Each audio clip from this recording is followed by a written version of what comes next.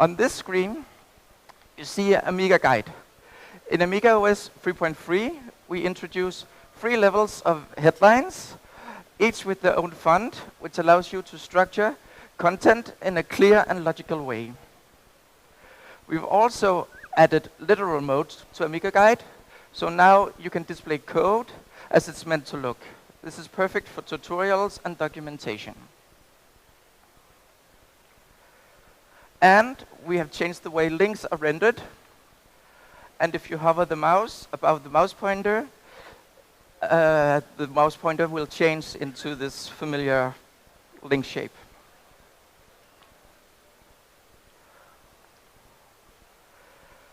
Let's take a look at some of the improvements we have made for Workbench. We are introducing gadgets on the Workbench screen title bar. And to kick it off, we created a clock, which is simple but very handy up here. This is just the beginning though, and third-party developers will be able to add more gadgets as they see fit. And personally, I will probably be working on something with a Wi-Fi meter and maybe keyboard switches and all sorts of stuff. So there will be examples available for developers. Next is Icon Assist. This is an entirely new tool in AmigaOS 3.3. So imagine that you have just installed a new program, but its icons does not match your preferred icon theme. So before, you had to replace each icon manually, but with Icon Assist, you simply accept the options that it gives you. So you just click, click, click, and you can use the keyboard, and it's very fast.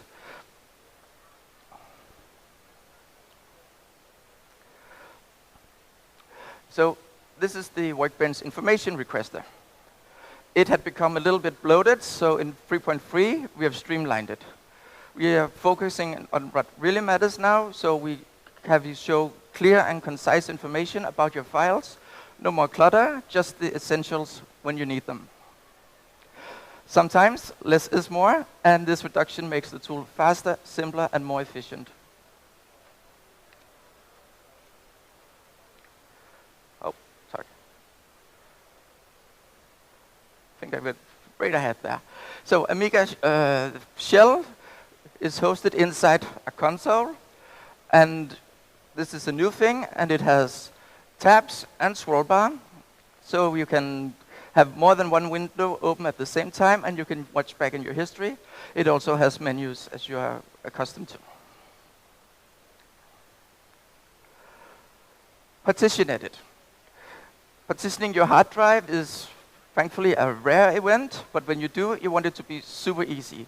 So partition edit magically detects your controller and disks, and in any, once you're done, it actually even formats your disk for you and remounts it, so you don't need to reboot anymore.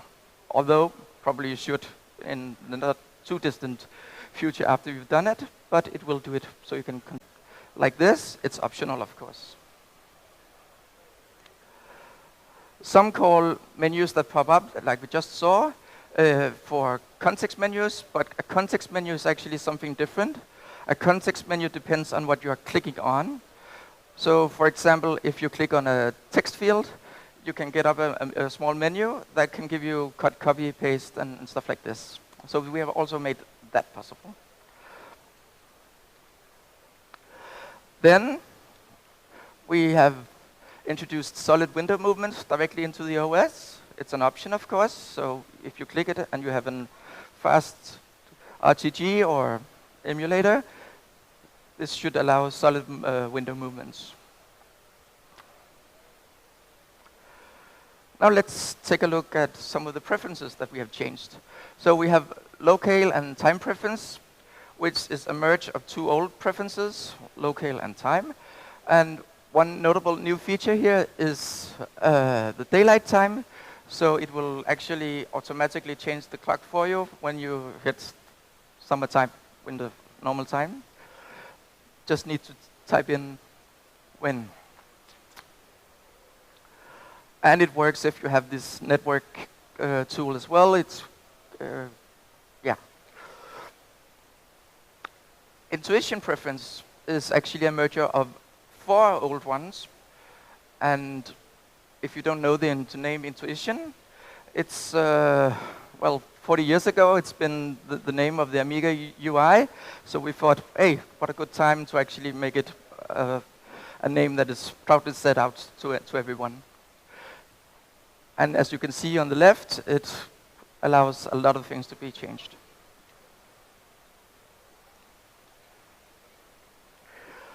Workbench preference is also rewritten.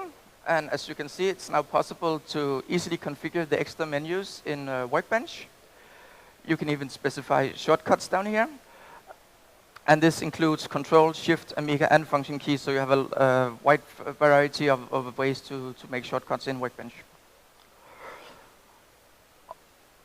Also, if you see up here, title bar, this is where you configure the clock in the title bar we saw earlier. Also the title itself. So we've also worked on keyboard navigation, especially tab navigation. That's where you can make the focus go from one gadget to the next all the time. We've worked a lot on that to make it work very well. And all the newer programs in the OS actually allows this, so it's easy to use the keyboard whenever you want.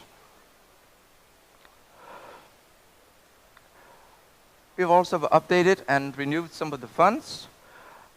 We have a new one, Helvetica Mono, which is a monospace font. So that's perfect with the new console, which needs a monospace font. And it looks similar to Helvetica. We have introduced a new Helvetica in 9-point size.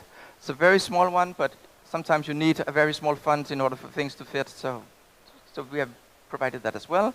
And the 11 and 13 points have been fine-tuned a bit. And finally, we have made a brand new, it's a third icon theme, and it's called Moonlight. And this is how it looks.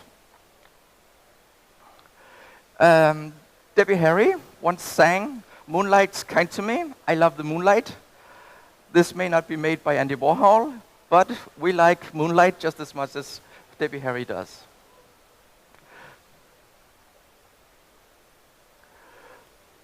So let's recap all the features. We have the Amiga guide with the headlines and the improved links. We have the screen gadgets with the clock, can be more. We have the icon assist that makes replacing icons a breeze. We have the information requester that has been refocused. We have Amiga shell, which has the scroll bars and the tabs. We have partition edit that makes partitioning super easy. We have the menu improvements, all of them. We have the solid window movement. We have new preferences that are replacing 8 of the old ones. And of course, we have a lot more that I haven't mentioned at all. So I think somewhere between 50 and 100 smaller features all over. So that was a lot of features, but we also wanted to make AmigaOS faster. And back with AmigaOS 3.2, we introduced a lot of the modern gadgets known as Reaction, but the speed wasn't quite there. Well, AmigaOS 3.3 changes that. The modern gadgets are now roughly as fast as the legacy ones. For example, on a plain Amiga 500, icon edit on the 3.2 took 9 seconds to open a window. We've cut that down to 2 seconds. So from 9 seconds to 2 seconds, that is 4 times faster. So quite a lot. It's actually the best of both worlds. We have the modern GUI with the lightning fast performance of the old gadgets. Well, there you have it. AmigaOS 3.3. We have lived our dream and seen it come to life. Now it's your turn.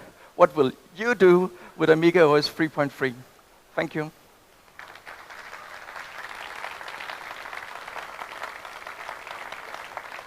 Yes, I will take questions. Yeah.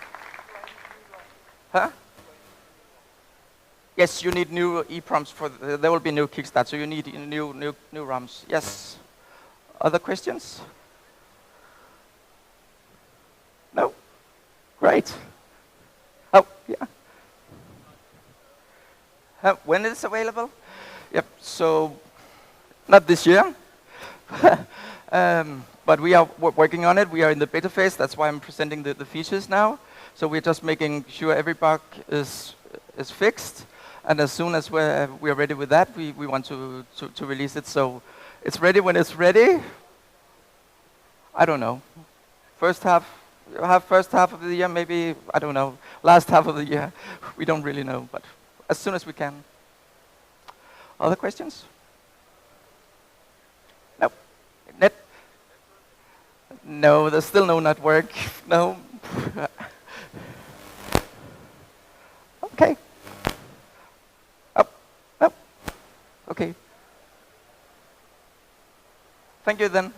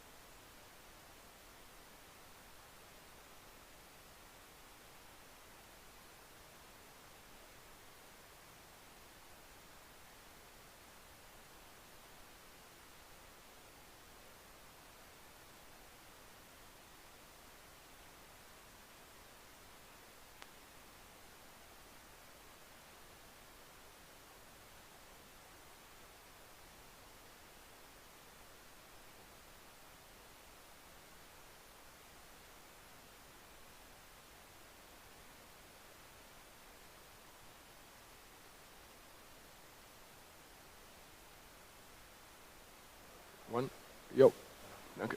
It's okay? Yeah. Okay, dear fans, dear guests, dear retro fans, it's a pleasure today to welcome now Steve Jones on stage, a true legend in the community. He's closely associated with Checkmate, and many know him for his contributions to classic computer systems, hardware work, emulation, or community-driven projects. And please join me in welcoming Steve Jones, developer, tinkerer, and champion of classic computing. Welcome on stage, Steve.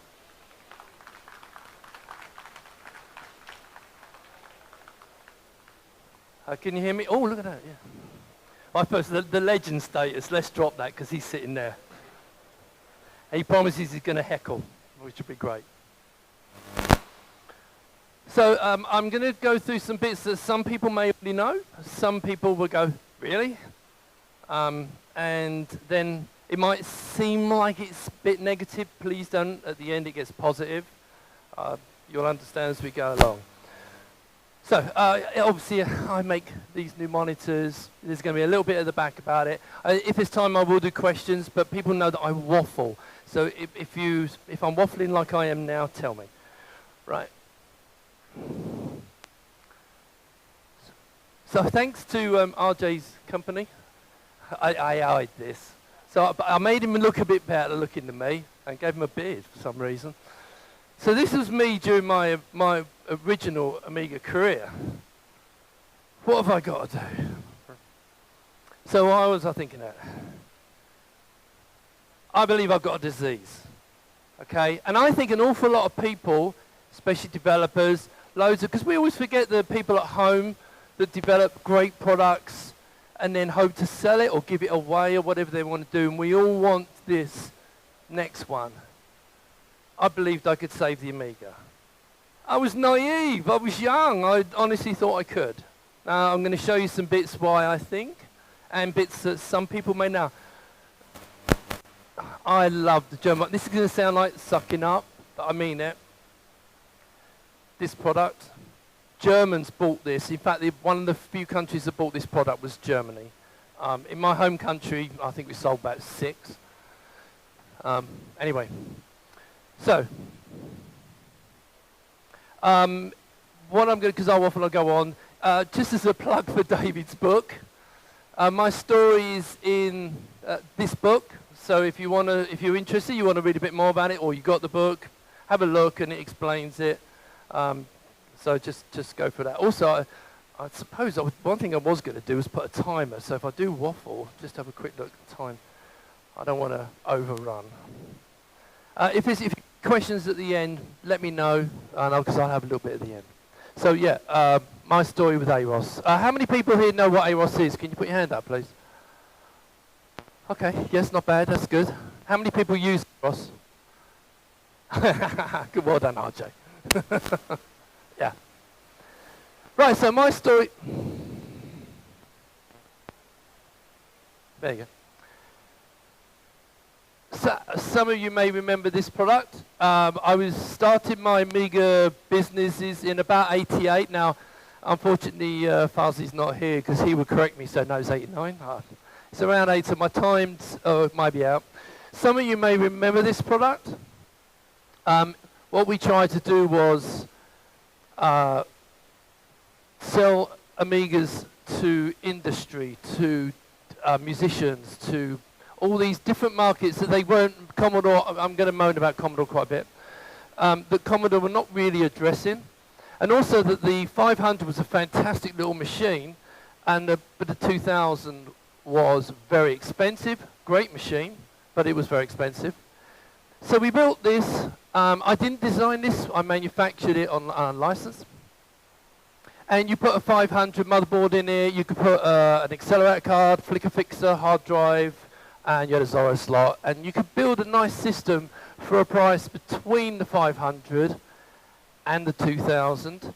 And also, you could rack mount it. So it was aimed at industries where I've got stories I won't talk about here, but whenever we kind of went in with like a 500, they would say, we're not buying that, it's a games machine. And it was a nightmare. Now, I'm not a gamer. Anyone who sees me knows I'm not a gamer. My little boy is, and both my oldest son is as well. but I'm more about applications and developing. I like making things. So, so this was a fantastic product. The only problem was Commodore didn't like the idea of this. Now, I know this only happened in the UK, but I got called to a meeting at Commodore in Maidenhead, and I turned up. I bought a new suit because we thought it was going to be like we can work together and we can do promotions and stuff like that. And James lent me his black Porsche Turbo, so great. Driving up there, turned up, walked in, and the first thing, I won't swear, but the first thing I sat down, the pleasantries, got them out of the way, and then they mentioned this and said, we can't have you selling this. I'll do the clean version. We're going to kill you off. Okay, and that was it. That was basically the end of the meeting. So I'm sitting, okay. Went home. That's when they launched the Commodore 1500. Yeah? Now, if you didn't know, the massive difference between it is they took bits out and they got this really tacky sticker and they put it on the front, which you could peel off or leave it. It's up to you. Go and peel them off. But the most important thing they did, they slashed the price. But only in the UK. So they slashed the price, they dropped it to about £1,000 for the bare box. That killed us. Nothing else that did for that. So that's fine, that's business, I understand that, right? I didn't understand didn't want to talk to us, but there you go. Anyway, so that product, the irony was, they said to us, they said, well, how many of you sold of these things? Thinking we sold thousands. 350. He said, really? Didn't think to ask questions first.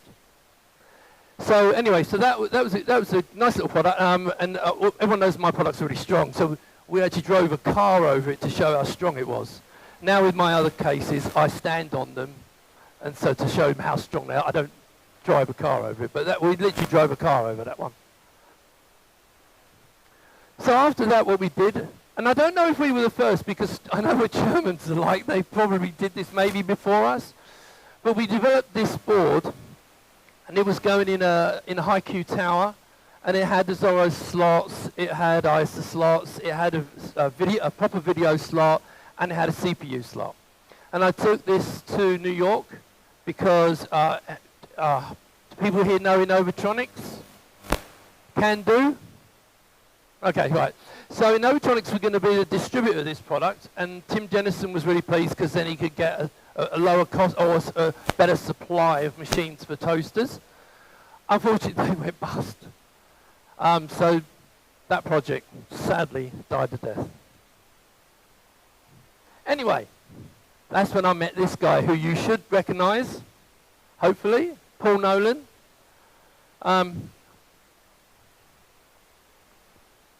He developed Photogenics, which is an absolutely amazing product. And I had this concept that I wanted to do called the Siamese System. Now, the Siamese System name is a terrible name now, but this was a long way back, so forgive me on the name. But I needed to, let me show you. Right, so this is the Siamese System. Now, someone's just bought one of these. Okay, so this was a product. You got your Amiga, and you plugged it into a PC. Now, my thinking was at the time, this is not hindsight, but people might say it's hindsight. I knew everything was going to go Intel, and everything was going to go Micro. When Windows 95 came out, that was game over. I knew that it was going to take over. So I wanted to get our systems on to at least get there, so that over time, we can maybe port to have a faster CPU. That was my plan there.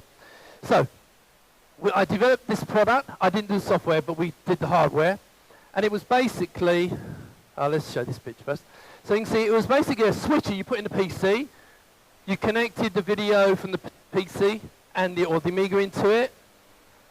And then on software that Paul wrote, it would switch, with the Amiga M, it would switch between Windows and the Amiga, backwards and forwards. But it also, when you connected it with a parallel or an Ethernet, it would share all the PC drives with the Amiga. You could use all the devices. And let's get to the next slide. Now, this is when it got really interesting. And so a lot of people, I think, know this. This thing. So this was Siamese RTG. And so what it was remote desktop or terminal services a long time before Microsoft made it. Now, I'm not sure about if VMware was out before, but I think it was the first. Now, this is the first fatal flaw here, which I'll tell. As you can see, every single screen appeared in a window on Windows. So we got all the acceleration from the Windows machine powering the Amiga. We also hooked in the AHI into the sound card on the PC. And we used the PC as sometimes like a dumb slave, but you could do both. Now, I don't show on there the Macs. I'll come to the Mac, but one of the Windows could have been the Mac emulators. That was another thing we did on it, accelerated it. This was an amazing product. Even over serial, it was as fast as most of your cards, like on a Zorro 2. Unless you're sending data, a picture, that would take a bit longer. As soon as we went to Ethernet, this thing absolutely flew. So this could have, we didn't really have, we did have the internet because I was advertising, but we didn't really have that interconnection then. But this is, now my mistake that I made, which I didn't think of, was what I should have done is, as well as this, is done it the other way around. So because we could have made the first remote desktop client. All I was thinking about was Amiga. This is the one thing that, even though I didn't write the software, Paul's an absolute genius, and I believe he still works at Google. I'm really proud. Now, sadly, after this thing fell up in a minute, we don't talk anymore, which is quite a shame, because he moved there. So that's the product that I think was very important for this reason. I met this guy. I don't know his name, but this is Mick Tinker from England. He ran a company called Index Information, and he developed custom Amigas to go into point of sale. And we met in, I think it was Cologne, I won't say a date, mid-90s, something like that. And he opened the bag up, and he said, look what I got.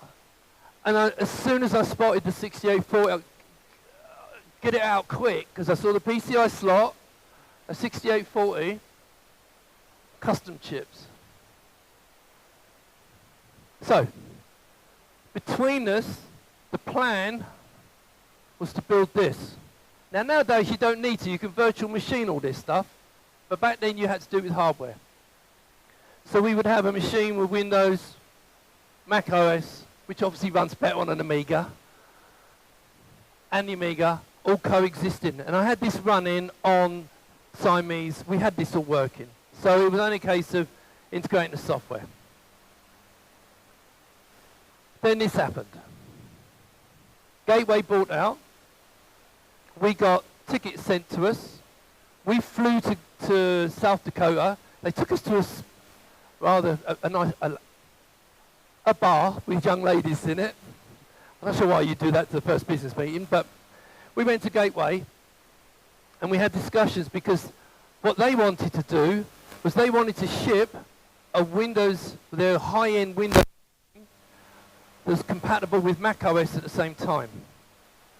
And the way you do it is you do it with Amiga software. And in my mind, because I wasn't completely stupid, I saw the Amiga being a Trojan horse. So we come to the, I'm not a legal expert. So we had a letter of intent and a $50,000 check, which we split between the two companies and shared out. Now, I thought a letter of intent was more or less a contract, but I've since learned it's not. Anyway, we went off and started to develop it. Now, unfortunately, the sad thing is Mick never delivered the board to us. We had the software, he was waiting for it. There's reasons and reasons. And it turned out that he didn't think my company was big enough to handle this. I don't know. But anyway, so at a certain point, they pulled the plug. That was it, killed that project. And basically, at that point, I'm not going to go into that. But let's just say I'm now remarried, all right, which I'll come to. So back to this guy. Yes, it was not a good few years. mainly because because I thought the letter of intent was a contract. I believed it was serious. We even celebrated. We were going to finally done it. And we all went out. Anyway. So a few years passed. Now, remember I said about I wanted to port Amiga to x86? Now, this is a newer version. I come back and it's AROS. And I saw this thing with AROS, and it's a complete open source redevelopment, compatible AmigaOS 3.1 on x86, and ARM, and PowerPC, etc., etc. Right? It's an interesting point. That's the main point. So, I want to be a YouTube star. Good luck. So I started making a few little videos of AROS. So I've got a whole load of AROS videos going right from the beginning all the way down. And I funded the high definition audio system. I funded GMA graphics drivers. I funded a few bits and pieces, partly so that we could build hardware around that, and partly so the community can get it. Thanks to Michael Schulz, who is here, absolute legend. Not everyone knows him, but you really should, because he's up there with the gods. Another guy who gets no mention, I can't pronounce his name. His handle is Deadwood. Anyone who knows AROS will know who Deadwood is. But Christoph, I'm not going to pronounce his surname, I'll get it wrong. And a load of others who do tons of work on AROS to make it what it is. And what it is basically is Intel-based with OpenGL, really powerful 3D engine, the beginnings of multi-core support. It's got everything in it. It's just absolutely, and you can go in and play with it, do what you like, etc., etc. So I think AROS is the business. Anyway, so I did them over a few years. Then I met,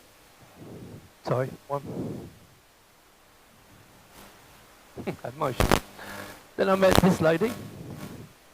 Changed my life. So, and, oh, hang on, no, sorry.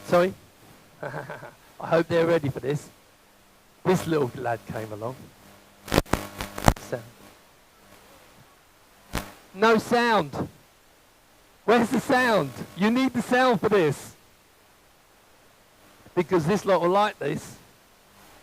We got sound? Oh, really? Okay, so basically what he's shouting out in his 2-year-old voice is, Amiga, yay! Where's the sound? Okay, it might be me. Okay, so come over and see me. He's literally like that. He's, and I didn't train him honest. No. Yeah, I mean, I can hear it here. I can hear it here. That's a shame, because I thought everyone would love that. Oh, well, if we can get it, we'll play it back later on. Yeah, I've got the sound on. It's coming out here. Look.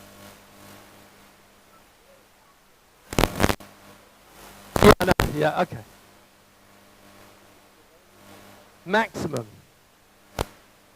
Don't worry about it. Don't worry about it. It's a shame, because I thought everyone would like that.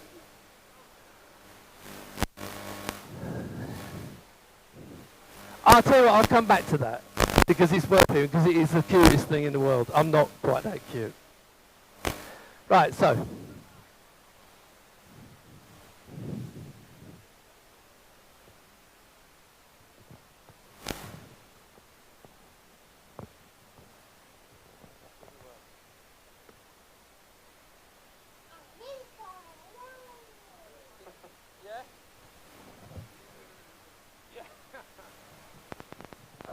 That was going to be my main slide.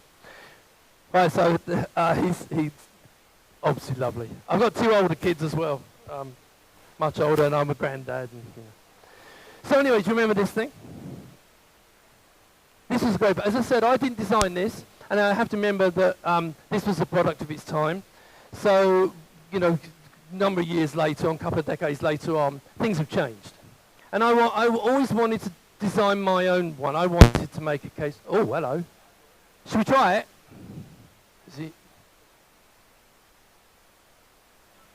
No, don't worry. It's all right, don't worry.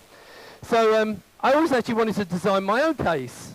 You know, we all do. Now, I base it on my favourite computer in the world, and it was based on the 3000. The idea of this was, because everything's changed, I wanted to make it look better. Not the other one was ugly, but I wanted to make it look better. But of course, I wanted to be able to support Amiga. I put an Amiga 500 in it, put a 1200, 600, Mini ITX, Micro ATX. All these machines you could put in there. We had graphics cards. I built a VR rig out of it, and it can handle most things. I also did a Mini, just to do a small one, but that was Mini ITX only. Now, I probably shouldn't put this word up here because I'm not allowed to use it. This logo, the idea of this was, I developed with a gentleman called Dimitri, who wrote Amy Berry. And we worked together to create this hybrid between Linux and Amiga. The idea was that your emulator would run full screen. Linux would be underneath it. It was only an option. It wasn't like the final solution, anything like that. It was just so that it would be a good solution to use. And between us, we got the whole, well, he wrote it all. I always say we. I don't write the software. I am a software developer, but I'm not an OS developer. And so basically, a load of little tools I thought was really useful to make it work, cut and paste, all the kind of things I did with the Siamese. And so he went off and did that. Now, I never launched this because I couldn't get I couldn't license the name. I'll come to that later. I always wanted to do this as a product, but it had to move on. So if you want to see this, basically Jan from AmiKit, he took the baton up and actually really made it work brilliantly. So if you go to his stand for the Pi, it runs on that, and it really does run really well. In fact, one of the things that I really like as well is they've got this AI client, which does certain things quite nice. I've got a lot of ideas for that, which would be good. But yeah, so if you want to see more about that, it's AmiKit basically.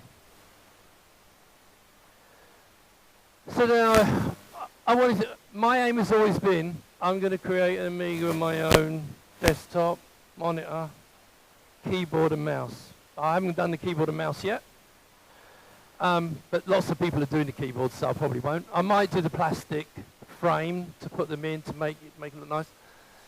So I wanted to do a monitor. It had to be good retro monitor. It had to take any signal in. Obviously, it had to work with Amiga.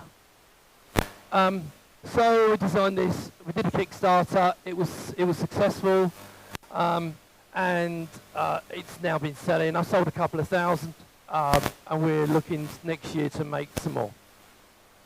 And before, people always ask me, does it come in black? Yes, it comes in black as well. I never show that. I never bring the black ones because you can't. When people take pictures, you can't see them because it's matte black. We make stands for it as well. So it was just an inexpensive stand, and it just made so you could put your it was designed so the 500 and 1200 would sit under nicely, and you could get to the floppy disk. Just for fun, there's a little lip at the. I don't know if you can all see it. I made the inset bit too short, so when I put a 1084, it went donk in the first one. So okay, we'll make that a bit longer, and that's fine. I stand on these, and if you don't believe me, if you come to my stand, bring a camera, and I'll stand on both of them. They're great. They're a good little product, but they're just a size thing. Now, the monitor. Why do I think the monitor's special? Now, I do get an awful lot of grief from CRT fans, thinking I'm trying to replace them, and especially if anyone does a review of the product. They get terrible comments, which is a bit of a shame. So there's a real strength of this monitor, apart from the fact the basic one, you can see it's got 6 HDMI ins, VGA in, a couple of AV channels, composite inputs. What you'll notice, if you look at the 2 HDMIs at the bottom, the left-hand one is an HDMI output. So whatever's on the screen, you can plug into a streaming device or record, etc., etc., no matter what you plug into it. So you can now if you can, I assume you can all see the slots. So the slots were the idea then were expansion. Now the first expansion, firstly I want to talk about this lady. Now, I assume some of you know API. Okay. Now, I try to get emotional. API's had a very, very tough life. I put the first chapter of his story in my manual. There's a whole chapter on API when he was a man. And he called himself a functioning alcoholic. Now I know a lot of people are going to go, oh, I don't want an alcoholic to... No. This is an incredibly talented man who had lots of emotional problems. He didn't know why. He had no idea why. And he went through absolute torture. The Monitor project, I like to think, gave him something to aspire to, and also he developed, this product would not be anything like it is. It was going to be a couple of boards, oh, I'm running time, a couple of boards, etc., and with cables connected. He came up with the backplane. I like my boards black, and he said, no, don't do the black, we can't see it. No, tough, it's got to look good. So she transitioned. I didn't mention the fact he nearly died. Because of his alcoholism, his liver gave up. He was in hospital for a month. We thought we were going to lose him. Now, I know this sounds callous. This is not meant to be callous. He'd finished everything before. Okay? So once that he didn't have that stress of not finishing it. So, sorry. I'm still struggling with this. Okay, forgive me if I... So she's come along, she's now transitioned, and over the last 2 or 3 months, it's changed. Happy, it lives up to her nickname. She's now reworking well, so wait for the stuff we're going to make soon. Anyway, so here's the scaler. So you plug that in, it gives you SCART, component, S-video, it gives you, basically RF, it gives you every input you can think of. We have a Mr. fitting kit, so you can put a Mr. in. And we have a Pi fitting kit. I'm stepping through now a bit quicker because I can see the time. We also have this thing which I'm working on. I want to make, most of you I may not know what Pandora is. Pandora's an arcade board with an ARM CPU, so you can turn it into an arcade machine. Hopefully going to do that. I'd like to sell it for like 100 quid, you know, nice cheap board. But this is my favourite. This is the, right, this is my favourite. So this is based on Minimig, redesigned by API. I call it is trademarked to Amiga because I can't use Amiga. And this is the one where that's basically an Amiga 500 Plus with ECS, some RAM. Unless you do that. And you put a PiStorm on it. Yeah? Now, the reason you haven't seen much of this is because I've been waiting for Claude to do Frame Thrower. And I found out he's finished the ECS version. So they're going to have that on there. So this thing is going to be a beast. And we will brand the monitor Amiga. Okay? So that's coming soon. Yeah, video capture. Remember there's you can output. Bag. That. Right, the future. I've got about a minute. Right, so my message here, one little message, right? Remember what I said about I believed I could save the Amiga? I think all these developers out there think they can individually save the Amiga. We can't. We have to work together.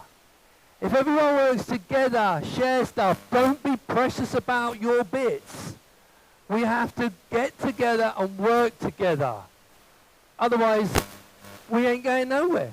Like although to be fair, the community has kept this thing alive and expanded and done more than anyone else ever could have.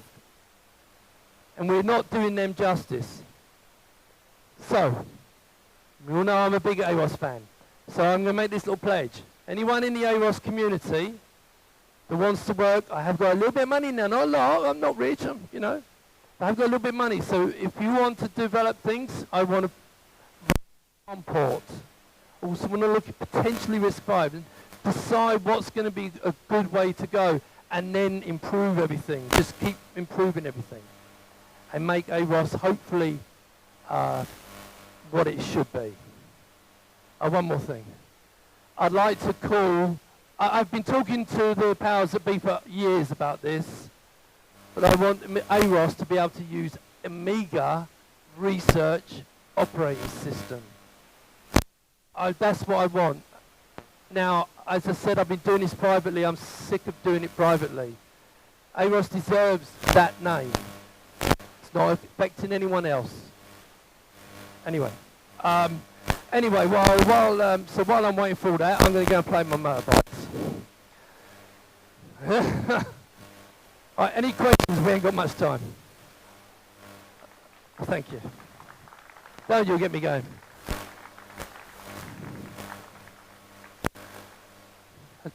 Are they going to drag me off? Is there any questions? They haven't dragged me off yet. Are we good? Are we done? Keep going? Oh, okay. Right, so is there any questions? No one's going to be brave enough to... See, this is why I should have called Fancy. He would have asked me a question. Why did you say that date? You know you're wrong. Right, if no one's going to ask a question, then I will call it a day. Okay. No, no. Anyone? Going once? Come on. You must have one, RJ. Ah, they're all too shy. You don't want no one here to tell me that's not on a CRT, no? Okay. Oh, I just want to make one young lad, while I'm still on, one young lad. He was here yesterday. I don't know if he's here today. Lovely little lad. He came to the last show.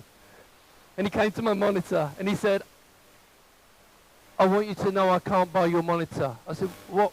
Okay. He said, why? It's garbage. Okay. Why is it garbage? And then it was basically because it doesn't do, every time I forget this, the blanking fields.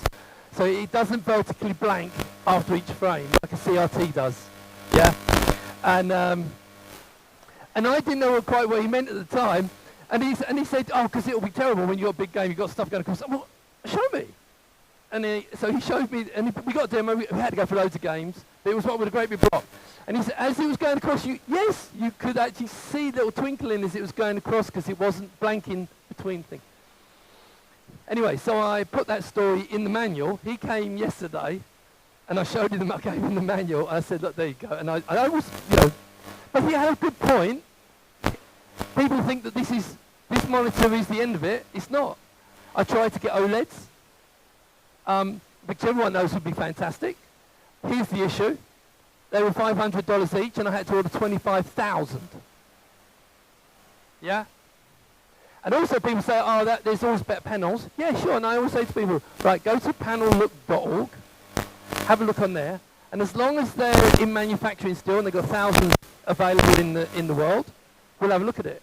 But I've tried 10, 15 panels, and this is the best one that I've found, and I'm always open to new ones. So, yeah, so it's always a point of you have to make decisions. But yeah, so the CRT crowd don't like me, but I'll get over it. Anyway, thanks very much. I'm going to go now. Do you want the mic? Thank you very much.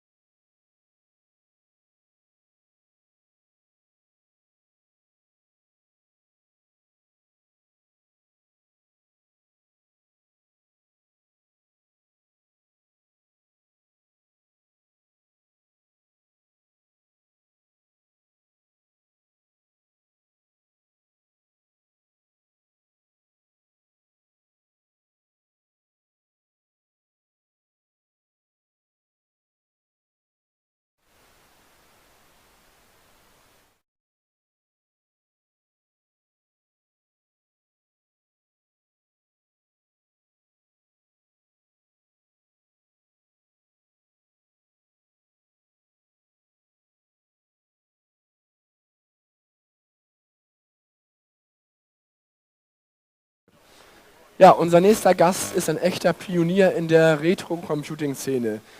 Ja, Jens Schönfeld, Gründer von Individual Computers, besser bekannt als Alcom. Und er ist verantwortlich für legendäre Projekte wie C64 Reloaded, ACA-Beschleunigerkarten für den Amiga, die P96-Grafikkartentreiber und viele weitere Innovationen, die unsere Klassiker schneller, moderner und langlebiger machen. Und seit Jahrzehnten steht er für Qualität, Präzision und Leidenschaft für Commodore und Amiga-Systeme. Bitte begrüßt mit einem kräftigen Applaus Jens Schönfeld. Hallo. Hallo Jens. Du hast Individual Computers 1994 gegründet. Was hat dich damals dazu bewogen, Hardware für diese Retro-Dinger zu entwickeln, nach 30 Jahren?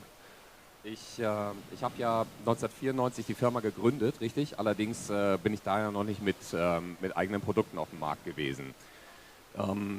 Ich habe damals eine Auftragsarbeit gemacht für ein Spieleentwicklerteam, was auf dem Amiga was gemacht hat.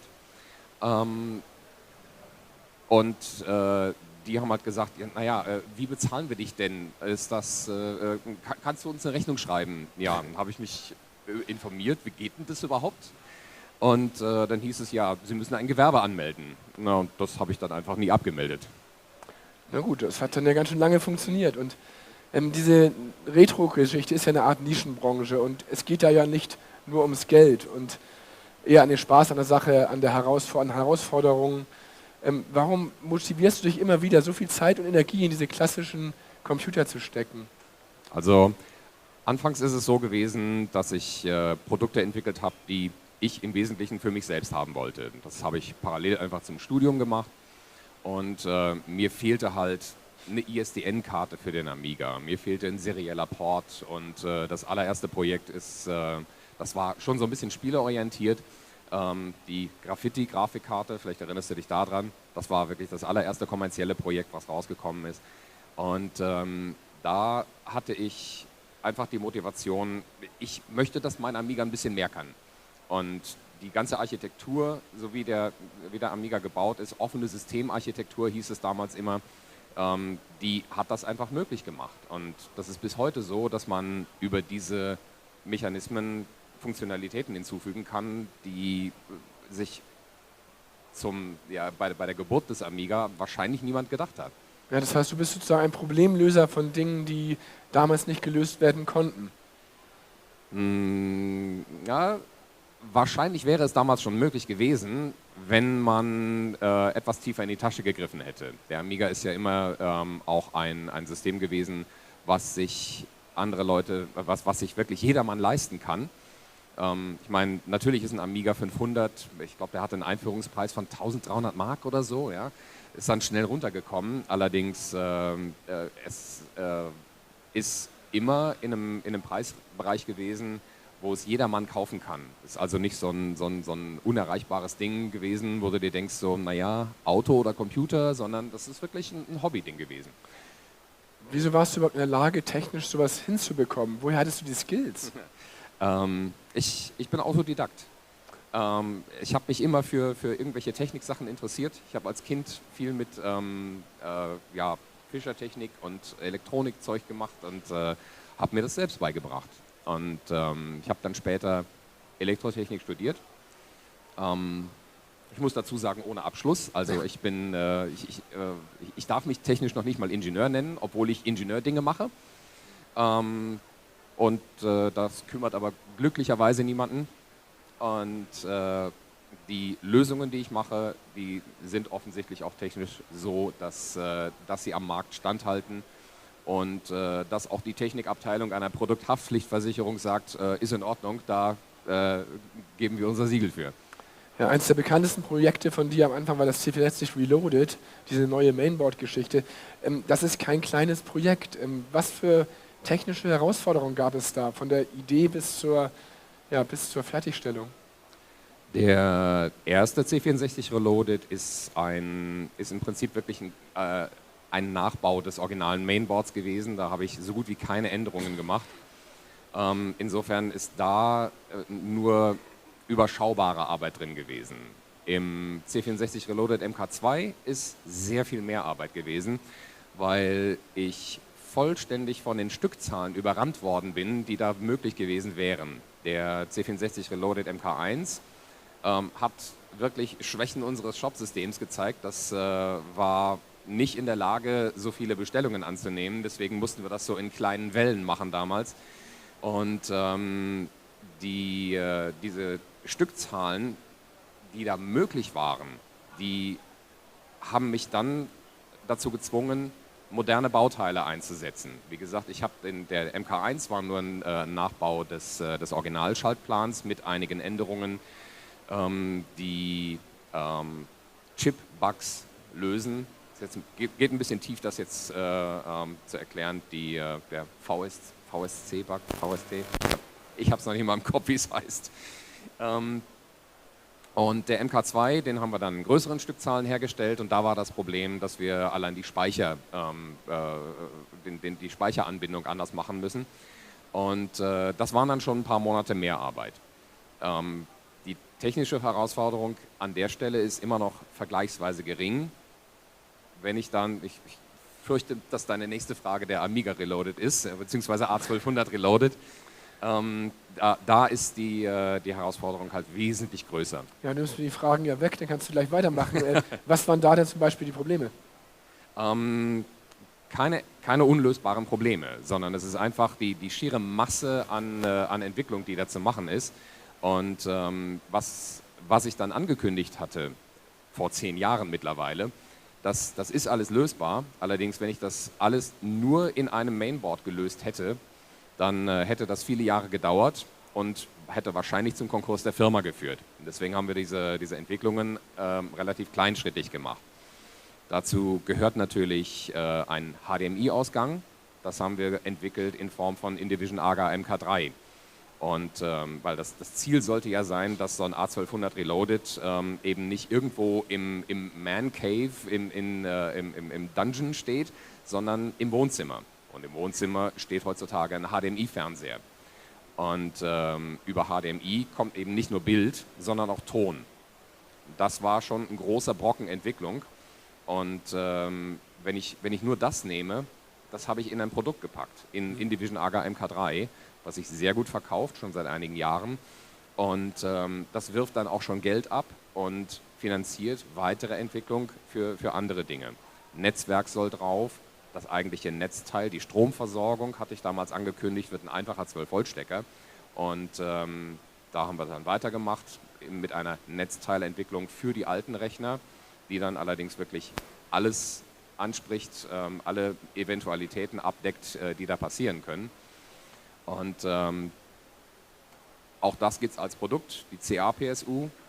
Und so geht das dann weiter. All diese Features, die ich angekündigt habe, die habe ich erstmal als einzelne Produkte entwickelt, damit sie für sich gesehen ein bisschen Geld abwerfen können, damit ein bisschen was von der Entwicklung reinkommt.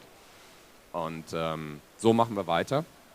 Und der A1200 Reloaded ist nicht weit davon entfernt, dass wir ernsthaft damit beginnen können, wirklich Boards zu bauen und in die Phase zu gehen, wo wir dann sagen, so ist das jetzt das Ding, was wir in Masse verkaufen können. Innovative Produkte wie zum Beispiel das Turbo Chameleon und ähnliche Sachen basieren auf FPGA-Technik. Wie bewertest du die Bedeutung von FPGA-Technik im Retro-Bereich? Sehr hoch, denn wir haben die Commodore Legacy ist ja, dass sie ihre eigenen Chips herstellen konnten, dass sie ihre eigene Chipfab hatten und dass die Ingenieure sehr eng miteinander vernetzt waren. Das ist ein Level an Vernetzung, was heutzutage sehr ungewöhnlich ist in Firmen. Es gibt es bei den ganz Großen, bei Nvidia und bei Tesla, da sprechen tatsächlich die eigentlichen Entwickler, die Chip-Entwickler mit denen, die dann später die Chips benutzen. Das ist allerdings ungewöhnlich gewesen damals. Und bei Commodore ist es wirklich so gewesen, dass jemand, der den Chip entwickelt hat, später auch mit einem Programmierer reden konnte und umgekehrt. Und deswegen haben diese Chips nicht nur so eine Magie, sondern eben auch eine Funktionalität, die für damals wirklich was Besonderes war. Das ging weit über das hinaus, was man glaubte, was möglich ist.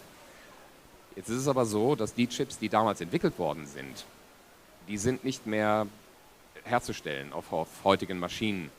Und die einzige Möglichkeit, wie wir die Funktionalität Zyklus für Zyklus nachbilden können, ist ein FPGA. Und viele meiner Produkte sind eben FPGA-basiert. Ich habe gerade von Indivision AGA MK3 geredet, da ist ein dicker FPGA drauf. Die neue große Turbokarte, die 40er, 60er Turbokarte, da ist ein FPGA drauf. Auch der kleine Flickerfixer, Indivision ECS V4, den wir jetzt hier sogar mit RTG-Grafik zeigen, ebenfalls ein FPGA drauf. Das heißt, es ist nicht auf das Chamäleon beschränkt. Viele Dinge, die du produzierst, werden ja in Kleinstserien entwickelt, teilweise nur ein paar hundert Stück.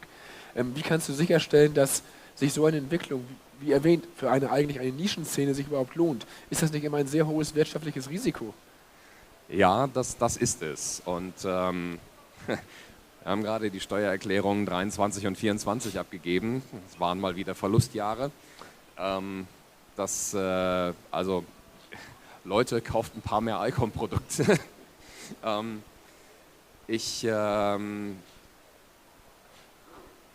Ich bin in der glücklichen Lage, dass ich an anderer Stelle ein passives Einkommen habe. Das heißt, ich kann das über Gehaltsverzicht ausgleichen. Das heißt, die Firma geht dadurch nicht pleite. Es ist so, dass ich teilweise in relativ großer Stückzahl vorproduziere und das verkauft sich dann über die Jahre ab. Und das ist leider wirklich über die letzten 20 Jahre komplett nicht vorhersehbar gewesen. Manchmal ist es so, dass ich vollkommen überrannt werde von Bestellungen. Manchmal ist es so, dass ich mir denke so, die Gummiwoche fängt irgendwie schon Mitte des Monats an.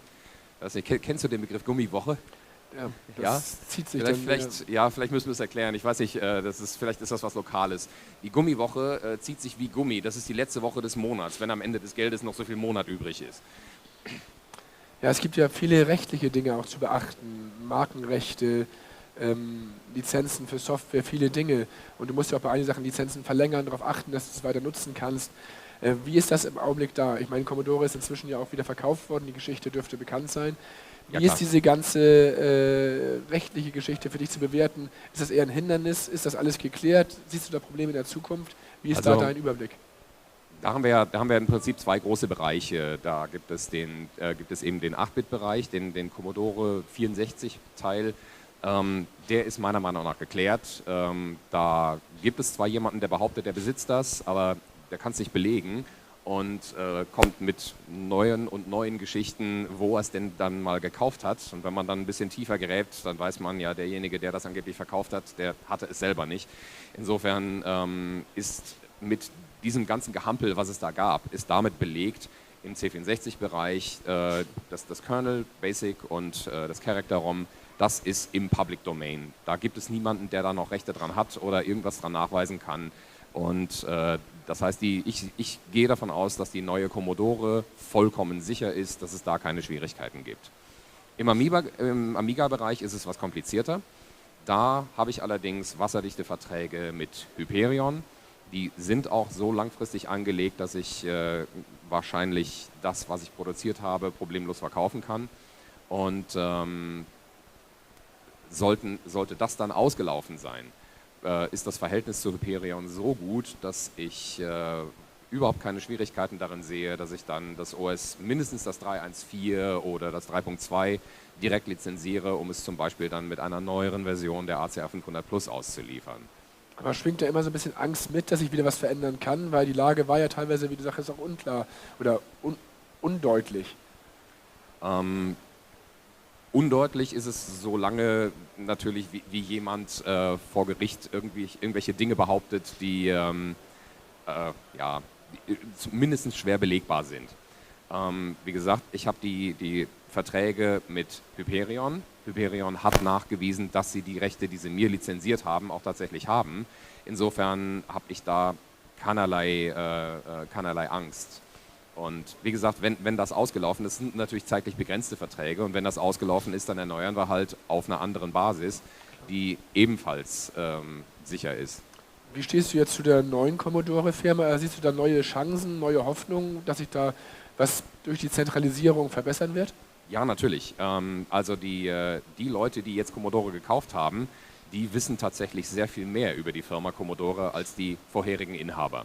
Die vorherigen Inhaber waren Leute, die natürlich auch in ihrer Kindheit den C64 hatten und das Ganze technisch toll gefunden haben. Aber die kamen halt doch eher von der finanziellen Seite. Und die das jetzt machen, die machen das wirklich mit Hingabe, mit Passion. Und da sind Entwickler und der CEO ist ja ein YouTuber eigentlich. Ne?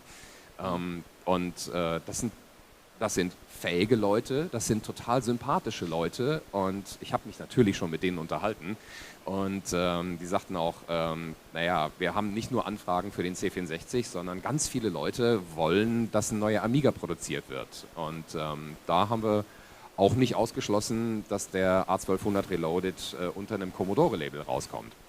Das wäre meine nächste Frage. Der A1200 Reloaded, hast du ja gesagt, ist sozusagen vielleicht bald fertig, vielleicht bald da oder wie auch immer man das nennen darf. Die Teile gibt es ja schon. Jetzt gibt es ja Parallelgeräte, die kommen wie der The Amiga 1200 in den nächsten Monaten. Wie siehst du solche Geräte? Ist das eine Konkurrenz oder ein anderer Markt? Nein, das sehe ich als vollkommen anderen Markt, weil dieser The 1200, das ist ein Emulationsding. Ist das sicher definitiv? Soweit ich weiß, ist das ein Emulationsteil. Das heißt, da läuft ein Moment, 8-Bit wäre Winwise. Mein Hirn funktioniert im Moment nicht. AmiBIOS, was vorher bei dem anderen Amiga auf jeden Fall WinUAE läuft da drauf. Ja. Also, nee, nicht Win, sondern natürlich wahrscheinlich auf einem Unix basiert. Das heißt, der UAE-Kern läuft da. Der ist gut, aber da läuft weder ein echter Chip noch ein echter 68000er Prozessor und das ist für mich halt nicht so richtig Retro. Retro ist es eben, wenn es entweder wirklich zyklusgenau ist, wenn ich das nachbilde, wie es damals gewesen ist, oder wenn ich die originalen Chips benutze. Das habe ich ja mit dem C64 Reloaded gemacht und der A1200 Reloaded wird genauso gebaut, nämlich dass der Kern, nämlich das AGA-Chipset, immer noch das gleiche ist, auch wenn ich einen modernen Speicher benutze, auf den ich eine höhere Speicherbandbreite habe, habe ich immer noch das originale Chipset und muss nicht erklären, warum das ein Amiga ist, denn wenn ein Amiga-Chipset drin ist, dann ist es ein Amiga. Das versteht jeder. Ja, nochmal zum 1200 Reloaded, wenn der rauskommt. Gibt es da dann noch Möglichkeit, wird der mit Gehäuse zusammen angeboten, fertig oder nur als Platine wieder? Was ist da deine Planung? Und weißt du ungefähr schon, was so ein Gerät kosten wird? Über die Kosten kann ich nichts sagen, denn du hast genau die Herausforderung gerade angesprochen. Das sind nämlich Dinge, an denen ich schon beim C64 fast gescheitert bin.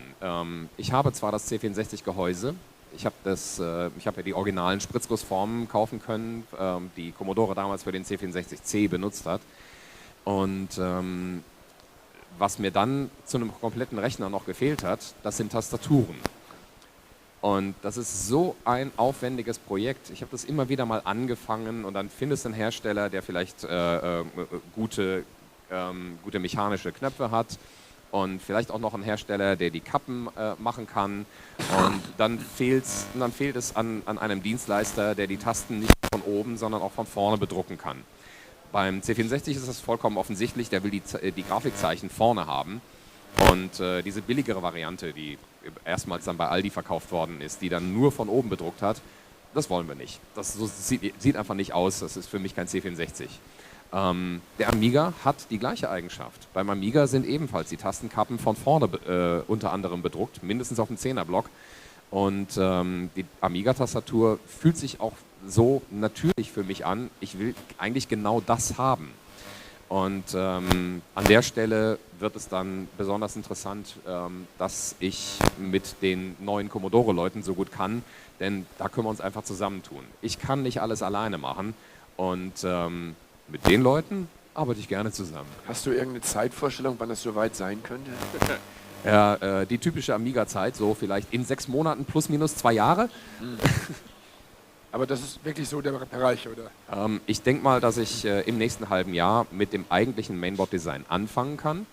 Und vielleicht können wir dann zum Weihnachtsgeschäft 2026 das Mainboard anbieten. Und das sollte natürlich in existierende Gehäuse passen. Das hatte ich ja ursprünglich schon angekündigt, dass es in ein A1200 Gehäuse passen soll. denn das kann man neu kaufen. Du weißt ja, dass ich das im Prinzip auch immer mit der Absicht betreibe, dass die Originalgeräte erhalten bleiben. Das heißt, was ich auf keinen Fall möchte, ist, dass jemand einen alten A1200 nimmt und zerlegt, nur um dann ein neues Board reinzusetzen. Das möchte ich nicht. Es gibt ja, der Phil hat mit seinem A1200.net hat ein schönes neues Gehäuse gemacht, das ist kompatibel mit den alten Boards. Da kann ich dann sagen, ist in Ordnung, da können wir so ein Board reinmachen, kein Problem. Und wenn es dann an größere Stückzahlen geht, dann würde ich allerdings schon sagen, dass ich einen anderen Formfaktor mache, ein Mini-ITX oder sowas, was halt heutzutage in Massen verfügbaren Gehäusen da ist und was dann auch einen Formfaktor hat, der ins Wohnzimmer passt. Ja. Das ist das wichtigste Projekt jetzt für dich für die nächsten Monate oder hast du schon wieder weitere Sachen im Kopf oder in der Planung, die auch noch kommen sollen oder kommen müssen, nach deiner Meinung? Ich habe im Moment wieder eine Auftragsarbeit angenommen, das heißt, Amiga-Sachen schlafen noch ein bisschen. Wir arbeiten weiter an der 1240, 1260, wir arbeiten weiter an den Flickerfixern. Das nächste Projekt, was gerade in Produktion gegangen ist, ist die Stromversorgung, das Netzteil für den C64, beziehungsweise auch für die 1541.2. Aber ja, das wichtigste Projekt an der Front ist auf jeden Fall der A1200 Reloaded. Was wir allerdings weitermachen werden, ist die RTG-Grafik, die wir für Indivision ECS V4 entwickelt haben. Haben wir, glaube ich, noch nicht so viel drüber gesprochen. Was ich jetzt gerade am Stand zeige, das ist ein Amiga 500. Da ist ein Flickerfixer Indivision ECS V4 drin. Der hat allerdings zusätzlich zu der Funktionalität Flickerfixer noch das Attribut Grafikkarte bekommen. RTG steht für Retargetable Graphics. Das heißt, ich kann auf einem Amiga 500 mit diesem sehr preiswerten Ding, knapp über 130 €, kann ich eine Workbench in 1280 x 1024 Pixeln bei 16 Millionen Farben zeigen. Nein, nicht 16 Millionen, entschuldige, 16 Bit sind 65.000 Farben. Und den Kern, den benutzen wir natürlich auch, also da ist ein Blitter drin, das fühlt sich richtig schnell an. Und den Kern benutzen wir auch für das RTG-Modul, das für die 1240, 1260 kommt. Was dann natürlich nochmal wesentlich schneller ist, weil einfach der Speicherzugriff von der schnellen Turbokarte zur Grafikkarte wesentlich schneller ist. Das heißt, da können wir die Grafikkarten, die es bisher für den Amiga gegeben hat, locker schlagen. Und außerdem wir haben gerade darüber gesprochen, so von wegen, wie kann man Stückzahlen abschätzen, wie kann man abschätzen, was die Leute überhaupt möchten. Da gucke ich natürlich, was gibt es. Und wenn ich dann eine Grafikkarte wie eine ZZ9000 zum Beispiel sehe, die 500 € kostet, dann habe ich gesagt, nee, das finde ich zu teuer, das ist zu viel für eine Grafikkarte. Und das wäre dann die Ankündigung, die ich einigen Leuten privat schon erzählt habe und was jetzt absolut neu ist. Ich möchte in der nächsten Zeit eine Z3-Karte bauen, wo ebenfalls dieser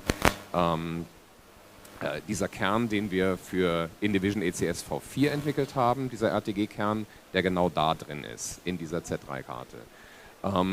Der Arbeitstitel, ob der tatsächlich der Produktname wird, kann ich noch nicht sagen, aber der Arbeitstitel ist Picasso 5. Okay. Nach so vielen Jahren in der Branche, Jahrzehnten fast schon inzwischen, benutzt du privat die Sachen auch immer noch gerne, arbeitest darauf, spielst darauf oder ist Job Job und privat privat? Es ist wirklich so, dass ich den Amiga sehr selten mittlerweile benutze. Ich spiele hin und wieder mal was. Ich habe meinen Kindern Lemmings gezeigt. Das fanden die ganz toll. Aber es ist wirklich so, dass ich eigentlich zu wenig Zeit habe. Wenn ich den Amiga benutze, dann ist es meist beruflich, weil ich was dafür entwickle. Und entsprechend traurig sieht die Demo aus, die ich da gerade mache. Die Workbench, die ich da auf 1280 x 1024 laufen habe, die ist ziemlich nackt. Und das Einzige, was ich da zeigen kann, ist der Color Wheel. Aber ich würde gern mehr machen, aber Zeit. Ich drücke dir auf jeden Fall die Daumen, dass das alles klappt und dass die Projekte auch dann kommen, wenn sie kommen sollen und dass du uns weiter mit solchen Sachen erfreust. Vielleicht sind ja Fragen im Publikum. Falls irgendjemand eine Frage hat, kann er gerne kurz zur Bühne kommen und diese stellen. Nicht alle auf einmal. Alle totgelabert. Seid ihr wunschlos glücklich? Da ist eine Frage. Okay, jetzt haben wir entweder ein zweites Mikro, was ich nicht sehe, oder wir nehmen kurz das. Nehmen wir das. Also mich würde mal interessieren, ob inwiefern deine Arbeit irgendwie in diesem C64 Ultimate irgendwas von drin ist, weil das Board sieht ja sehr aus, als wäre es das MK2, aber ich... Nein, der C64 Ultimate, der ist wirklich vom Gideon Schweitzer. Von mir ist da gar keine Technik drin. Ich weiß allerdings, dass ich es beeinflusst habe. Als ich nämlich die Spezifikationen vom C64 Reloaded MK2 veröffentlicht habe, mit den 2 SID-Sockeln, haben sich seine Spezifikationen auch verändert. Dann hat er den zweiten SID-Sockel auch mit aufgenommen. Und ich glaube, in einer späteren Version hat er auch das Feature aufgenommen, dass die Chips automatisch erkannt werden. Da war ich mit dem C64 Reloaded MK2 auch zuerst. Natürlich immer mit dem Hintergedanken, dass die alten Chips auf keinen Fall einer zu hohen Spannung ausgesetzt werden. Ich möchte nicht wissen, wie viele SIDs oder VIC-Chips gestorben sind, weil die Jumperstellung auf dem MK1 falsch gewesen sind. Deswegen, der MK2 ist komplett jumperlos. Und auch dieses Jumperlos, das hat der Gideon übernommen. Gideon ist ein guter Entwickler, aber vielleicht... Also ich habe auch keine Probleme damit, wenn jemand diese Ideen übernimmt, weil das Ziel ist ja nicht alles meins, sondern das Ziel ist, dass unsere alten Geräte, die alten Chips, dass sie erhalten bleiben. Deswegen finde ich das sehr gut, dass er diese Ideen übernommen hat. Weitere Fragen von euch?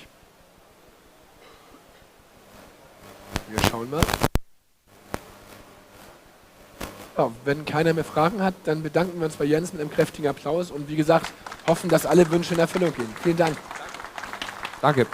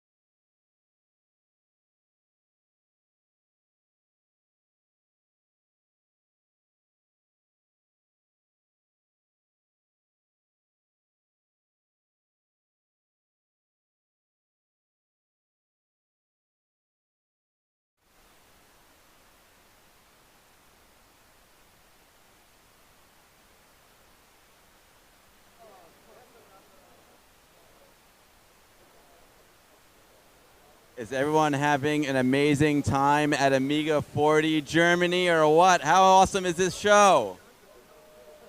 I'm having an absolute blast. If you saw the opening yesterday, I'm actually wearing the t-shirt that I was wearing at AMI Expo 1990 when I met Jay Miner. This is a really, really special one to me. And something else that is super, super special is right behind me. We have the original Lorraine prototype. We've got the breadboards that Mr. Dale Luck brought all the way over from California. It's the first time they've ever been in Europe. These are absolute treasures. I'm very thankful that Dale was able to get them through customs. Nothing suspicious about these at all. But to explain these better is the man himself, Mr. Dale. Dale, can you we also have Ron Nicholson here, folks. Ron Nicholson, also the original Amiga team. We're so lucky to have these guys with us here in Germany. They're absolute treasures, and the fact that they're willing to come here and give us their time and spread their knowledge to us it's a real gift. So, gentlemen, would you like to explain to the folks what we are seeing here? The mic is not very sensitive, so you have to put it very close. Okay. What you're seeing here is how we originally developed the hardware necessary to actually build the Amiga, and more importantly to demonstrate it at CES to prove we could do it, right? And so, back then, 40 years ago, there were no tools, CAD tools, where we could do design rule checking or simulation or anything like that. So the only way we could prove that we knew what we were doing was to build something that worked just like the 3 custom chips. And so we actually had to convert the design that was in custom chips to something suitable for, this is CMOS logic, individual gates. We had to convert it to that form so that we could actually have it wire wrapped up into emulation of the custom chips. And look, the custom chips contains this much logic if you break it down into individual gates, and this much wiring if you break it down into individual wires. And we actually hired many contractors to build all these boards, and then it was up to the team, including Dave Needle. Do you remember who else besides Dave Needle worked on debugging these? I've forgotten some of the names.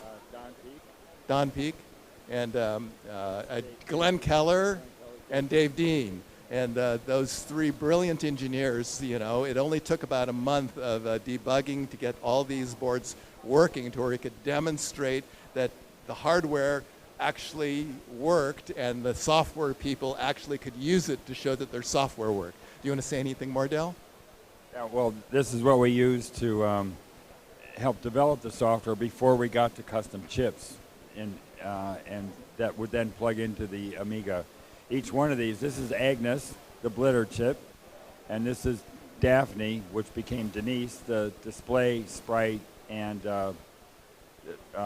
playfield chip, and this is Portia, the port audio, the floppy disk controller chip. And down here is the motherboard, and each one of these would plug in to here via these big, basically umbilical cords from the chip stack into this board, and there are 3 separate ones that would plug in with the 68,000 and the ROM and RAM, and that became, the whole thing became the Lorraine project, the Lorraine product, the Amiga. This is really special and incredible to have this here, guys. It just, as someone who is not technical, and when I see these, I don't even know how you got these to work. It's amazing. So what was the process? I see a terminal over here, a keyboard. Is that what you use to actually program and test the boards with?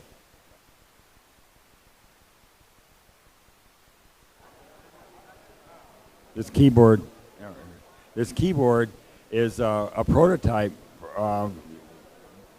for the Amiga keyboard. If you can see, there's one key on there that has the Amiga at that time part of the logo. So this is all done before Commodore bought Amiga. We merged with Commodore, and so what we're trying to show is all the stuff that was done in '83 and the early part of '84 to show what was the historical sequence of events that brought the Amiga 1000 to us. Now, I've seen some classic photos of boxes with smiley faces on them on the airplane. Is this what was inside those boxes? Yes, yeah. One of these was inside those. I think there were 3 boxes, each with a smiley face that had a bought ticket on an airplane, and those went to the January Consumer Electronics Show. Now, these look very complicated, lots of intricate parts and intricate wiring. Did you ever have an issue when you were traveling with them to a show to get them working again once to the show? Well, there's some stories. There was at one time when we're in the lab, and I noticed that something was broke. I could see on the display that this thing was generating, that the system had become broken, and I asked Dave Needle, let's take a look at it, and he figured out that it was some interface chips that had probably gotten a static discharge and were broken. To replace those, and we got it back working again. On the way to the Consumer Electronics Show, the first time we set it up, when we powered it up, I noticed that's the same problem I think I saw back then. Fortunately, we brought along spare chips, and Dave Needle was able to quickly replace those chips again, and we got it back up and running.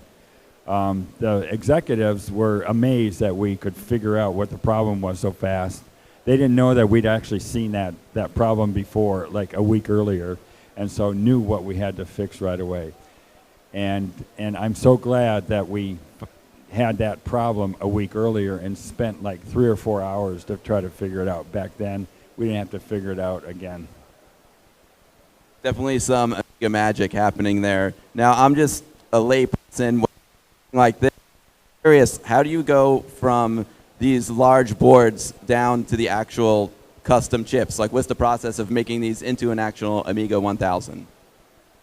Well, actually, it was the other way. We started with the chip design, and then to prove the chip design worked, we sort of rewrote the schematics in the form of ICs.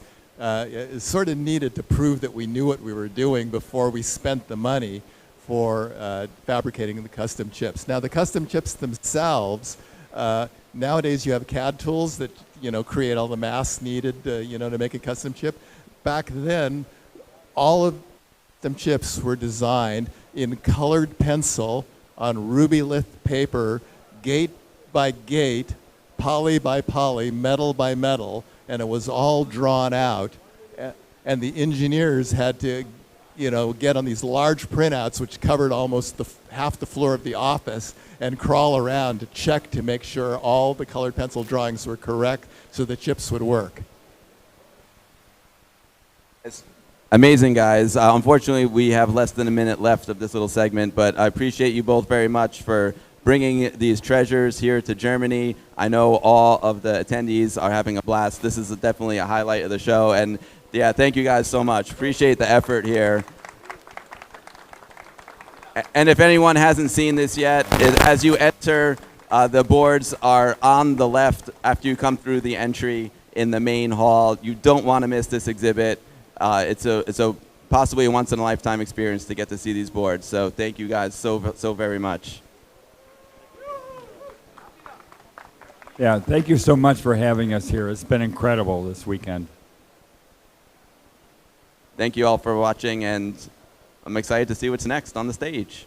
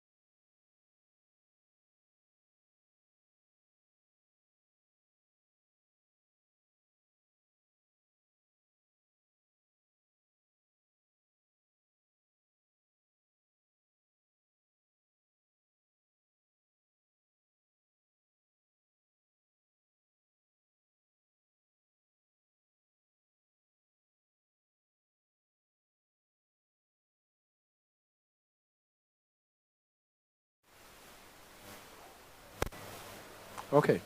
Yeah, now it's time to get truly technical. Please welcome two people who have brought the Amiga experience straight into the 21st century. Claude Schwartz and Michael Schulz from the PiStorm team. With the PiStorm project, they've bridged classic Amiga hardware and modern Raspberry Pi power, delivering more performance, more flexibility, and above all, a bright future for our beloved machines. They represent innovation, openness, and true community spirit.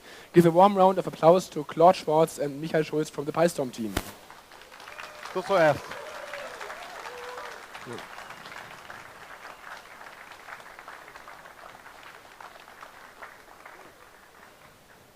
Hello, my name is Claude. Some people know me. Today I want to present my current developments. I will start with a native video pass-through device called FrameThrower, because it throws frames. And it's specially made for the PiStorm. And also present some other stuff I'm tinkering at my lab. Okay, let's show. Yeah, looking good. Okay, this is what I'm working right now. A FrameThrower, then a proof of concept, FPGA, PiStorm hybrid thing, and a remote GPU for OpenGL rendering and maybe more for not only PiStorm but general classic Amigas. Okay. I'm start with the FrameThrower. The goal of the FrameThrower is getting the native video from the Amiga, where you usually have to use a second monitor or monitor switch, into the camera port of the Pi itself. That way you have a seamless switching between native and RTG video modes. And yeah. I killed a joke, okay. Okay. The challenge is the camera port is a quite modern interface. It's fast, very fast. You have to do this with 600 megabits, 1 gigabit, and so on. It's a complicated protocol, for me at least, and it's strange voltage levels. So my first thought was I take an FPGA. FPGAs are quite good for this, but FPGAs have a problem. They are nice when they work. You get in FPGA hell. You do debugging for weeks and nothing works, and it gets frustrating. Okay, this is, I made some screenshots about the camera protocol. It's quite a lot of things you have to obey, like voltage levels and protocol stuff and escape modes and on. And it's quite a lot. Okay. Oh, okay, I'm not really prepared. Okay, so it's good for FPGA, but I got in the so-called FPGA hell and stuck completely in development. But then Raspberry Pi presented a new microcontroller. It's a quite interesting microcontroller called RP2350 or something. And this microcontroller has very interesting hardware units. It reminds me quite a lot on the Amiga itself. A lot of DMA units, and it's simple, it's a nice chip. So I took this chip. It costs only $1.50. It has 2 ARM cores. It's plenty of memory built in. It has so-called PIO state machines. That's a little bit like a CPLD or FPGA, and it's ultra cheap. So I like this. Okay. That's the chip itself. And I did some tricks to sample the video of the Amiga in, convert it into the camera protocol, and yeah, I will show it. So, the Amiga video, I grabbed these video signals directly from the Denise or from the LiSA chip digitally, send it into the processor with the PIO units, then doing some hand-coded assembly and stuff, and convert these video signals in real time to a 600 megabits per second video stream and send it over to the Pi. On the Pi, EMU68 runs. And we wrote a bare metal driver for the camera interface.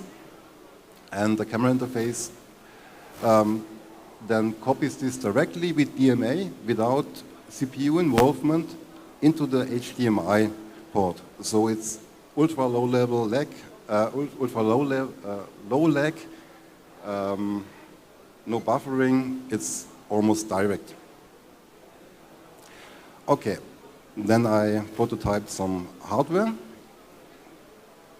A little, no, the resolution is too low. It's just a handful of parts. It's the chip, it's some capacitors, some voltage regulators, and fits all on a small PCB.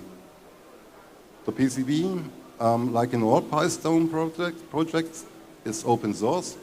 I will put it probably next week on GitHub, so everyone can download the files and send it off to a Chinese company called JLC PCB, and they solder the stuff for you, and yeah, you can order it. Oh, crap, okay. This is how it currently looks like in Amiga 500. The current development, I focus only on Amiga 500, Amiga 2000, and CDTV and stuff, where the video chip is in a DIL package. I hope till end of this year, over Christmas time, I find time to do this as well for AGA. I have a prototype, an alpha version on my stand, on our stand, and yeah. Okay, that's the frame throw. Release probably next week. On our stand is some demo units, and I can explain in detail also, if interesting for you. Okay. This is native video directly captured from Lisa. Captured then again from the Pi with an HDMI grabber.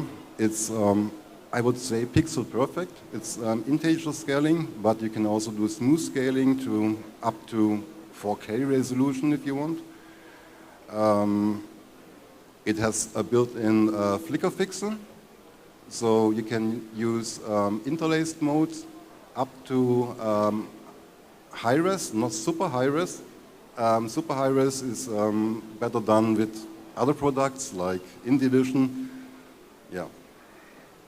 And it's currently still a little bit rough on the software side, but it looks great in scrolling and yeah. I already, yeah, that's the timeline. OCS, ECS is ready now. AGA, I start next week, hopefully. And for existing scan doublers, flicker fixes, for example, if an InDivision or one of the great warp scan doublers, we have also something in the pipeline. On AliExpress or eBay, quite cheap HDMI to camera protocol converter boards.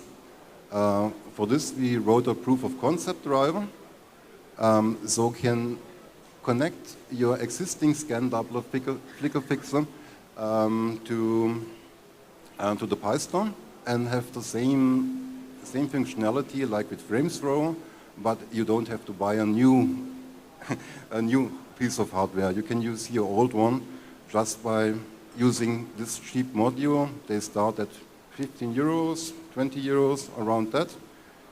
And yeah, it works. It's dpaint on RTG, so native in a window on RTG. Okay, that's about the FrameThrower. Thank you.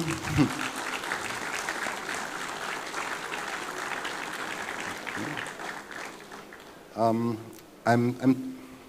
a tinkerer.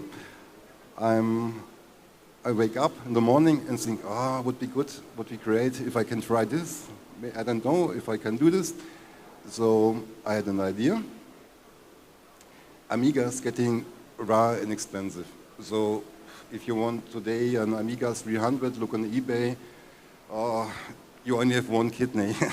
So yeah.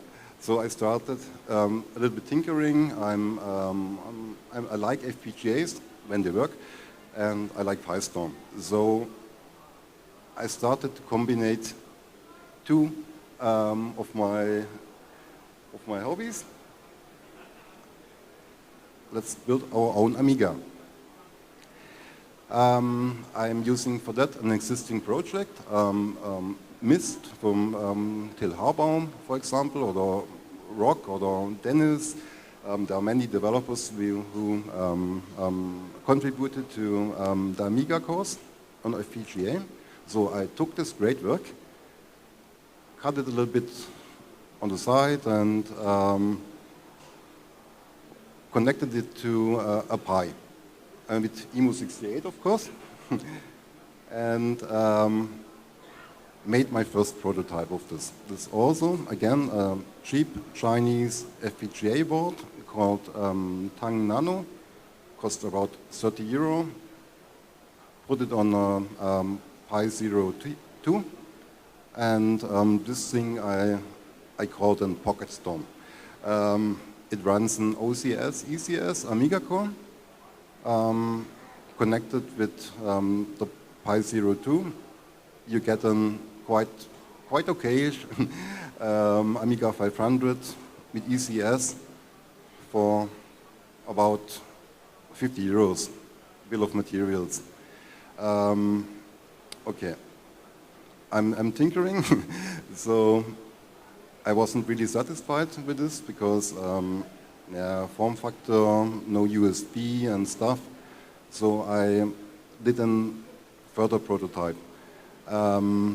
This is the same concept, but now with USB plugs to plug in USB joysticks, keyboards, mice, everything, and one flat board. Yeah, that almost works quite okay.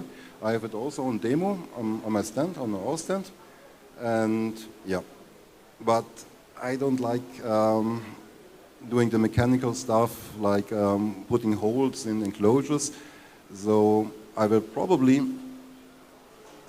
change the form factor, make a mini ITX board out of this. So you basically have one flat board, one small size, cheap to produce, and put directly a so-called compute module 4 on it. That's our preferred Raspberry at the moment. It's fast, it's cheap. You can overclock it like crazy, like almost 3 gigahertz if you want. And yeah, I started with a PCB layout.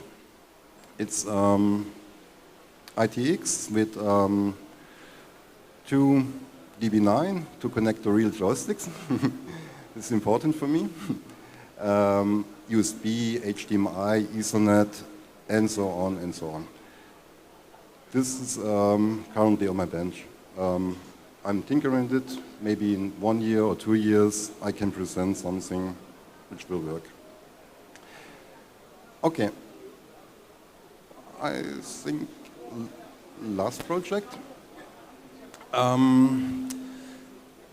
Amiga, classic Amiga, lacks quite a lot of graphic power. So in today's standards, there's OpenGL 1.x and Warp 3D as native AP, and getting GPUs or 3D acceleration for it is difficult.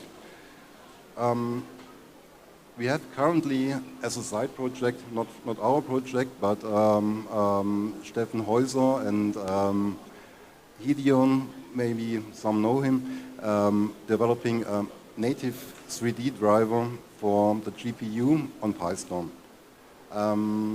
I'm doing similar something, but a little bit different, because I want to extend this probably to a Zorro card in the future, to plug into a regular Amiga, and have also some sort of acceleration. Okay, the trick is relatively easy. You take a GPU, toss it in your Amiga, and download the drivers. Oh, crap. No Amiga drivers. Okay. Therefore, I think, it's hanging, sorry. Therefore, I did another approach. Currently only OpenGL, but it starts to work. I take a normal Amiga, then have the original OpenGL headers on the Amiga. I can link against them, or I can compile my stuff with them, and serialize the OpenGL commands and send them off to a different computer, a Raspberry Pi, or also my E9 at home, and this computer does the remote rendering. So I can use OpenGL 3, OpenGL ES4 for my Amiga 500 PiStorm at the moment, and render stuff, and can bring it then later maybe back with the camera protocol directly into the PiStorm, or make a whole graphic card for Zorro. Let's see. Yeah, some text stuff is not so interesting. But here is in action. I'm completely stuck at programming. So I managed to make an OpenGL cube moving. The application is running on the Amiga, and the screen is connected to a Raspberry Pi, which runs the remote OpenGL render. Yeah. And yeah, this is it. I'm a little bit over time. I have to give Michael, because Michael has really interesting stuff. And yeah. Okay. Good. Thank you.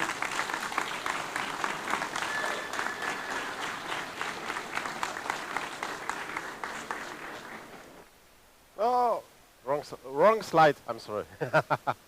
Okay, let me start.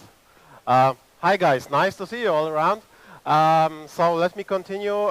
Claude had made a very nice insight about the hardware, and I will continue with MU68 and a little bit also of hardware, your open source accelerator for your Amiga. So I'm going to talk today about three things. One is MU68.1.1, which is going to be released soon, and PiStorm 16. And finally, one more thing, I guess. It was known from the old times with the keynotes, there must be always one more thing at the end, and I'm also going to talk a little bit about something new and something different. Okay, guys. So first, MU68 1.1. MU68 was already pretty fast, but there is a problem. I mean, if we translate the Amiga or Motorola 68 code to the ARM code, I have to take the address of the code, make a hash number out of it, and then prepare a pretty huge table where I put the translated code into this table. The search is pretty fast already, but it could be faster, and it's not really so much optimal, because at the end you have the linked list of items which you have to search after the address and so on. It's all time consuming. I mean, it's just a fraction of nanoseconds, but at the end, if we want to make MO68 pretty fast, every nanosecond counts. So there was an idea of new cache, which is sitting on top of that, where we have 128 sets. Each of the sets has 4 ways, so it's pretty normal way set associative cache. And the nice advantage is that every single line of this cache can be fetched as a one transaction from the memory to cache of the ARM processor, which is fast, and then the search is just comparison of 4 addresses one after another. It's a very nice feature because this cache can be searched pretty quickly, and it is put on top of the other one. Every entry of this cache has 2 fields. One of the fields is the Motorola address with place for some cool stuff, which I will talk about later, and ARM address. So the search is pretty fast and pretty not so much time consuming. If the search fails, the normal cache, this hash table is searched for, and this small cache is updated with the new values, which brings an improvement in another run if the next portion of the code has to be executed. How does it look like? The performance improvement varies, as always in case of MO68. I mean, you cannot tell, okay, it makes, for example, 1%, 5%, 50% in general. It depends on the game, it depends on the software you are running. But I have made some tests already, and I was testing, for example, Quake and Heretic 2, also the Settlers. And in case, for example, of Heretic 2, it was pretty funny because I was discussing with Stefan the results of my measurements, and we just have a look, okay, the resolution, frame rate, and so on. Oh, it's pretty the same. There was actually no change, so there's no benefit until the point where we have looked, okay, the previous experiments or the previous measurements which were done by someone else were done with CM4 running not at 1.8 gigahertz as it was in my case. It was CM4 overclocked to 2.2 gigahertz. So it gives us more or less 20% performance improvement, which means I have a clock of Raspberry running 400 megahertz slower than previously at the same frame rate, which is already pretty nice. I mean, it's finally the discussion, do you like to play the Quake in, I don't know, 800 times 600 or 1200 times something? I mean, it's yeah, very nice, but let me continue to another way, to another part. I've told you that every line of the cache has a nice field for the cool stuff, and the new cool stuff, which is coming in MU68, is this one. You know this guy, right? The dumpster, every time when Motorola was going to flush the cache, I was just removing everything what was there because, I don't know, if it has to be flushed, if it has to be removed, I just said, okay, let's remove it, it's fine. But why removal? I mean, in many cases, for example, if you execute the code from Amiga ROM, will it change during the runtime of AmigaOS? No, not really. If you, for example, load some library, will this library change usually if you flush the cache? No, not really. So instead of flushing the entire cache, maybe there is a different way to do that. Especially, not because of AmigaOS, because on AmigaOS, every time you load some kind of executable, AmigaOS says, flush the cache. We don't need it anymore, it has changed, remove everything, start from scratch.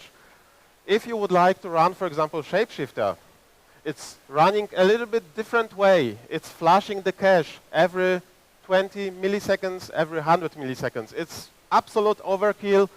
They have decided to do that way.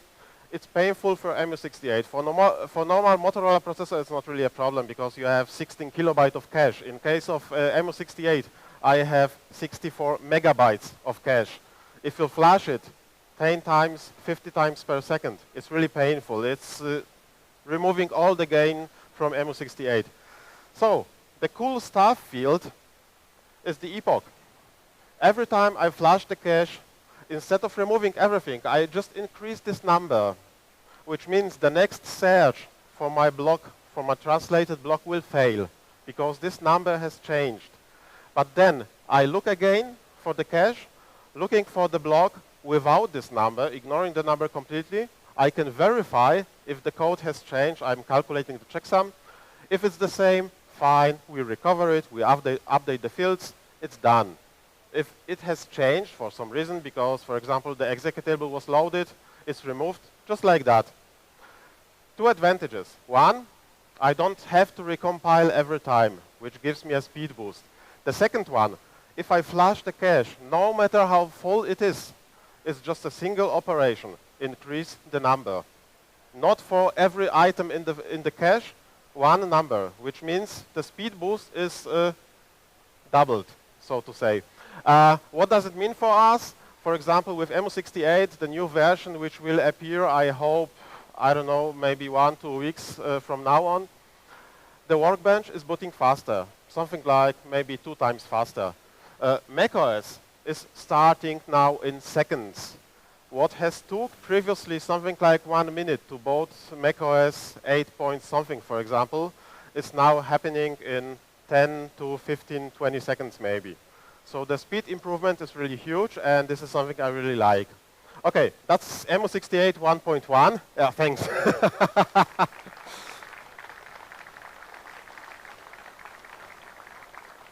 So I also like to play with the hardware sometimes, and my Amiga 600 was using the old PiStorm with Raspberry Pi 3 or something like that. I was always wanting to run it with something faster, P4 or CM4, for example, and that was the idea for PiStorm 16. This little guy, I mean, this one is not populated by on our stand. I have one in my Amiga 600.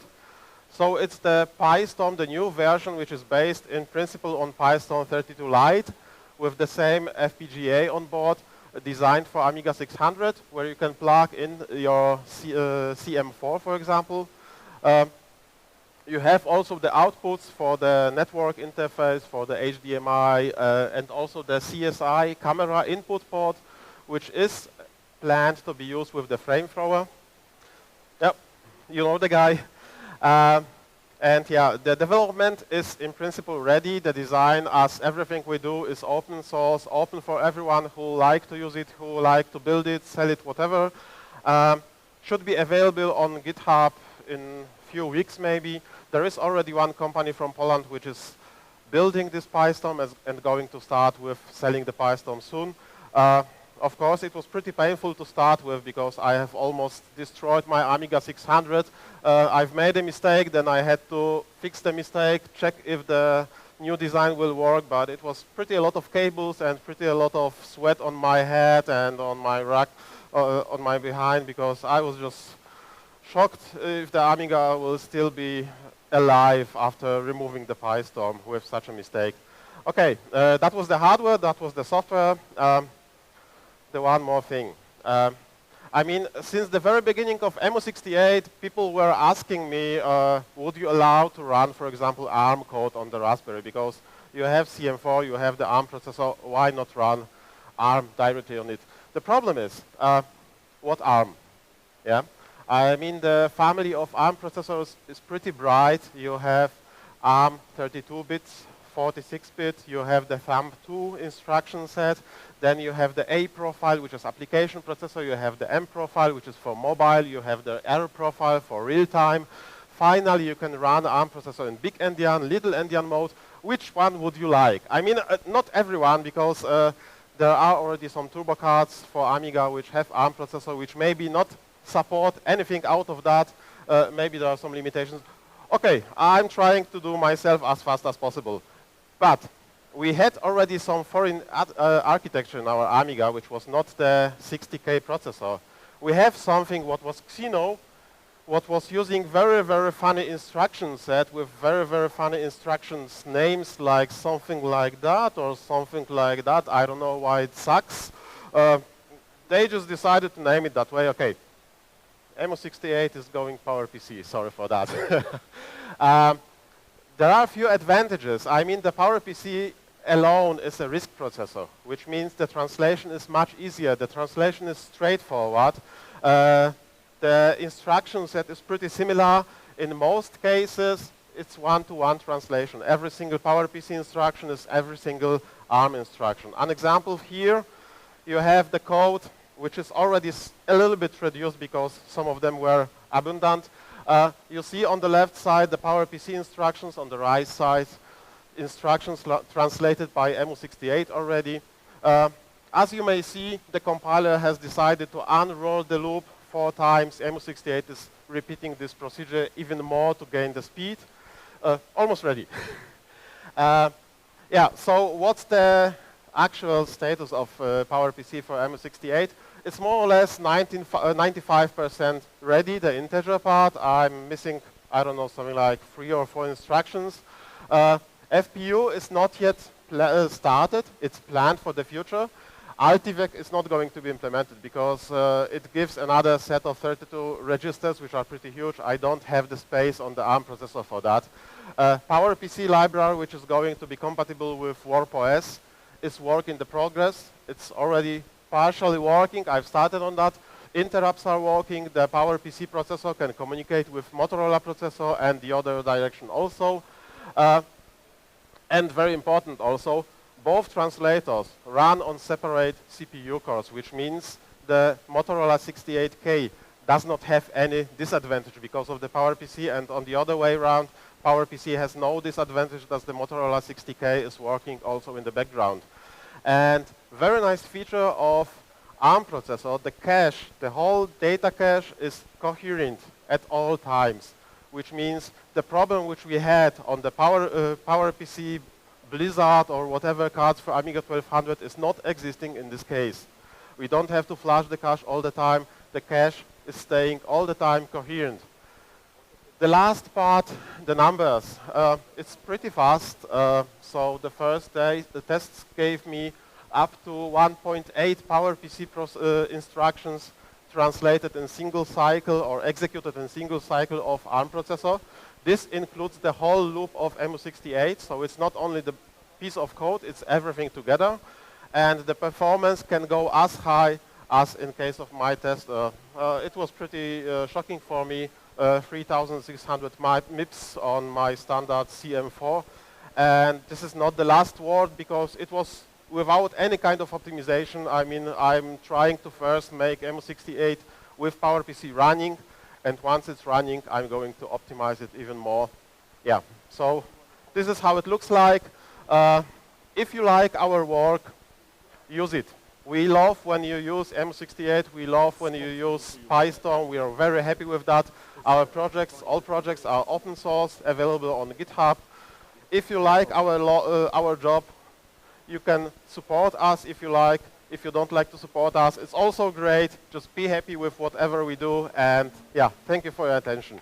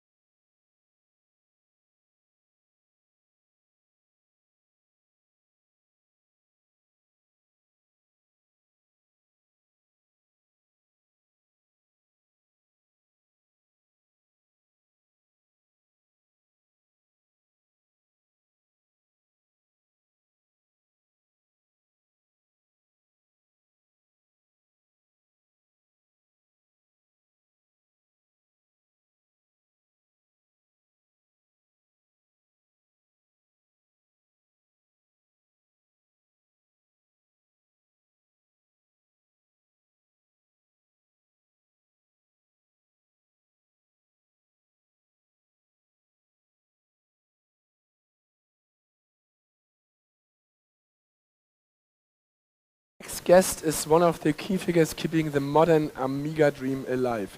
Trevor Dickinson, founder of Ion Technology.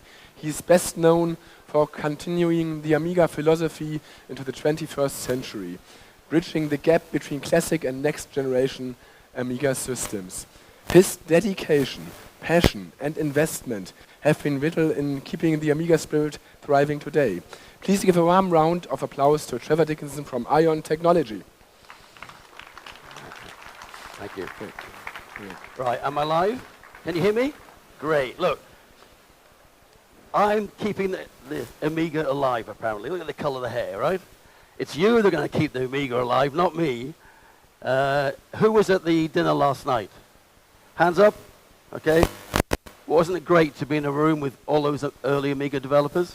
Fantastic. But what's even better is what I found yesterday. This place was totally full. There's about 1,100 people. And to me, that's what's keeping the Amiga alive. It was probably the biggest Amiga show I've been to in the 20th century. Okay, so it's us that's keeping the Amiga alive. Right.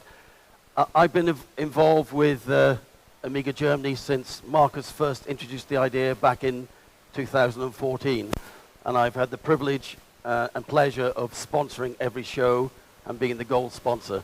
So I'm once again, for Amiga 40, I am the gold sponsor of the show. So I'm really pleased to do that. But this show has become such a draw for everybody who's Amigan.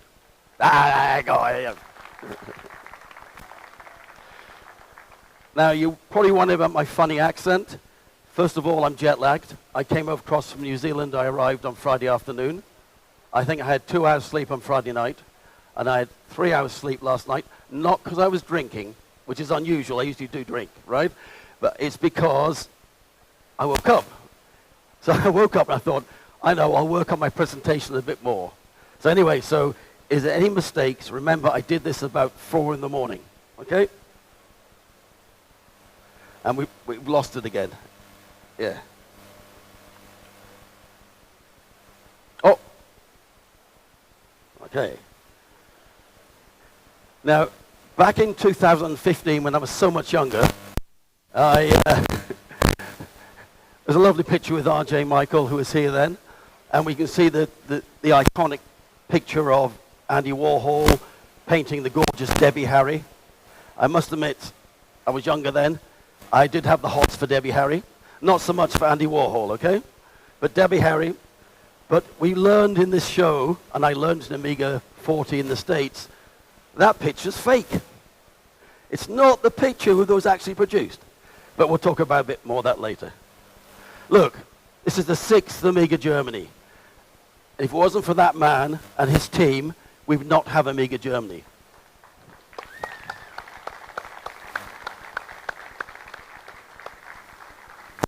Now, that was 10 years ago, so that little girl now is probably, and since Marcus is very tall, she's probably taller than me, right? Look, if you don't know who I am pretty crazy. At the set patch party, I got speaking to another Amigan, and I said, what do you do? He said, I'm a psychiatrist. I said, you're in the right place. Anyway, that's my Amiga collection. Commodore and Amiga collection there. I have a separate building, and there's about 200 machines in there. People always think I'm quite sensible until they see that, okay? I am an Amiga enthusiast first and foremost. I am the founder of Aon Technology. I'm actually a small shareholder in Hyperion Entertainment, and I'm a shareholder in Amiga Kit. So if you've got any Amiga companies you want to be a shareholder in, come and see me, okay? I also write for Amiga Future magazine, and I've been doing that since about, 2008. And I've written about 60 or 70 articles about classic Amigas, about next generation, about all the companies that helped make Amiga successful, and what happened to them after Commodore went bust. And it's a fascinating story, at least I think so anyway. So if we should also congratulate Andreas at Amiga Future. This has got to be the longest running mass circulation Amiga magazine in the world, both in English and German. So for Andreas. And again, it's someone like Andreas that keeps the Amiga alive. Okay, if you've Vultures to Vampires, who's read the books? Was it any good? Really? I wrote them. That's okay. If you didn't like them, I would say David wrote them. But this was my project during COVID.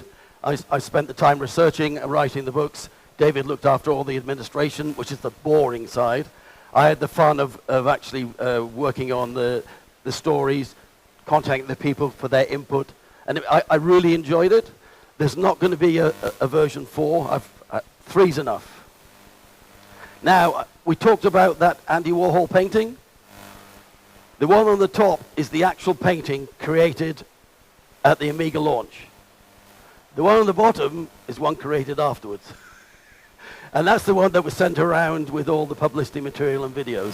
So there you are. That's what happened. And the guy you see on the left over there, my right, is Jeff Bruette. He was the young engineer that taught Andy Warhol to paint on the Amiga. And he didn't know who Andy Warhol was, but he knew who Debbie Harry was. He was only 24, and he was really thrilled and awed by Debbie Harry, not so much by Andy Warhol. With my crazy Amiga passion, I have funded a number of movies. The first one was Viva Amiga, which was a pre-release, was shown at Amiga at the 2015 show in Germany. It was a 1 hour long video. And then the Commodore story, the Commodore Live and Kicking, and the Amiga Live and Kicking, I was the executive producer for those. I funded the remix, the extended remix of Viva Amiga, which is now 2 hours 40 long, and I have the distribution rights for that. So if anybody wants to see and view a copy of extended remix, give me a call and I'll send you a link.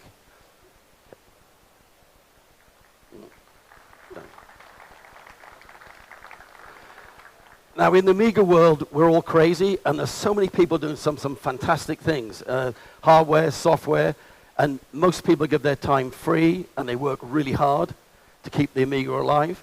As I said, it's the people, it's the community that keeps the Amiga alive, but it does take some money occasionally, and I've funded all of these Aeon products from the X1000 back in 2000 and started in 2010.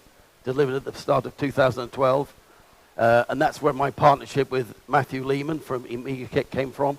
He became the distributor for the X1000. The X5000 20 was actually released in 2017, although the project started in 2014. And the same with the X5040, the quad-core version, that was released in 2019. We're almost out of 5040s, the 2040s, sorry, the X5040s. There's about a dozen left, maybe not so much as that. So if you haven't got an X5000, now's the time to get one. Our latest model is the A1222 Plus. That actually came out last year. It was delayed by years because of COVID and shortages and all sorts of problems. But I was determined to get it out, and so we got that one out as well. So you can see both machines running on the Aeon stand. Aeon's not just about software, hardware, it's also about software, and we've put a lot of money, time, and effort into creating improvements for OS 4. That includes our enhancer software, our standalone V54 software, which requires an OS 4 license, graphics cards, video acceleration drivers, you name it, we've produced it. It all takes money, and we believe in paying developers. Even though they are on Amiga rates, the cost still racks up. So I guess the top model is the X5000 20 and 40. There we see two pictures of OS 4 running on the X5000 40 and MorphOS running on X5 and 40. Both OS 4 and MorphOS support that machine, and it's a really nice machine. At the moment, it's probably the most powerful next-generation PowerPC Amiga out there.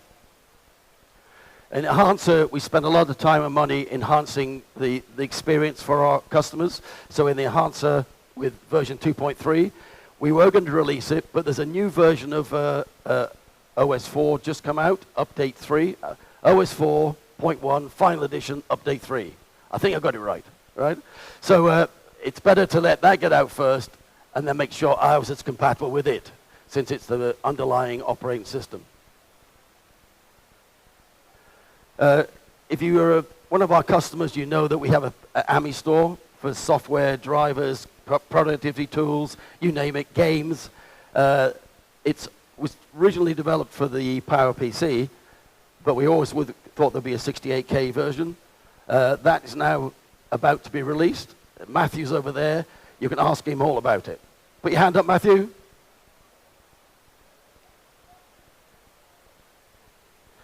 Now, we have some fantastic volunteers. I mean, the Amiga community is full of fantastic volunteers. Christian Zagotsky is a machine. He's a Linux machine. And he makes sure that our hardware is supported by the mainstream Linux kernel. And I don't know how he does it. His wife must be more forgiving than my wife, and my wife's very forgiving, right? So there are dozens, there's probably a dozen PowerPC operating systems that run on our hardware. But with my relationship with AmigaKit, we've been working on giving an updated modern experience for 68K users. And I call this a portable 68K Classic. It's a box about that size. It gives you everything you want in the 68K Amiga. It's fast. It's ARM emulation. It's way faster than FPGA. It's very compatible. It's all open source stuff we've worked on. And it's got a lot of nice features. If you want to see one in action, there's one on the Aeon stroke AAA technology stand. I call this a fresh take on the 68K Classic. It's a complete replacement A1200 motherboard. The A1200s are quite old. I think it was released in 1992. So a lot of the boards are failing, components are failing. This was to give A1200 users a replacement motherboard, which gives you what you need for an Amiga side, but gives you a lot of more modern capabilities. So you've got your usual audio ports, video port, serial port, 2 DB9 ports if you want the extra side, and 2 internal USB, 2 external USB, Wi-Fi, Bluetooth, Ethernet. So you've got a real modern classic Amiga running special software developed by AmigaKit and an operating workbench an operating system called AmiBench. I was going to call it Workbench for a second, AmiBench. But for me, I don't know about you, but the browser has become an operating system. And we all need a browser to operate now, whether it's banking, whether it's Facebook, social media, whether it's ChatGPT, whether it's checking on the football scores. My team won on Saturday. I was pleased. You need to be able to get online. And one of the things that AmigaKit have really worked on is making a browser for classic Amigas. It's a native 68K app running on top of a Chromium-based engine. And it's incredibly fast. I'm quite surprised, actually. It's really good. And so this is just me looking at a couple of websites, ChatGPT. Don't know what else is there. Or probably our, the Amiga 40 website. Showing me, of course. Had to show me. But we talk about PowerPC. We talk about enhanced classics. I'm still personally a lover of PowerPC hardware. So I was really pleased to work with, or to deal with David Kuhlman, who started a PowerPC project with Harold Canning. And unbelievably together, I didn't think they'd do it, but they did. They created a new motherboard called the Marari. Now, I'm not going to say anything more about that because they're going to be on the next presentation after me, and they'll tell you all about it. Already, we've got Linux running on the Marari, running well. obviously our help from people like Christian Zagotsky's making all that work. But MorphOS is running on it really well, and I think there's about 5 or 6 MorphOS Marari systems running on the MorphOS stand. So go and take a look. It's really impressive.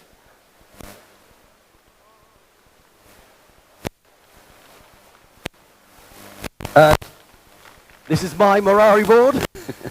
So we're going to be porting, because I'm involved with exec-SG, which is the generation Amiga exec, which was needed to make AmigaOS work on any hardware. We're going to port the exec-SG to the Marari board. So MorphOS are there already. I hope in the not too distant future we'll have an OS as well. So, and the board's purple. And someone said to me, why is the board purple? And I thought, were they thinking purple and blue and red makes purple? I don't know. But if it is, it's a good idea. Because we support all Amigas. Emulation, PowerPC, FPGA, to me it doesn't matter. If we're supporting the Amiga spirit, that's what we do, right? Agreed? Yes. Thanks, that's great. 4, okay. exec-SG is actually owned by me. It's a very strange thing, but it is. And Steve Soley heads up the program. We've restored the X5000 baseline kernel in preparation for the We've already got a proof of concept kernel for Marari. So I'm hoping that because it uses the same E5500 CPU, that as the X5000, it should be a fairly easy port. And then it just means adapting it for OS4 afterwards. A board is already on the way to, will be after this show, to Stephen Soley in Canada, and a system will be on its way to Thomas Frieden in Germany, so they can start the work for the porting. Look, I've been involved in Aon since probably about 2009. I've been involved with Amiga Future since 2007. I've been involved with Amiga since a long time ago. My first computer was a Commodore PET, and that kind of dates me. I think about that, a Commodore PET. But just one more thing. I'll do a Steve Jobs thing, one more thing. Yesterday, believe it or not, yesterday, we've got a breakthrough with exec-SG Multicore. I am proud to say that we now have Multicore running on AmigaOS 4 with the kernel. It's early. It seems to be stable. We hope to have a demo at this show. Wasn't in time. So AmiOS in a few weeks' time, we hope to be able to show a demonstration of Multicore running on OS 4. So there's a big breakthrough for us. I'm really pleased about that. We spent a lot of time and money getting there.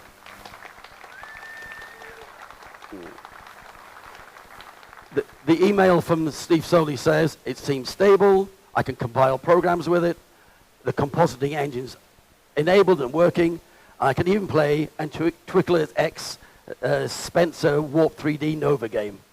So the second core is running but idle at the moment. So a little bit of work to do, but it's up and running. So I was so relieved. It kind of reminds me when we first released the X1000. The day we were going to launch it, the day before, OS 4 never booted on it ever. Never. So I'm going to this show in Bletchley Park in England and expecting to turn up with metal that didn't work, which is typical of next generation Amigas generally, right? So I turn up, the two Frieden brothers that come over from Germany, through the Channel Tunnel, trains, taxis, an hour late. They had the boards and the hardware. They put it in the case I had. They powered it up, and it worked. They got it working an hour before they left Germany, and they've been working on it for several months. So to me, that was a real moment of, this is not quite that sort of moment, but for me it is, because I've spent so much money to get here, so yes. But what I said was earlier, the Amiga's not about the hardware and the software, it's about you lot. Without you lot being here today, no need for what we're doing, right? Without your effort and your support, and you know, sometimes putting your hand in your pocket, there would be no Amiga. And I said last night, I apologize for those who were there last night at the dinner. Ron Nicholson, one of the early Amiga developers, said to me, look, I work for Apple, I work for Amiga. Apple is a multi-trillion-dollar company. And they create a show like this, they get 1,000 people. Commodore no longer exists, and we're a $0 trillion company as a group. We get over 1,000 people turn up at a show for a company that's been dead since 1994. So really, it's up to you lot, right? You should be clapping yourselves. We're not dead yet. And that's it.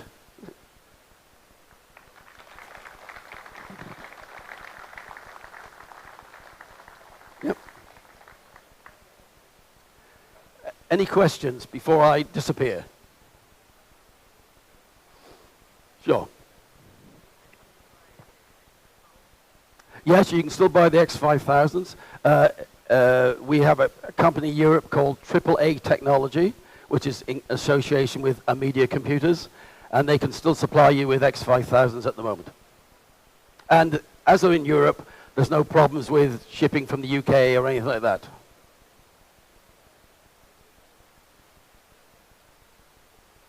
One more question?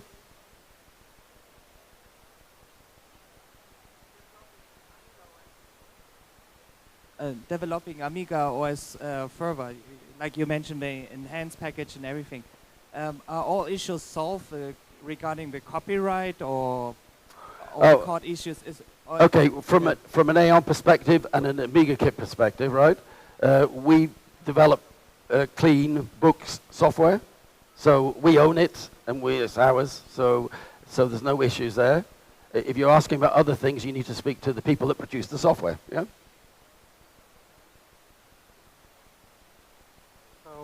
A quick question. How do I find your email to ask for that link to the Viva Amiga remix? Oh, right. Okay.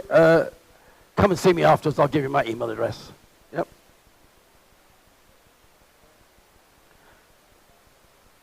That's it? Okay, well, thanks very much. Look, it's a pleasure being here. Yesterday, I couldn't believe how many people were in. It was so hot. And I was on my feet I was jet lagged. It didn't help. I was on my feet for about 10 hours, and I realized when I sat down at 6 o'clock, oh my God, sitting down felt so good. Thanks very much. Okay? Thank you.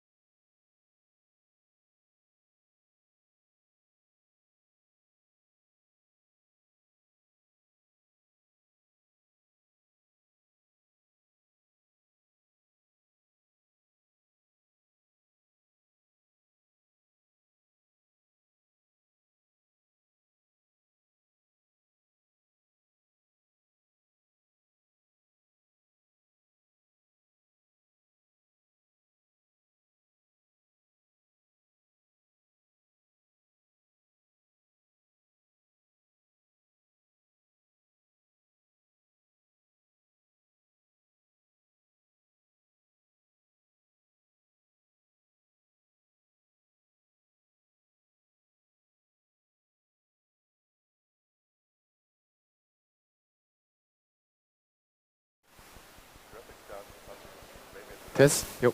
Okay. It is. Our next guests truly embody the evolution of the Amiga spirit.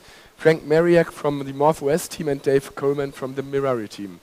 Frank Mariak has long been one of the driving forces behind MorphOS, the Amiga-compatible operating system that runs on PowerPC hardware. And Dave Coleman, co-founder and developer of the Marari team, focuses on creating modern tools, libraries, and frameworks for MorphOS and Amiga-like systems. Together, they represent innovation, depth, and the passion that keeps the Amiga platform alive. Please give a big round of applause for Frank Mariak and Dave Coleman.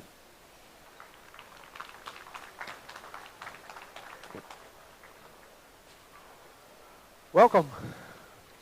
Welcome, everybody. Thank you for joining, and I'm trying to take you to the journey we have been to with the creation of the Marari mainboard. Probably everybody has seen this picture online somewhere. It suddenly popped up, and let's introduce the team, because the team at the moment is me, and it's Harold Canning. Me, Dave Skateman-Coolman, maybe you know me from creating an X5000-like Frankenstein machine with multiple graphics cards, so I could run Linux, MorphOS, and AmigaOS on my X5000. Because I thought that would be fun, so I tried, and I succeeded. And Trevor picked it up, and he wrote a soapbox article regarding this. So if you know me, it's probably because of the dual graphics. And besides that, I also test all the Linux kernels that Christian Sigotsky is porting to keep the whole Linux spirit alive. The other team member is Harold. Harold Canning is an electronics design engineer who knows how to build hardware for the industrial and automotive industry, is very well known with the PowerPC architecture, and for me, he's a wizard. We met through the X5000. Me and Harold both have the X5000. I bought one in 2017. I liked the machine, and on a certain point of time, I got an email, and it was like, "Hi Dave, I see you have an X5000. I've seen you on the forum. How do you like the machine?" And eventually he bought one, and that's actually the link between me and Harold. We both had the X5000, and we were having fun with the machine.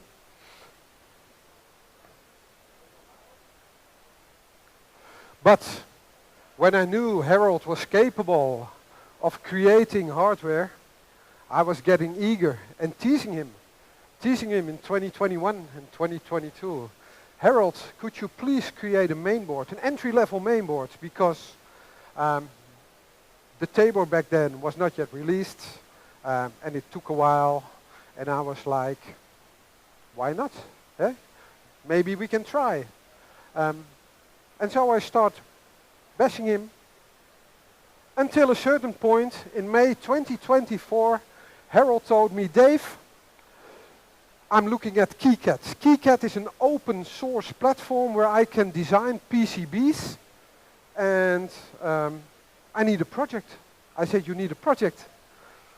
How about an entry-level PowerPC mainboard for the masses?" And he was like, "Well, we could do that, but if we want to make it affordable, if we want to make it payable for everyone, we have to walk the China route." The China routes are companies like PCBWay, JLC PCB, because if we outsource stuff like this in the EU, labor, bill of materials, it will just become too expensive. So we chose JLC PCB as eventually the manufacturer of the board that Harold was drawing. And like said, he started in May 2024. And then December 2024, the first package arrived. Harold designed an 8-layer PCB with a BGA processor on top, NVMe slots, USB 3, and I was like, wow, sounds like a miracle. It sounds like a miracle. It was amazing. It was more than amazing. So I was back then thinking about how to name this board or project or whatever. And I stumbled upon Marari. Marari stands for being amazed, or it's amazing, or a miracle. So the question, where did the name came from? That's where the name came from. Because I think if someone can go to his attic, work his ass off, and eventually design a mainboard from scratch, and a year later we have the mainboard in our hands, I think it's a miracle. So that's why we came up with the name Marari. My background is not that much regarding electronics, not at all.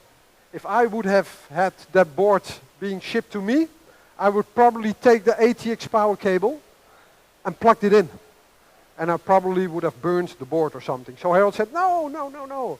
We need to do a white smoke test. You need to check every component, if it's running and if it's not burning or if the soldering is good. I went, okay. So eventually we had 5 Marari boards.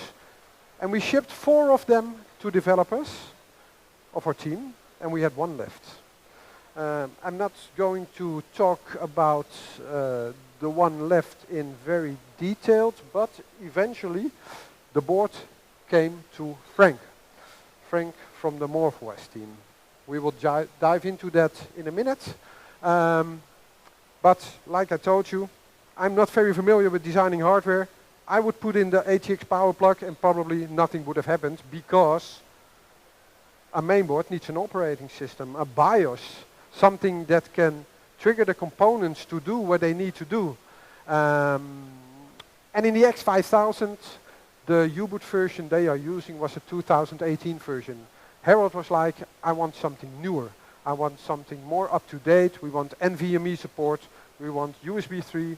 So we landed with the 2024 version of U-boot. And of course, that was a bit tricky. They stripped out some things because the PowerPC stuff is becoming a little bit obsolete on certain software platforms. For example, if you take a look at this, we had no output because there was no VESA driver enabled, and we did some hacking and trickery stuff, and eventually we had a U-boot, a working U-boot, and with a working U-boot, we thought it's all fine. It wasn't that simple because, yeah, we had some problems as well. We had a clock chip that was not functional in the beginning. We had to solder it off and put it back on the proto. We had some resistors that were missing, so some slots were not recognized. But I think that all belongs to designing a prototype mainboard. And also, this was cleared out, and with the new prototype, all these things have disappeared. So the next stage with a working board was to get an operating system up and running. An operating system up and running means Linux, because Linux has a wide support of all the components on the board.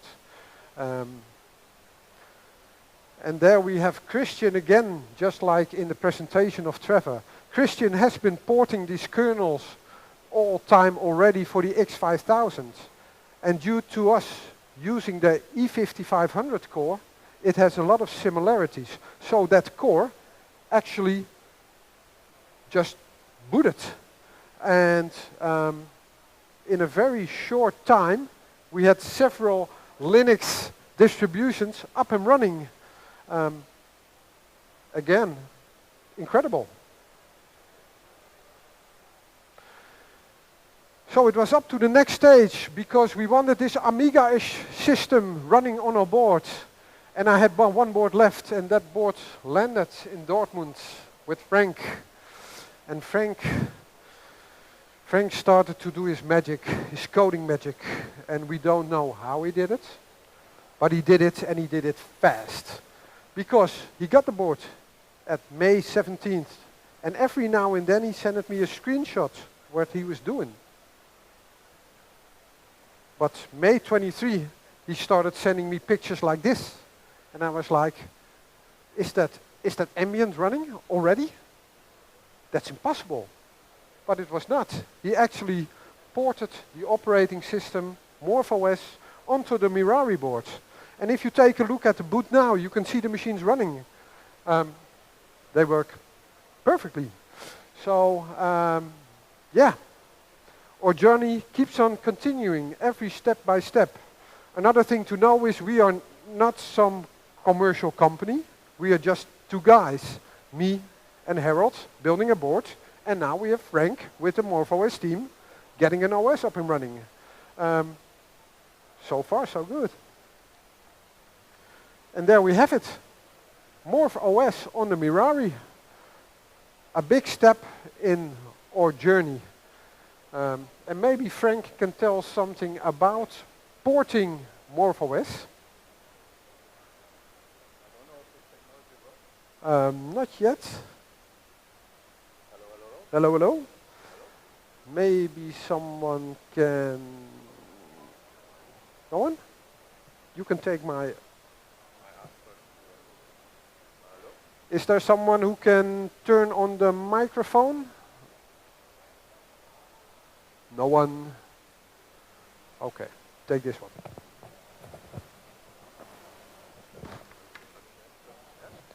Testing, testing.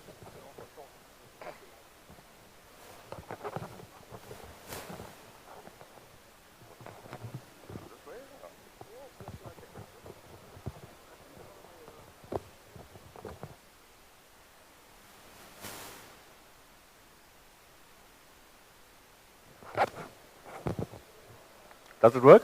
Okay.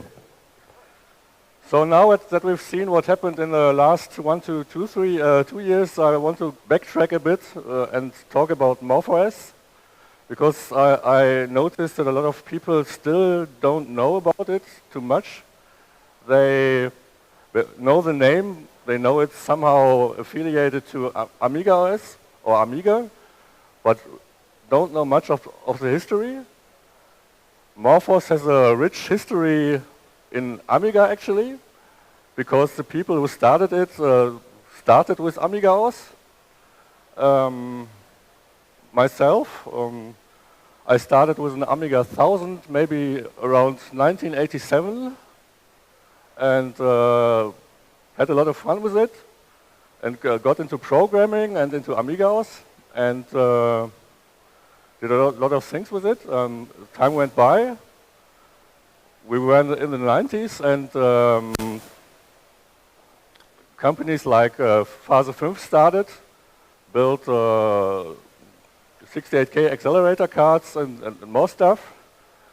And we've seen the bankruptcy of Commodore in 1994.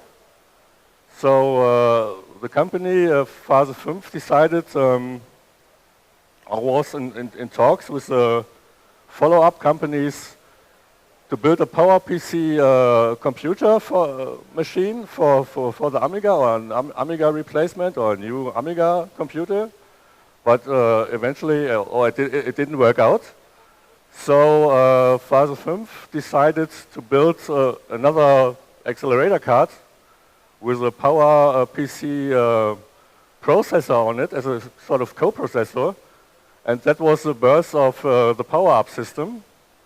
The cards were released in 1997 as Cyberstorm PPC and Cyberstorm Blizzard PPC with a 6840 and 6860 accelerator or processor, including some 603 PowerPC and 604. And now we tried to make use of the PowerPC. So we invented some PowerUp kernel to run PowerPC code on the on the PowerPC alongside the 68K processor. So we still required the AmigaOS, but tried to make use of the PowerPC on this card. Time went on, and the idea emerged that Phase 5 could build a machine, a complete machine, which replaces or which doesn't need any kind of AmigaOS or Amiga, which was the A box around end of the 90s. I hope you forgive me if I'm not correct on the dates, because I'm talking freely now. But actually, the project started, and Phase 5 went bankrupt about 2000. So the project didn't become anything, or was never released. So our problem was that the software was quite advanced at that time, and we thought about a way how we could release it to public. So we decided in about August of 2000 to release a version of MorphOS 0.1 for the existing PowerPC board or the existing PowerUp boards. And this was the start of MorphOS, actually. And now we are, while Amiga is celebrating 40 years of Amiga, we are celebrating 25 years of MorphOS, actually. So time went by. Some new companies came up, like Bplan and Thendic France, who had the idea to make a commercial business based on PowerPC and our MorphOS operating system. So they talked to us, Ralf Schmidt and me, how we could get along with the project, or how we could more people involved. There were already some more people involved before, but they tried to organize it a bit, get it a bit better organized to get things faster, get things done faster. So this is when projects like Ambient started, the Ambient desktop, with some sort of a mix of Workbench and Directory Opus Magellan. It's a bit of a mashup. And some other projects like TurboPrint and whatever, but it's emerged into some project to replace the complete AmigaOS. We released several versions, and along the way, projects like Pegasus 1 and Pegasus 2 were done by Bplan and later Genesee, which I think appeared around 2005 as a Pegasus 2, and we always updated MorphOS for it. So we were not, we didn't have to rely on AmigaOS anymore. Maybe I forgot to say that lots of components at that time we used for MorphOS were based around AROS. So AROS played an important part to get some components of the operating system done at that time. And well, about 2005 or 2006, we also had the Effica board, and also released the final 1.4.5 version of MorphOS running on PowerUp, and also the new PowerPC driven machines. Okay, then the next problem arrived, that Genesee decided to not build any more PowerPC machines. They wanted to build an Effica based on ARM CPUs, and that was not compatible with our MorphOS, unfortunately. So the problem was that it wasn't really a problem. The thing was that we had to think about a way how to continue with our project, which finally took a while. We had a bit of a pause until new MorphOS releases appeared, and it took until 2008 until finally some Effica version for MorphOS was shown. But we had already some other plans to move on with PowerPC. So finally in 2009, some Mac Mini release appeared, because we we realized that even if Apple moved on to some Intel-based hardware, there's still plenty of Apple machines around, not plenty, 10,000 or 100,000 of machines around that could be used to run MorphOS. So we decided to make, especially Mark Olsen worked on that, to make MorphOS going on the Apple devices. This was continued, it was released in 2009, I think, after the actual 2.0 release. It was like 2.4 when the Mac Mini support was officially released. And later on, PowerBook was supported in 2012. I need to mention that all this, any release after 2.0 was not related to any company anymore. It was basically driven by the developers who did the whole project, because we got the okay from the original companies that we could do whatever we want with the operating system. So we were basically free with it and could do whatever we wanted. And did I mention 2012? In 2012 was another milestone, which was the PowerBook, the first time when we were able to run MorphOS on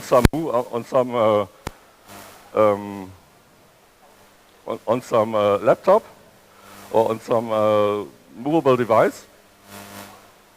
Some more updates followed, and about 2015, A-Cube approached us with their SEM460 if we could support their hardware. Later on, we also got contacted by Aeon with their X5000, so we did a MorphOS port for the machine and released it in 2018. And to wrap things up, we finally ended today or in May 2025, and I got in contact with Dave. I never heard about this project before. It was totally surprising that some two people from the Netherlands tried to get a board done based on PowerPC, and it sounded totally appealing to me and interesting. So we talked about it, and I asked Dave basically, is there any way board? He told me, yeah, we have 5 boards, there's 1 left. And I basically said, yeah, send it over and I'll have a look.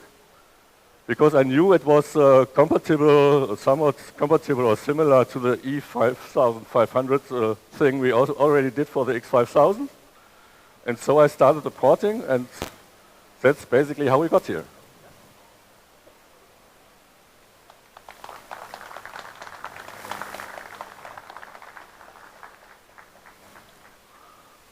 Oh, I think we can.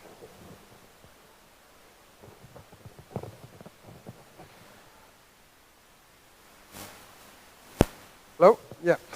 Thanks, Frank. That was quite a history line. MorphOS on our booth, because I'm also an Amigan, many do not know that MorphOS, for example, is supporting dual monitors.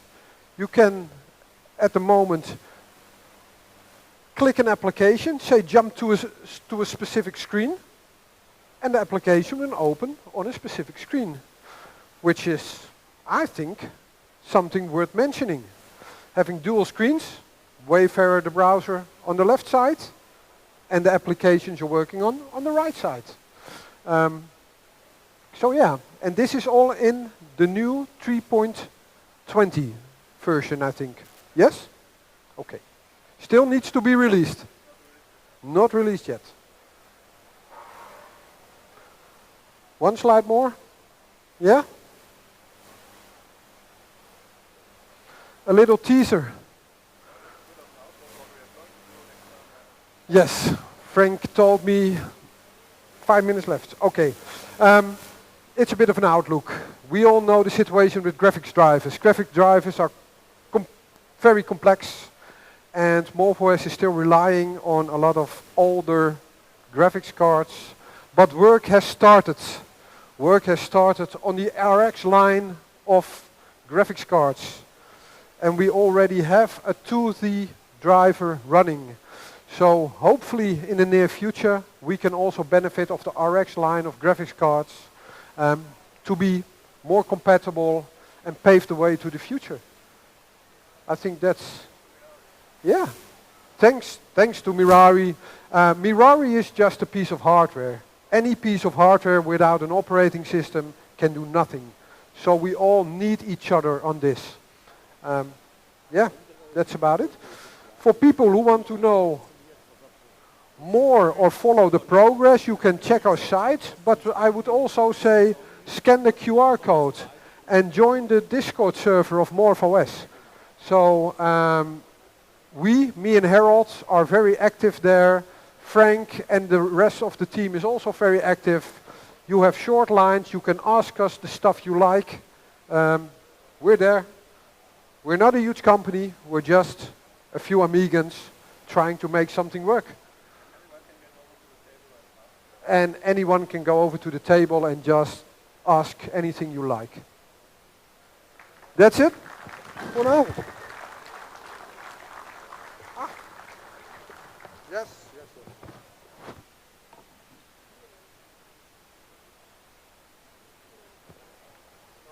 Yes. Oh, okay. The big question. Also, ich würde auf Deutsch sprechen. Also, die PowerPC-Prozessoren werden, ich habe so gehört, nur bis 2035 hergestellt. Und was weiter? After 2035? 2035. Exactly. What's next after 2035? With Marari. I don't know. I have no idea. We are still happy that there is a vendor like NXP having a lifespan that long because they stretched the lifespan of the T1024 processor and also the T2081 because they were obsolete in the first place, but they extended the life cycle with another 10 years if I recall correct. So yeah, what happens after 2035? I don't know. We create something new. Okay. Yes? Yeah. Yeah? Yes, it is. Hello. Hello. I was wondering if you're going to release also a Marari board with the faster CPU, with the Ultivac CPU. Good question. And it's being asked before. The board design that Harold made is ready to fit the T2081, which is the E6500 based core, 8-core CPU, faster. Yeah, it's on the roadmap, but like I said, we are a two-man army. We're focusing on bringing this first, but it's absolutely not a no. So the board is pretty ready for it, but if we start that process, we need to recompile U-boot also for the E6500, etc. Yeah, but it's not a no. Yeah. Thank you. Okay. So, hello. So I think the biggest question would be how much could it cost in the end, and when could it be released for the public? What is the cost and when can you buy it? That's the big question. Yes, that's the big question. An honest question is that we are aiming for a price somewhere between 500 and 600 euros. We are also learning about the production quality of the manufacturer because our last yield of 25 boards, we had quite some failures. And those failures, we need to adjust the price to get it at least profitable for us. Otherwise, I need to donate money and send you a board. And I would love to send you a board. I don't need to earn much, but so we're still working on it. But we're aiming at between 500 to 600 euros. That's for the board with the CPU and the RAM. If that somehow will not work out, if the yields will be less than 70%, for example, maybe we should stop. Because our mission and our vision, and the goal was to bring an entry-level board and not some very expensive, overpriced thing. It's a hobby machine. It needs to be affordable and it needs to be fun. So, I hope if we, we can produce boards pretty quickly. JLC PCB, it will take us 8 weeks from the order to have the boards in-house. We are looking a bit on how the reactions are on the booth to get an idea of how much the quantity will be for the next line. But let's say next year boards will be available. Yeah. And if it's the first quarter or the third quarter, I don't know. It's a multi-core system, right? Yes, it is. When do you plan to support all cores? Maybe with SMP? Frank, can you? Does it work? Does it work? Yeah. Okay. This works. Okay, try again. Yeah, multi-core is a long story for the Amiga-like operating system and AmigaOS itself. Yeah. So obviously we've noticed that the T1042 has 4 cores, and we are thinking about ways to make use of it, but we can't disclose anything now. So we will definitely try to make it available in some form, but it's rather unlikely that it will be SMP. But we've shown in the past that 2 CPUs can be used to communicate and can work together and interchange or synchronize data. So we will offer a way to make use of the additional cores. AMP. I suppose AMP, no? Because, AMP. SMP. Like this, we yeah. can't. Because anyone who announces SMP support for AmigaOS maybe didn't really get it to work yet.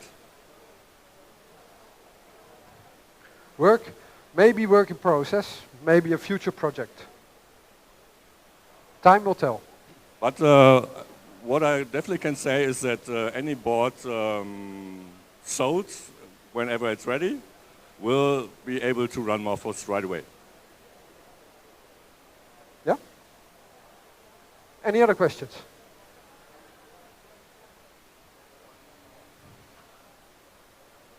No one? Okay.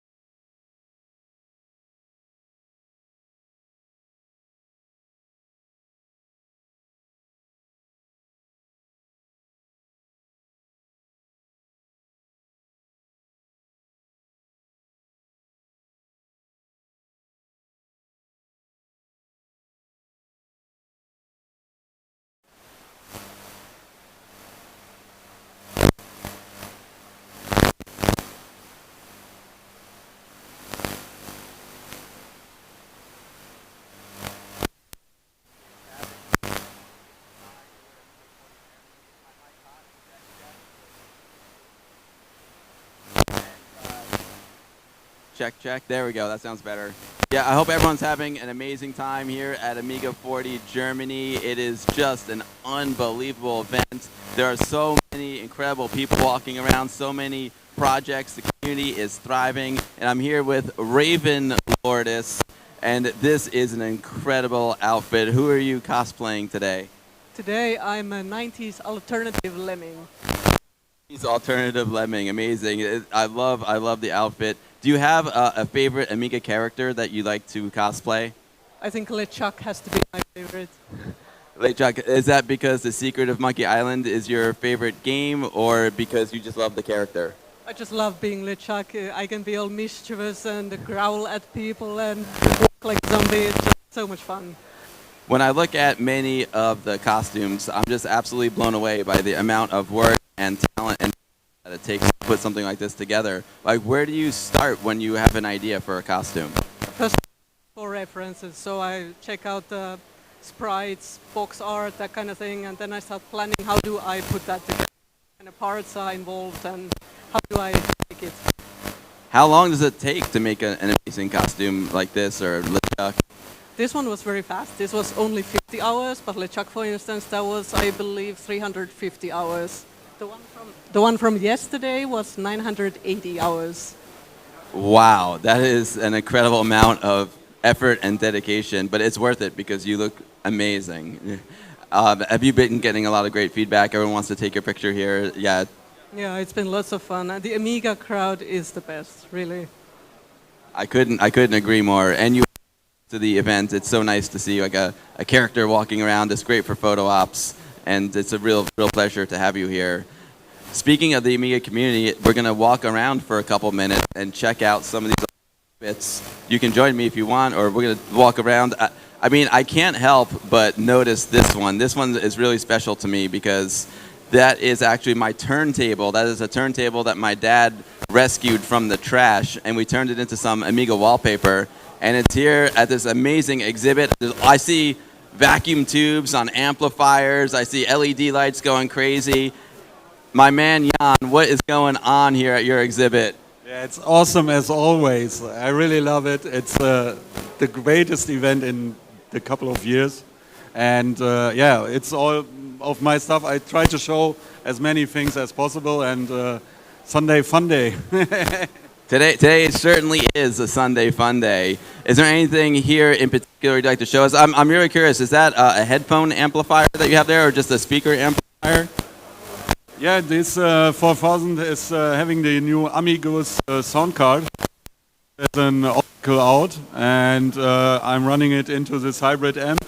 And then you can have 250 ohms headphones and listen to lossless audio on native 68K Amiga and enjoy audio fools Amiga. It's absolutely incredible. AmigaOS is definitely like one of the highlights of this show, and it just shows the spirit of the Amiga community. Like the fact that someone could dream up a card like this and actually produce it in 2025, getting what is it? Is it 32-bit audio, if I'm not mistaken, or 24-bit audio out of the Amiga? It's stunning, and I love how you hooked it up to that tube amp. What else do we have going on? I love the little 9-inch Sony monitor. That's beautiful. That's a nice touch as well. It looks like you have a Mister hooked up to it. Yeah, it's running a Mister because Mister has a nice RGB output, and I ran out of Amigas. Pulled out the Mister. You ran out of Amigas, oh boy. I think I know where you can get one. Yeah. I have a new car and it fits a lot inside, so I'm very happy. But of course, yeah, Mister is a nice platform for enjoying multiple systems and also Amiga. And but besides that, you see, I have also original hardware, and I'm kind of into resto modding Amiga, so getting everything out you can do today with old hardware and new hardware mixed. So I'm a fan of every system like PiStorm or native 68K. It's all fine for me. I really love it, and I really love to tinker with it.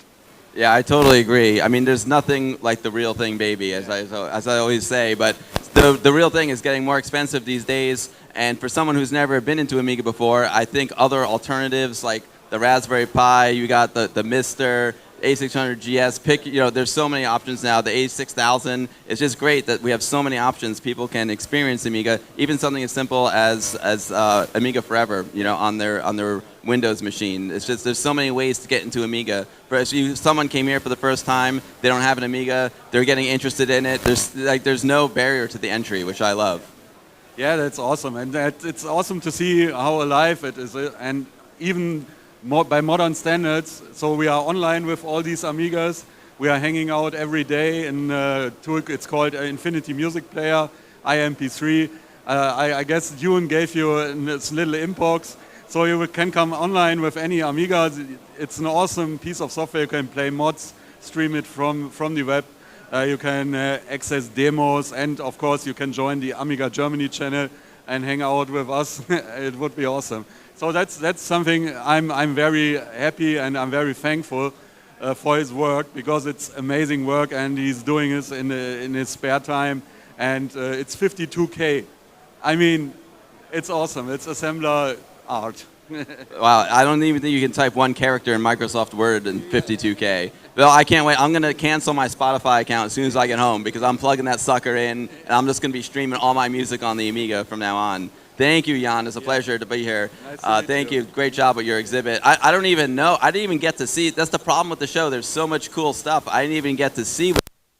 I see some sort of virtual reality glasses. This is unbelievable. Is this yours? Yes. Oh, Mine. Can you tell us what the incredible? Yeah, I mean, to educate people and remind people also VR was a very important and pivotal role which we played in creating virtual reality, basically industrial consumer systems in the early days in the 90s. And I was seeing the first one in London, basically. I was so amazed about that VR was a thing, and later I found out it was actually run by an Amiga 3000. And we also have a video here which explains everything and the history about this and how VR was driven by Amigas. And now we are moving forward, 12 years later, we have all the VR headsets from all those big players. Unfortunately, not Amiga anymore, but it basically was a starting point of virtual reality, including the PC VR headsets in the 1995. That was my first experience of VR headsets.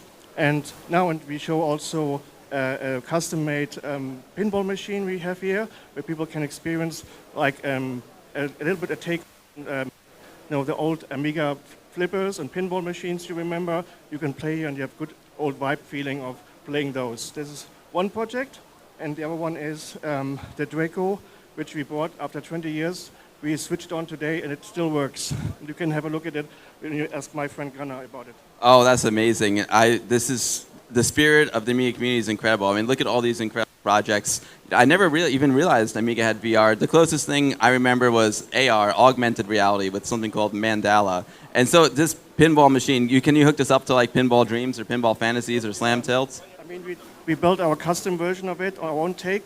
But yeah, I mean, there were some people who actually recreated Pinball Dreams tables from the Amiga in 3D. And we're trying to find out how we can build this into our system as well. We're building our own custom-made software versions of it, which I'm a software developer, so I built all this kind of VR games for PlayStation, etc., up to the standalone VR headsets here, where you don't need even a PC anymore. You can just switch it on, plug it into any device like this one, and you already have the experience of playing on a virtual pinball table, which has a feeling as you were playing in front of a real pinball machine, and that's the point. That's incredible. I got to come back and give this a try. What's your name? Richard. Richard. Okay, let's keep moving on here. We still have some more time. Oh, the Draco. The Draco is a classic box. I see it's a video editing system, if I'm not mistaken. And so how amazing is it that you just bought this, you turned it on, and it still works? That's the spirit of Amiga, right? Yeah, that was the question for the last day and today. If this machine would run after 19 years being not used, today we had the courage to try it, and it works. Amazing. So what's inside of it? There's an Amiga inside of that, and it's a video editing system, right? Sort of like a video flyer situation. This is not an Amiga inside. It's based on the AmigaOS, but this machine was built by Macro System, and it was after the Amiga get bankrupt, and so they had to build a computer or a machine on their own without the Amiga chips. And so they built this Draco system for non-linear video editing. And they had a special OS, the Draco OS, which is Amiga OS, of course. And it still works after 19 years. That's amazing. I love your image effects shirt as well. One of my favorite programs of all time. Great work, great job. What's what do you got there?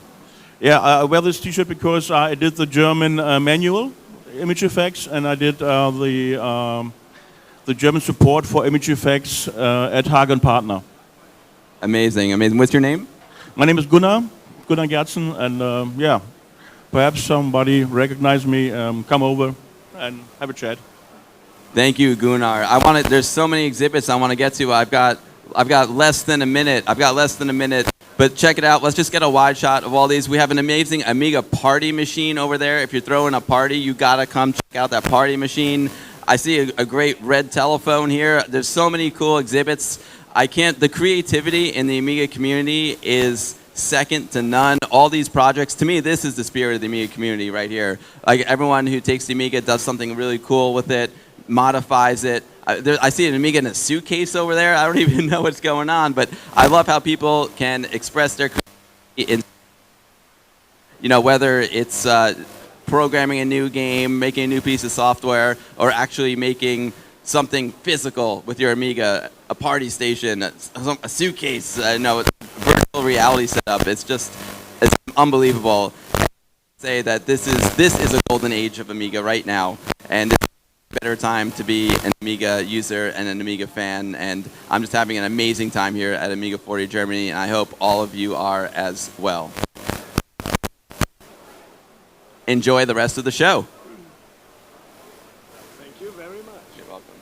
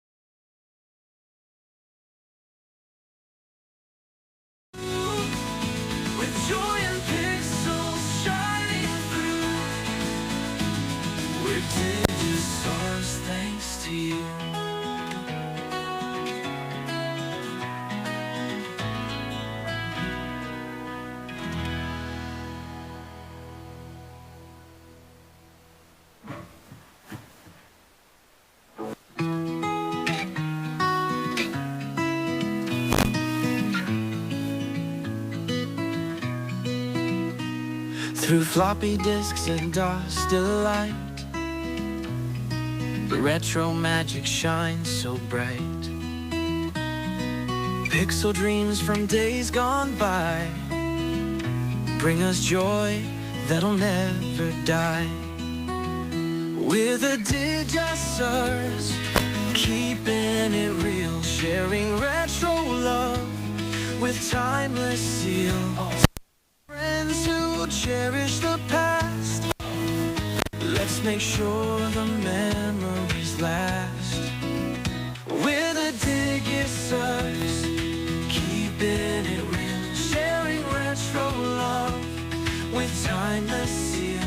To our friends who cherish the past, let's make sure the memories last.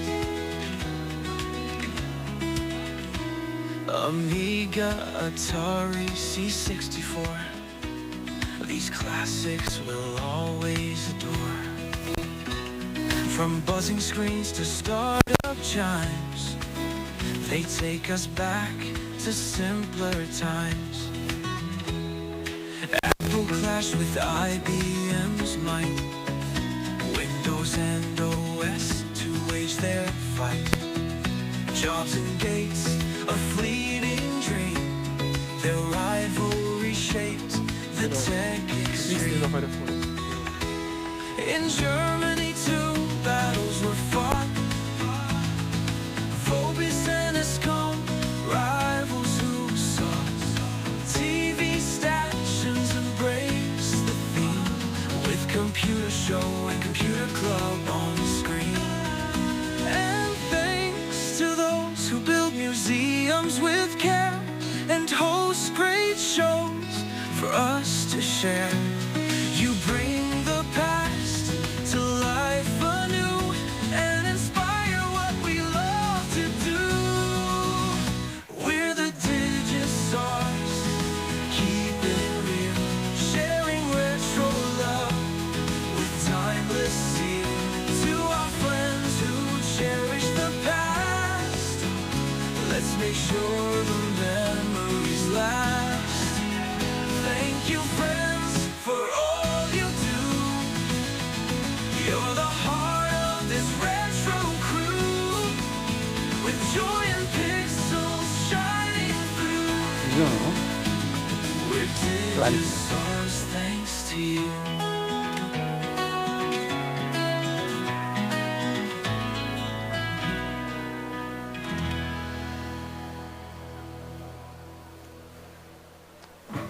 Ja, jetzt wird es nostalgisch und hoffentlich auch wieder richtig spannend. Die Zeitreise durch die Amiga-Geschichte geht weiter mit einem Menschen, der wie kaum ein anderer für Leidenschaft, Wissen und Begeisterung rund um Computer bekannt ist. Christian Spanek, der Digisaurier, Moderator und der große Erzähler der Technikgeschichten.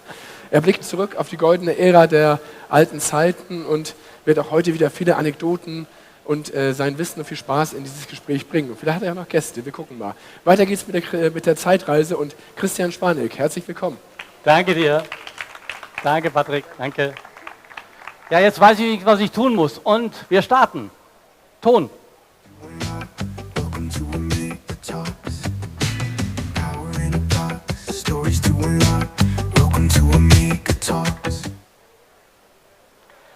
So, den Rest des Tons am Anfang musst ihr euch leider vorstellen, aber wir kriegen das bei den weiteren Filmen früher hin, dass ihr das alles hört, was hier dabei ist. Erstmal herzlich willkommen, vorgestellt wurde ich schon gerade. Vielen Dank für die lobenden Worte. Ich werde versuchen, denen halbwegs gerecht zu werden. Das klappt manchmal. Gestern hatten wir das Thema Aufstieg vom Amiga. Wie hat es angefangen? Warum ist es so gut geworden? Warum hat es so toll funktioniert? Und heute haben wir das Thema, warum hat es dann nachher nimmer so gut geklappt? Da gab es ja auch das eine oder andere Problem. Wir hatten heute Morgen schon einen Talk mit den Kollegen, die damals bei ESCOM dabei waren, als ich versucht habe, zu beleben. Da habe ich auch wieder viele neue Dinge gelernt, war sehr spannend. Aber wir sind heute jetzt sozusagen in den 90ern unterwegs. Das heißt also so Anfang der 90er, wo es noch halbwegs lief und dann schwieriger wurde. Wir werden aber auch über die Demoszene reden. Aber zuerst habe ich eine relativ komplexe Botschaft für euch. Und die erzählt am besten der Hannes. Der sollte früher mit mir auch viele Computerbücher geschrieben hat, der Hannes Rückheimer, der erzählt die am besten selbst. Liebe Amiga-Gemeinde, ich wäre so gerne bei euch gewesen, aber mich hat's erwischt. Ich liege hier mit einer heftigen Erkältung da nieder. Ich wünsche euch eine tolle Amiga 40, bin im Gedanken bei euch und es tut mir leid, dass ich es leider nicht persönlich schaffe. Ich habe dem Hannes genötigt, 2 Dinge zu tun. Erst habe ich gesagt, du machst bitte eine Botschaft. Ich kann den Leuten nicht einfach nur sagen, bist nicht da, ist jetzt Pech. Und das Zweite, ich habe gesagt, und du musst zu Hause den Stream gucken. Insofern, Hannes, alles Gute, gute Besserung für dich, auch hier vom Publikum. Ihr dürft ihm mal kurz einen Applaus schicken, freut er sich.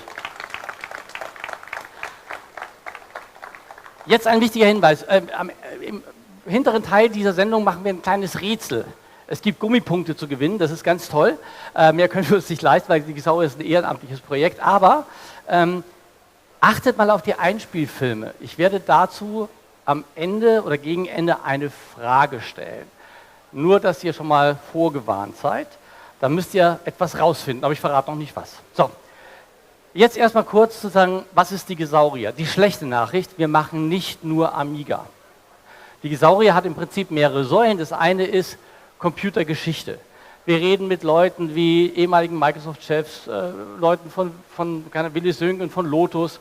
Wir reden aber auch viel mit Amiga-Leuten, weil Amiga halt nun mal auch mein Herzenscomputer ist, aber dennoch machen wir auch andere Dinge. Das heißt, wir sprechen mit Zeitzeugen, wir versuchen möglichst viele zu kriegen, wir wollen diese Geschichte ein Stück weit dokumentieren und festhalten, weil wenn sie mal weg ist, dann kriegen wir sie auch nicht wieder. Und das ist das, was wir bei Digisaurier wollen. Das ist ein Teil. Der zweite Teil ist, und da gilt eigentlich dasselbe, wir wollen es mit Humor und verständlich machen. Bei der Historie ist es so, es muss für Jüngere verständlich sein. Die müssen verstehen, wovon wir reden, weil wenn du sagst, ja, wir hatten ein Modem, gibt es den einen oder anderen, der sagt, was hattet ihr? Also insofern muss man da ein bisschen aufpassen. Der zweite Teil, den wir machen, die zweite Säule, ist das Erklären.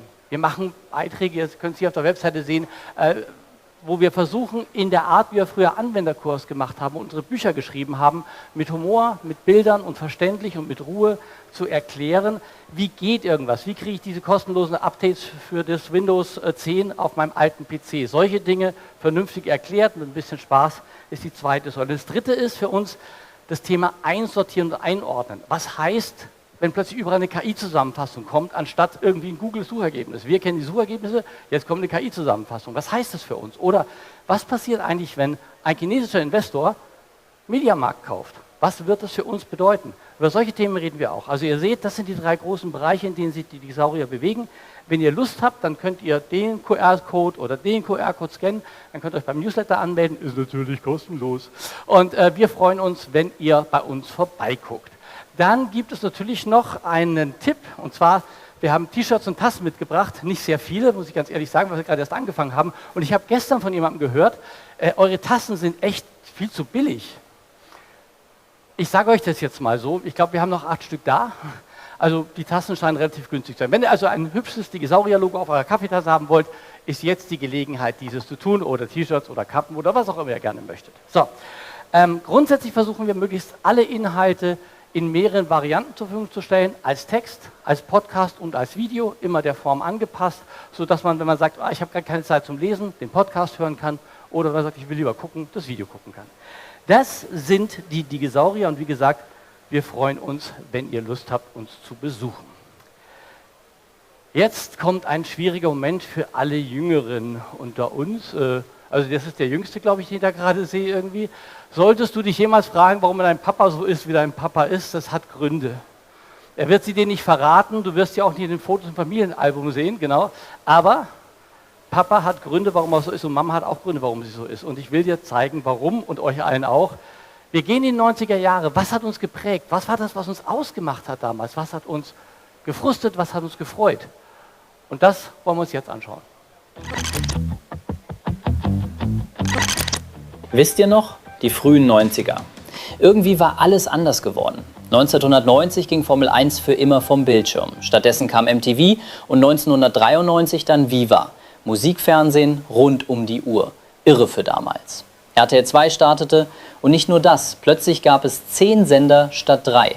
Wir wussten gar nicht mehr, wo wir zuerst hinschauen sollten. Die Musik? Rhythm is a Dancer von Snap, What is Love von Hathaway, Eurodance überall, synthetisch, laut, Party. Oder du warst Team Grunge, Nirvana, Flanellhemden, Weltschmerz. Die 90er waren gespalten. Im Kino 1990 Pretty Woman und Kevin allein zu Haus. Wirklich jeder kannte Kevin. Dann Terminator 2, Hasta la Vista Baby. Und 1992 Basic Instinct und Disneys Die Schöne und das Biest. Aber wisst ihr, was wirklich krass war? Der Game Boy. Plötzlich konnte man überall spielen. Tetris in der Bahn, Super Mario beim Warten, revolutionär wie der Walkman. Und zu Hause? Sega Mega Drive gegen Super Nintendo, Sonic gegen Mario. Das war eine Glaubensfrage. Und dann, 1990 fiel die Mauer. Deutschland wurde 1. Aber es war kompliziert. Euphorie, dann Ernüchterung. Die unbeschwerten 80er, irgendwie vorbei. Plötzlich knirschte es mit unserem Lieblingscomputer. Irgendwie passte der Amiga scheinbar nicht mehr rein. Vielleicht zu bunt für die Grunge-Kids, vielleicht zu nerdig für die Eurodance-Fans, zu kompliziert für manche aus der Konsolengeneration. Wir haben lange darüber gelacht, aber Fakt war, sogar der PC wurde besser. Windows 3.1 machte ihn einfach. Naja, relativ einfach. Und günstiger wurde er auch. Die Zeichen der Zeit standen auf Veränderung. Spiele erschienen erst für PC, dann vielleicht für Amiga. Und unser Lieblingsrechner? Der blieb irgendwie zurück. Ja, neue Modelle kamen, aber zu spät. Commodore versuchte irgendwie zu retten, was nicht mehr zu retten war. Einzelne gaben zwar nicht auf, aber das Unternehmen machte zu viele strategische Fehler. 29. April 1994. Commodore meldete Insolvenz an. Der Ur-Amiga war Geschichte.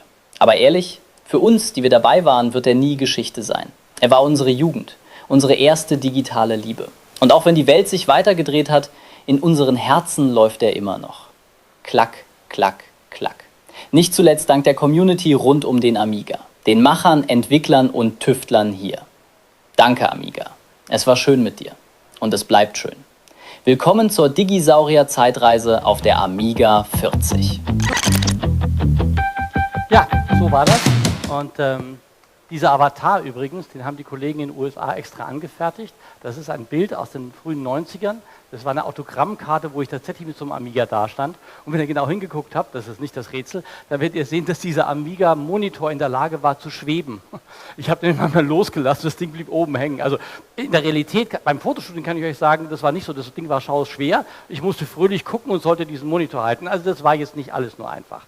Jetzt habe ich vor lauter Begeisterung mit den 90er vergessen, meinen Gast hochzuholen. Den holen wir jetzt hoch. Mit großen Applaus. André Kudra, kommst du zu mir bitte? Bitte schön.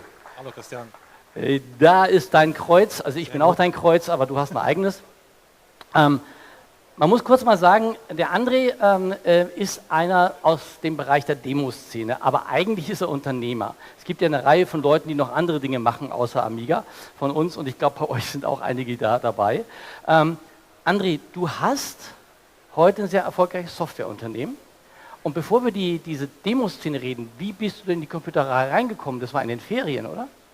Naja, wie viele, einfach eingestiegen natürlich über den C64 und dann später zum Amiga gewechselt.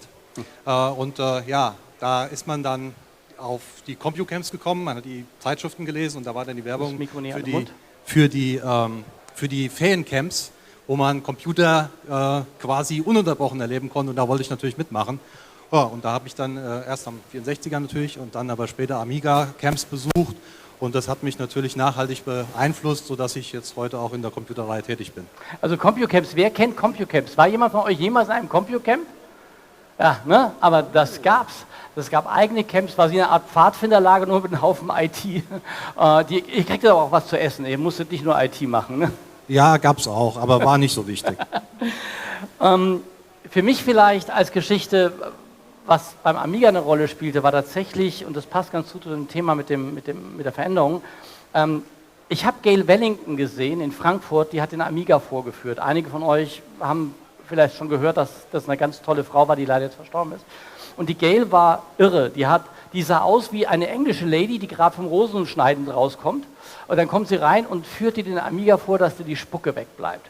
Und ich habe das gesehen in Frankfurt auf einer Messe, so im Hinterzimmer, und ich will ein Buch zu diesem Computer machen, ich will was mit diesem Rechner machen. Und bin dann nicht so weit weg, Data Becker nach Düsseldorf. Dr. Becker wollte Bücher schreiben, aus anderen Gründen, und ich habe gesagt, ja, mache ich gerne zum Amiga. Ich dachte, Sie wollen Geld verdienen. So, nö, ich will eigentlich ein Amiga-Buch schreiben, weil ich dann den Amiga umsonst kriege, oder zumindest mir das Geld dafür erarbeiten kann, und zweitens die Software auf jeden Fall umsonst kriege. Deshalb will ich ein Amiga-Buch schreiben. So bescheuert wie ich war, hat er gesagt, okay, ich kriege den eh nicht weg von dem Trip, also haben wir beschlossen, ich schreibe ein Amiga-Buch. Das wollte keine Sau. Der Verlag nicht, das Lektorat nicht und mein langjähriger Schreibpartner Hannes Rügheimer hatte auch keinen Bock auf Amiga. Es war ganz toll.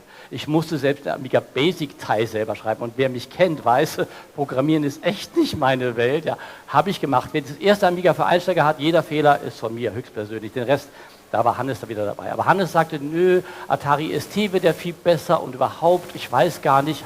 So, irgendwann, und er war bei der Bundeswehr, musste Lastwagen fahren lernen. Aber irgendwann hat Hannes dann auch geschwenkt und wir haben dann tatsächlich es geschafft, irgendwann unsere Amiga-Bücher sehr erfolgreich zu machen. Die geilste Geschichte ist, wir waren in Würzburg damals und da hatten wir so einen Lieblingsitaliener, das war so ein Studentenitaliener. Und da kam dann einer und bot uns Raubkopien auf einen Fotokopierer gemacht, raufgeführt unseren eigenen Büchern an. Das war total geil. Ich habe dann 20 gesagt, weißt du was, wir kaufen dem jetzt eins ab. Das ist echt einfach nur fair, dass wir das tun. Also insofern, Raubkopierer gab es damals, aber das war wirklich noch ein Kopierer. Wer nicht weiß, was das war, guckt im Internet nach. So, bevor wir beide jetzt gleich ein bisschen über die Demoszene reden, unser Thema ist ja, was ist eigentlich beim Amiga passiert? Und ich habe vor einiger Zeit den Gerald Lang auf der Bühne gehabt, in einem Talk. Und der Gerald war lange Zeit sehr stark auch mit den Entwicklern und mit der Hardware beschäftigt beim Amiga. Und den habe ich gefragt, sag mal Gerald, was glaubst du eigentlich, was war der Grund, warum es nicht geklappt hat? Guck mal, was er sagt. Wir machen kurz Platz. Gerade so ein bisschen erzählt, wie USA und Deutschland zusammengearbeitet haben. Gleichzeitig muss man ja sagen, es kamen dann ja auch Stück für Stück so ein bisschen dunkle Wolken auf bei Commodore. Wann hast du denn gemerkt, ups, das wird jetzt ein Problem? Oh, gute Frage, ja. Das war so im Prinzip schon in der Zeit, wo ich dann auch meinen Weggang geplant habe. Ich bin zu einer anderen Firma gegangen, so ein bisschen back in my business. Ich komme eigentlich aus der Mainframe-Welt, deswegen bin ich dann in eine andere Technik reingewandert wieder. Ja, man hat schon gemerkt, da läuft das schief. Da sind dann so Entwicklungen wie A2500 UX komplett durchdesignt worden. Wir waren die ersten im lauffähigen System 5 Release 4 Unix, die allerersten, auch vor Sun und allen anderen. Es war fertig, es war auf der CeBIT, wir haben es angucken können. Ich hatte selber auf dem Schreibtisch, es war perfekt. Es wurde gecancelt, einfach eingestampft. Damit hätten wir echt Geld verdienen können. Es war wirklich ein Profiteil, weg. Solche Geschichten sind einfach bitter, weil das war nicht nötig eigentlich. Ja. Was würdest du sagen, war der größte Fehler, den Commodore mit dem Amiga gemacht hat, warum es nachher dann irgendwann einfach Schicht war, oder war es die Zeit? Ich glaube, es war, wie er vorhin gesagt hat, eine Kombination aus vielen Faktoren. Also ein Faktor war ganz klar die PC-Schiene, die immer billiger wurde und auch immer mehr konnte. Ich meine, wir haben am Anfang Witze gemacht, wozu braucht ein PC eine Soundkarte, damit er mit wildem Getäuse und Getrümmel abcrashen kann. Ja. Aber das war halt irgendwann nicht mehr lustig, diese Gags, weil die konnten halt wirklich mit den Zusatzports viel mehr irgendwann. Die Chipsets weiterzuentwickeln waren ein Problem, die guten alten Ideen waren irgendwann mal fertig in der Entwicklung. Was mir zu den Amigas, insbesondere den 2000ern, noch einfällt, waren die Rework-Anweisungen. Es gab verschiedene Revisionen des Motherboards. Und für die früheren Generationen dann seitenlange Listen, die beschrieben, wie dieser oder jener Widerstand oder diese oder jene Pin-Verbindung mit einem Überbrückungskabel einzulöten seien, um die Stabilität zu erhöhen und den technischen Stand der späteren Revision zu erreichen. Manches davon war auch die Voraussetzung, um spätere Chip-Versionen wie den Big Agnus oder die ECS Denise auf älteren Boards nutzen zu können. Das kam alles definitiv aus Braunschweig. Die Frage war dann für mich bzw. uns, wer diese Lötanweisungen ausführen könnte. Wir standen mit dieser Technik eher nicht auf gutem Fuß. Es gab aber den Lötkolben schwingenden Dieter, der bei Computer Martin in der Werkstatt gearbeitet hatte. Zudem bin ich mit solchen Ansinnen dann abends oder am Wochenende nach Hause gefahren. Und er hat sie freundlich, hilfreich und erfreulicherweise auch immer erfolgreich umgesetzt. Es gab dann ECS-Chipsatz, es gab dann AA, AAA. AAA kam nie auf den Markt, das ging dann vorher in die Pleite. AA war eine coole Geschichte, aber die Kompatibilität war ein Problem und das hatten die anderen einfach, die haben aufgeholt und die haben nicht genug Gas gegeben. Das war, glaube ich, der Hauptgrund. Wir haben nicht genug Gas gegeben. Übrigens, weil der Hannes gerade, das war übrigens Hannes, der Digi-Hannes. Also wir haben einen Digi-Christian, einen Digi-Hannes, sind Avatare von uns, die wir einsetzen. Das war der Digi-Hannes, weil der andere liegt ja krank im Bett. Wenn ihr was zum Löten habt, da hinten sind die Kollegen, die das sehr super machen. Wenn ihr also ein Problem mit eurem Amiga habt, dann helfen die gerne weiter. Aber André, wir wollen jetzt ein Stück ja über das Ende des Amiga sprechen, aber deine Herzensgeschichte ist ja, und auch ein Spiegel sicherlich von der Veränderung beim Amiga, das Thema Demoszene. Erklär erstmal kurz für alle, die das nicht so genau wissen, was ist das? Weil ich habe im Kopf, das ist immer so ein bisschen Halbseiten gewesen mit den Demoszenen-Leuten. Naja, grundsätzlich muss man erstmal gucken, was ist ein Demo. Ein Demo ist eigentlich sowas für den Unbedarften, wie ein Musikvideo sieht es aus, aber de facto ist es ja ein in recht Echtzeit gerendertes audiovisuelles Erlebnis, was einfach durch den Code in Realtime erzeugt wird. Und das allein erstmal zu fassen, was das ist eine große Faszination an sich. Mhm. Und ja, das ist eine Sache, die aber ihre Ursprünge ja, ihr wisst es alle, in der Raubkopiererzeit, in der Cracker-Zeit gehabt hat. Echt, weil, die gab's? Boah. Ja, kann man ja, alles gekauft. Nicht abstreiten. Ja. Alles. Und die Sache ist ja die, dass sich die Cracker natürlich irgendwie bekannt machen wollten, natürlich nur mit entsprechenden Pseudonymen oder Handles und dann diese Crack-Throws vor die Spiele gemacht haben. Kennt es alle, denke ich mal, oder die meisten vielleicht. Wer kennt das mal ganz genau? Oder ihr habt alle gekauft? Okay, nee. Danke für den Hinweis. Keine Kamera ins Publikum, keine Kamera ins Publikum. Du. Naja, aber viele hatten eben auch Spaß an dem Programmieren an sich und vielleicht auch am Cracken, aber vielleicht aber auch mehr am Programmieren. Und dann hat sich das sukzessive emanzipiert zu einer eigenständigen Kultur, die wir heute als Demoszene kennen. Und das ist eine unfassbar aktive Community, nicht nur am Amiga, sondern generell über alle Plattformen hinweg. Und die ist heute auch noch extrem aktiv und hat auch ein Stück dazu beigetragen, dass der Amiga auch so weit am Leben gehalten wurde. Nicht nur durch die jetzt hier sind, mit den Geräten arbeiten, die Hardware und Software entwickeln, sondern auch eben entsprechend Demos programmieren. Und wenn ich zu einer Demo-Party gehe, dann ist das vor allen Dingen das Happening mit all den Leuten und weniger die Party, oder was ist das? Naja, das nennt sich Demo-Party, ist aber eine Kombination von Dingen. Es hat natürlich auch einen gewissen Party-Charakter, aber es geht grundsätzlich darum, dass da die Demos eben gezeigt werden, in verschiedenen Kategorien, Competitions oder Compos genannt, indem man eben diese Demos einreicht als Code und die werden dann zu einem gewissen Zeitpunkt, gibt es eine Deadline, muss man dann abgeben und dann werden die gezeigt auf der großen Leinwand und alle, die dabei sind oder auch remote dabei sind, manchmal können dann wählen, was ihr Lieblingsdemo war. Und dann gibt es eben eine Rangfolge. Und das ist eigentlich die Party. Und dieser freundliche, kompetitive Wettbewerb ist natürlich eine tolle Sache. Und viele fühlen sich da angespornt, natürlich permanent Hochleistungen oder Höchstleistungen zu bringen. Über Jahre und Jahrzehnte. Ist ja eine recht alte Kultur, die in den 80ern ihren Ursprung hat.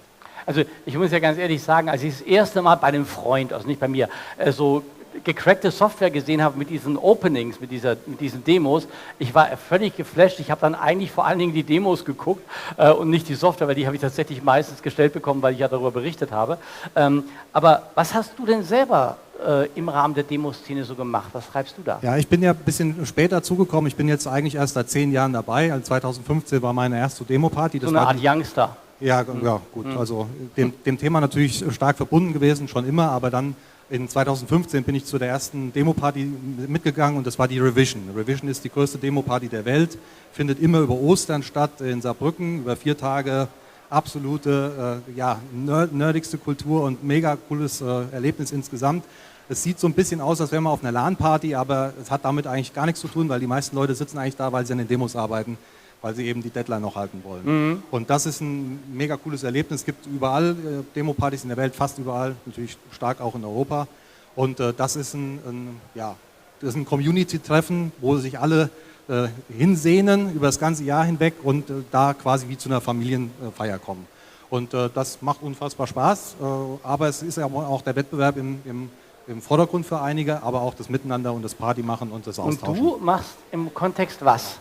Also ich bin seit 2015, wie gesagt, aktiv. In 2019 kamen ein paar gute Leute auf die Idee, dass die Demoszene ja sowas wie eine sehr ureigene, geborene digitale Kultur ist, die man vielleicht auch mal zu irgendwelchen offiziellen Weihen bringen könnte, wenn man das so formulieren kann. Und dann wurde das Projekt Art of Coding gestartet und in dem habe ich mich viel engagiert. Was macht das Projekt? Es hat zur Zielsetzung, die Demoszene als Intangible Cultural Heritage von der UNESCO, also immaterielles Weltkulturerbe von der UNESCO anerkennen zu lassen. Und siehe da, nach all den Jahren haben wir es in 7 Ländern geschafft, dass die Demoszene als immaterielles Kulturerbe anerkannt ist. Das ist dann sowas wie Heidelberg, die Innenstadt oder so, eine Weltkulturerbe. Ja, das ist ein bisschen natürlich ein Sprung. Ne? Also letzten Endes geht es darum, die UNESCO hat gesehen, oder die Landesvertretung der UNESCO haben gesehen, wir haben da ein Gap, wir brauchen irgendwas mal im digitalen Bereich. Und bei der Demoszene ist eben alles dokumentiert, in sehr hohem Detailgrad über die Jahrzehnte hinweg, sodass es klar war, okay, das ist eine native digitale Kultur, die es seit 10 Jahren oder seit 40 Jahren über Dekaden hinweg gibt und dass man die eben würdigen kann, indem man sagt, ja, das ist eine anerkennenswerte Sache und wir wollen das als immaterielles Weltkulturerbe anerkennen. Und das war in 7 Ländern jetzt. Jetzt wisst ihr, was ein Unternehmer ausmacht. Du gehst hin, stellst fest, dass sie in einem Raubkopierer machen lustige Sachen und einige Jahre später schaffst du es, dass es zum Weltkulturerbe wird. Herzlichen Glückwunsch zu dieser Funktion und zu dieser Aufgabe.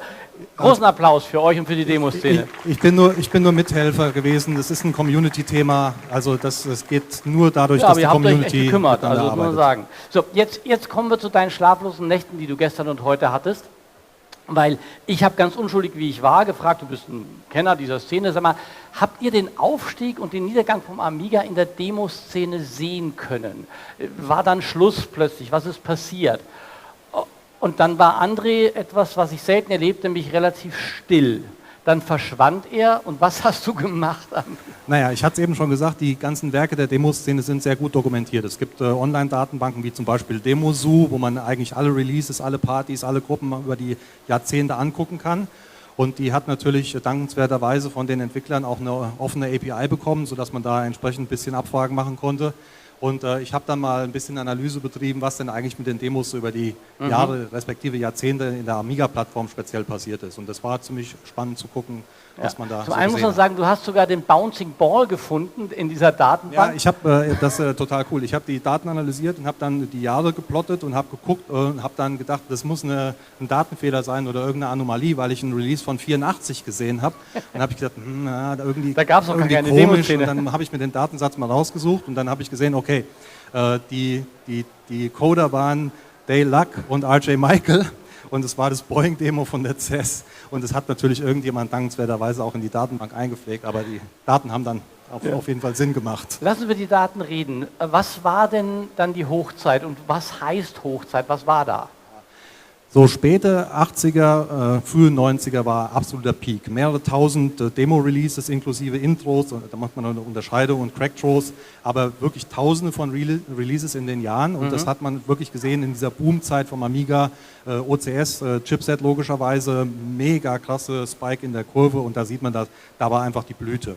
Und das hat dann ein bisschen sich geändert, als das AGA-Chipset rauskam in 92, respektive Ende 92 und dann 93 kamen die ersten Releases. Dann gab es da eine ziemliche Erhöhung von den Demos in dem Bereich, ein bisschen Rückgang OCS, aber es war immer noch ein ziemlich hohes Niveau. Und dann hat man dann eben gesehen, so späte 90er ist es dann ziemlich massiv runtergegangen. Also 96, 97. Ja, also zum Beispiel, weil 94 Commodore eben Insolvenz gegangen ist und dann hat man gesehen, okay, es gab noch viele Leute, die auf AGA-Plattformen gearbeitet haben, aber es ist halt schon massiv von der Kurve insgesamt runtergegangen. Und dann halt irgendwie so 2000er komplett der Switch weg vom Amiga. Und das ist ein Kulturphänomen in der Demoszene, muss ich auch dann kurz jetzt an der Stelle erwähnen. Die Szene wurde schon oft als tot deklariert. Also es gibt so einen Running Gag in der Demoszene, ja, the scene is dead, also Demoszene gibt es nicht mehr. Aber es ist ein absoluter Trugschluss. Also immer, wenn die Leute gesagt haben, die Demoszene ist tot, ging es immer weiter mit anderen Plattformen oder eben es ging wieder dann nach oben. Also das ist so ein geflügeltes Wort, was zum Glück nie eingetreten ist. Also ich habe vom André jetzt relativ viel gelernt. Zum Beispiel habe ich gelernt, es gibt eine neue Aktivität, die heißt No CPU. Da geht es darum, dass man ohne die CPU nur mit den anderen Chips quasi Demos macht. Also die suchen sich auch immer wieder neue Aufgaben. Das wird schon alles relativ spannend. Aber ich will noch was fragen, weil du hast ja dieses Shirt, diese Mountain Bytes von 2023. Was ist das? Was war das? Das hat garantiert was mit Demoszene zu tun. Ja, absolut. Das ist die Schweizer Demo-Party. Okay. Ihr seht da ja auf dem Label Echtzeit steht da bei mir als, sagen wir mal, Organisationszugehörigkeit. Echtzeit ist der Schweizer Demoszeneverein, dem ich auch angehöre. Und der hat auch traditionell Demo-Partys ausgerichtet, Demo-Days und Bünzli und irgendwann dann eben nicht mehr. Und wir haben quasi das gerebootet in 2023 nach Covid. Also erst wollten wir 21, 22 ging da nicht. Und dann 23 haben wir dann gerebootet und das ist die Mountainbikes Demo-Party. Und die findet natürlich jetzt auch wieder statt. Februar 27. Februar bis 1. März in 2026 und wir freuen uns, wenn ihr alle da... In wo? In Cham in der Schweiz, in der Nähe von Zürich. Alles klar. André, ich danke dir ganz herzlich für deinen Einsatz, dafür, dass du mir die Infos gebracht hast und wir alle ein bisschen was gelernt haben. Danke dir ganz herzlich. Ich danke dir. Darf ich das Mikro haben? So, jetzt kommt ein bitterer Moment und zwar vor allen Dingen für den Vitus. Weil der muss nämlich hinter mir herlaufen. Also ich probiere heute mal ganz geschickt rückwärts zu laufen, dann siehst du mich nicht von hinten. Ich bin zwar vorne auch nicht hübscher, aber egal. Weil was jetzt passiert ist, wenn ihr stehen bleibt, lasst mir auf, dass mir nichts passiert. So, hier bleibe ich jetzt stehen, weil jetzt will ich von euch wissen, wer hatte einen ganz frühen Original Amiga, einen Tausender? Wer hatte einen Amiga 1000? Damals? Ihr auch? Pass auf, ja, du, Gerhard, schon mal von da hinten. Komm mal vor zu mir hier, Gerhard, komm mal vor zu mir. Ihr zwei, ja, euch will ich mal sehen. So, das ist nämlich der Gerhard, den ihr gerade im Video gesehen habt. Der hat eine Amiga-Kappe natürlich in der Hand. Und du hattest einen Original 1000er, selbst geklaut, selbst gekauft? Selbst gekauft. Richtig vom eigenen Geld? Jawohl. Du musstest zahlen dafür, dass du bei Commodore arbeiten durftest? Über 3000 D-Mark, ja. Okay, und bei dir? Bei mir war in Italien, auch selbst gekauft. 3.500.000 Lira. Okay, das war noch die Lehrer-Zeiten. Kinder, nicht erschrecken, das war eine ganz andere Zeit. Danke euch beiden. Aber ich habe da hinten noch jemanden gesehen, der die Hand gehoben hat. Warst du das, Jan? Ne? Was war dein erster? Ein Tausender? Wann hast du den gekauft? Ja, das war noch ein Tausender mit der Piggyback oben drin, Ja, wenn ja. man die Kickstarten laden musste. Ja, ich habe ihn gebraucht gekauft. Ich war Student, ich konnte es mir nicht leisten. Okay. Ich habe, glaube ich, einen Tausender bezahlt. Ah, das ist ein Amiga 1000 für 1000. Was will die Welt mehr? So, wer hatte denn einen 500er? Ein Original. Du hattest 500. Was für einer war das? Das war der mit Kick 1.3. Okay. 91er Baujahr, glaube ich. Und wie bist du drauf gekommen? Einfach irgendwo gesehen und gesagt, Den will habe haben? ich tatsächlich zu Weihnachten geschenkt gekriegt von meinen Eltern. Okay. War mein erster Homecomputer, den ich hatte, und den habe ich auch ziemlich lange gehabt. Und wann haben Hab ihn deine auch Eltern immer dich noch. wieder gesehen? 3 Monate später oder was? Ungefähr, ja. Ja. Okay, sie wissen aber schon noch, wie du aussiehst. Ja, das wissen sie Das auch. ist super, okay. Wer hatte einen 2000er? 2000er, da hinten ist ein 2000er. Geh mal fairerweise auf diese Seite. Aber du kannst da stehen bleiben, Tito, das ist wahrscheinlich leichter. Du hattest einen 2000er und den hast du wo gekauft? Oh, gute Frage. Hm. Das weiß ich schon gar nicht mehr. So ist das mit dem Alter. Ich kenne das. Ja, her, alles klar. Ich weiß meinen Namen, dann ist gut. Du weißt nicht mehr, wo du den gekauft hast, aber weißt du, was du bezahlt hast dafür? Naja, das war auch durch meinen Vater, der hatte Desktop Publishing gemacht und deswegen hat er sich nicht den 500er, sondern den großen 2000er für uns dann gekauft. Und der hat dann das richtig war mitgearbeitet. wie die Eisenbahn, ne? Papa und Sohn zusammen. Genau. Und wie habt ihr euch aufgeteilt? Eher Sportschau, du Amiga oder Ja, was? so ungefähr, ja. Okay, warst kein Sportfan? Doch, doch. Aber Fußball-Bundesliga auf dem Amiga? Ja, das noch nicht, nein. Hast du programmiert? Was hast du gemacht? Nein, ich habe nicht programmiert. Ich habe auch ein bisschen Textverarbeitung gemacht damit und alle gespielt natürlich. Viel. Productivity und Spiele. Was war dein Lieblingsspiel? Populous. Ah, gut. Bei mir ich habe ja wenig gespielt, bei mir war das tatsächlich Mabel Madness. So. Wer von euch hat nie einen Amiga besessen? Ihr traut euch ruhig. Okay, alle. Dann danke ich euch für eure kleinen Geschichten rund um den Amiga. Und Vitus, dir danke ich dafür, dass du hinter mir hergelaufen bist. Das ist selten in meinem Alter, dass mir noch jemand hinterherläuft. Aber das war sehr schön. Jetzt kommen wir zu dem kleinen Rätsel, von dem ich gesagt habe. Wir haben euch heute mehrfach etwas gezeigt, was es so nicht gibt. So ähnlich ja, aber so nicht. Vom Amiga in den Einspielfilmen. Wer hat aufgepasst und gesehen, was das war? Ich habe gewusst, dass keiner gewinnt. Ich hätte auch 5 Tassen vergeben können, aber egal. Ihr habt gesehen mehrfach einen Monitor. Klingelt's jetzt? Okay, ich zeige ihn euch. Es hat keiner rausgefunden, macht nichts. Wir gucken mal. Das ist der Monitor, den wir euch gezeigt haben. Da ist ein Dinosaurier-Logo drauf. Das gab es nie, weil zu dem Zeitpunkt wusste Commodore gar nicht, dass es uns geben wird. Und ich wusste auch nicht. Dann seht ihr hier, der Knopf ist anders, weil wir haben ein zweites Bild für euch. Das ist der Original 1084, ein legendärer Monitor. Und da seht ihr, der sieht dann schon einiges anders aus. Jetzt habe ich mir natürlich stundenlang Gedanken gemacht, das Design entwickelt, wie kann ich den leicht fälschen. Und weil ich grafisch nicht sehr begabt bin, bin ich zu ChatGPT gegangen und habe gesagt, machen wir mal den Monitor. Und das kommt dabei raus, weil, was man wissen muss, ChatGPT darf den gar nicht exakt nachbilden. Aus Rechtgründen. Das bedeutet, wann immer ihr ein Bild reingebt, kriegt ihr irgendwas zurück. Aber es ist immer ein bisschen anders als Original, teilweise ein bisschen sehr. Hier hatten wir ziemlich viel Glück, aber das ist sozusagen die Auflösung unseres Rätsels. So, jetzt haben wir nicht mehr lange, wenn ich es richtig sehe, genau, weil wir nachher noch gleich zur Verlosung kommen werden. Da muss irgendwo der Markus zumindest in der Nähe sein, hoffe ich doch zumindest. Da drüben, alles klar, Markus ist schon mal da. Ich möchte trotzdem noch ein kleines Fazit ziehen. Die Gründe, warum der Amiga nicht überlebt hat, sind nicht nur das Management. Ich habe gestern mit Dale Luck ein langes Interview geführt und er sagte, ich habe ihn gefragt, was hättet ihr anders machen können? Und er sagte zu mir, wir hätten offener sein sollen. Wir hätten mehr darüber nachdenken können, dass andere was für den Amiga machen, damit er frisches Blut kriegt, andere Ideen noch kriegt. Und wir hatten das Problem, dass wir nicht so ganz genau wussten, für wen machen wir den eigentlich gerade. Für die Spieleleute, die wollten möglichst direkten Zugriff auf die Chips und nichts dazwischen. Oder für die anderen Leute, die eben nicht eine Konsole haben wollten, sondern die wirklich sagen wollten, ich brauche halt auch einen Druckertreiber, ich brauche andere Dinge und so weiter. Und da dazwischen, sagt er, konnten wir uns nicht so richtig entscheiden. Und darum gab es verschiedene Konzepte. Beispielsweise gibt es eine Variante von dem, ich sage jetzt mal Amiga 2000, die in den USA entwickelt wurde.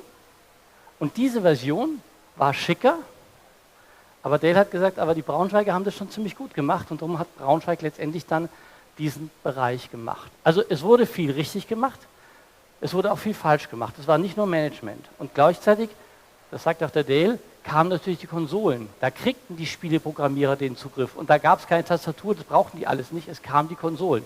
Der Amiga kam von links unter Druck und dann kam auch noch von rechts unter Druck, weil da war halt der PC. Ja, ich weiß. Es ist irgendwie teilweise echt eine üble Kiste gewesen damals. Und ich habe auch keinen Spaß damit gehabt. Ich habe ewig lang einen Sidecar neben meinem Amiga gehabt, damit ich irgendwie Texte kompatibel machen will. Wir wollten unsere Amiga-Bücher mit dem Amiga schreiben. Es war für uns nicht sinnvoll machbar, weil es nicht verarbeitbar war, weil es nicht kompatibel war.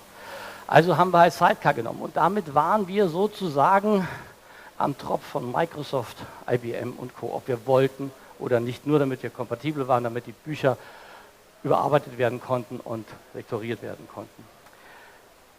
Der PC mit seiner Erweiterbarkeit und Windows war sicherlich ein Teil des Endes vom Amiga. Aber bei allem, was da kam, bei all dem Druck, wie ist der berühmte Satz, du hast da ein Shirt, ne? Back to the Past, habe ich gesehen.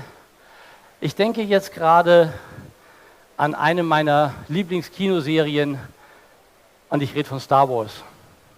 Und ich kann euch sagen, die Macht war stark in diesem jungen Computer.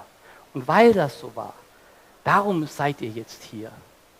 Weil da was war, was über diese Hardware hinausging. Eine Idee, eine Faszination, eine Idee, die 80er, die 90er, die 2000er überlebt hat, bis heute aktiv ist. Und wenn ihr nicht wärt, gäbe es diese Idee nicht. Und darum bitte ich euch jetzt um einen ganz großen Applaus für euch selbst und für alle, die das hier machen, was hier passiert ist. Ohne euch gäbe es das nicht. Euer Applaus, der muss donnern. Hört ihr uns da drüben? Gut.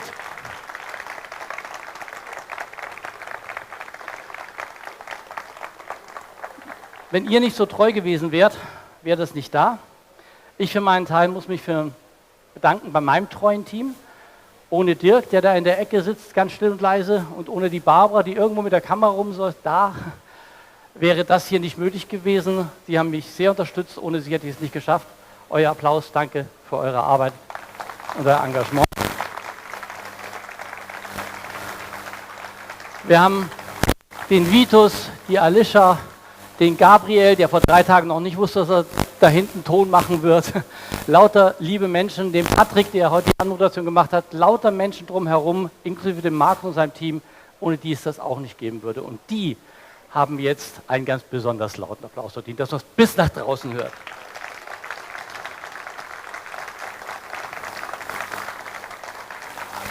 Und nun, man sagt ja immer im Fernsehen, mit Kindern und Tieren sollst du dich nie zeigen. Ich kann es nicht ändern. Ich bitte den Markus hoch, der traut sich auch mit Kindern, weil jetzt geht es um die Verlosung. Markus, kommt ihr zu mir? Ja, ich mache, was ich heute beim Petro schon gemacht habe, ich gehe aufs Knie. Haha, grüß dich, komm her zu mir. Du heißt wie? Enna. Enna, okay. Und dahinter dir, wer sich da versteckt, das ist? Milena. Milena, Enna und Milena. Und das ist der kleine Markus und dem gebe ich jetzt das Mikrofon. Und ich glaube, ich kann wieder aufstehen, wenn ich schaffe. Danke dir, Christian. Super. Genau. Wir machen jetzt gleich die Verlosung. Ich weiß, dass viele von euch schon... ganz kurz ein Hinweis noch vorher. Es stehen vorne noch eine ganze Reihe Sachen, die vorbestellt wurden, die aber noch nicht abgeholt wurden. Vielleicht, falls jemand sich erinnert, ich habe vor einem halben Jahr vielleicht mal ein T-Shirt vorbestellt. Das ist alles bei uns noch am Merchandise-Stand. Da sind bestimmt noch 20, 30 Tüten. Vielleicht fällt es noch irgendjemand. Und dann geht doch nochmal nach vorne und holt eure Sachen ab. Okay, ich will gar nicht lange warten. Die Verlosung. Wir haben tolle Preise bekommen dieses Jahr und werden jetzt heute hier auf der Bühne sogar 5 Hauptpreise verlosen, weil wir einfach so viele coole Sachen haben, dass ich mir gedacht habe, die sind es alle wert. Und ich wünsche euch viel Spaß, die ihn los haben. Schauen wir mal. Wir starten mit einem Gutschein, den hatten wir gestern auch schon mal von Amiga Store. Die haben kräftig gesponsert dieses Jahr. Das heißt, wer noch ein bisschen neue Hardware, Software benötigt und die in Spanien bestellen möchte, der kann das mit diesem 300-Euro-Gutschein bestimmt sehr gut machen. Und dafür ziehen wir jetzt mal die erste Nummer. So, wer zieht? Ja, du ziehst, alles klar.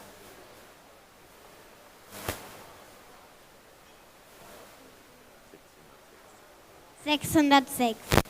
606. 606. 606 ist die Zahl. Die 606 wird zu uns gerufen. Die 606 nicht da ist. 606. 606. 606. Ah, ja. Ja. Hat er gewonnen oder geht er nur zur Toilette? Wollen wir erst mal zwischendrin was machen und warten oder wollen wir direkt neu ziehen? Wie machst du das? Ah, wir warten noch einen Moment. Wir warten noch einen Moment, ja. Genau. Bin auch hier aufs Klo. Genau. Also 606, falls jemand seine Lose nochmal prüfen mal mag. die 606. Ich lege ihn erstmal beiseite und dann machen wir weiter mit dem nächsten Preis. Genau. Ich habe die 606 noch hier in treuen Händen. Und zwar geht's weiter mit der Siedler 2 Collectors Box. Ich weiß nicht, wer es mitbekommen hat. Also als die Siedler 2 angekündigt wurde, war die Collectors Box relativ schnell ausverkauft. Wir haben noch eine ergattern können für die Verlosung, beziehungsweise der Gewinner bekommt sie dann zugeschickt. Und genau, da ziehen wir jetzt mal die zweite Nummer für. Wir suchen immer noch die 606. Wenn sie sich meldet, 606, just join us on the stage.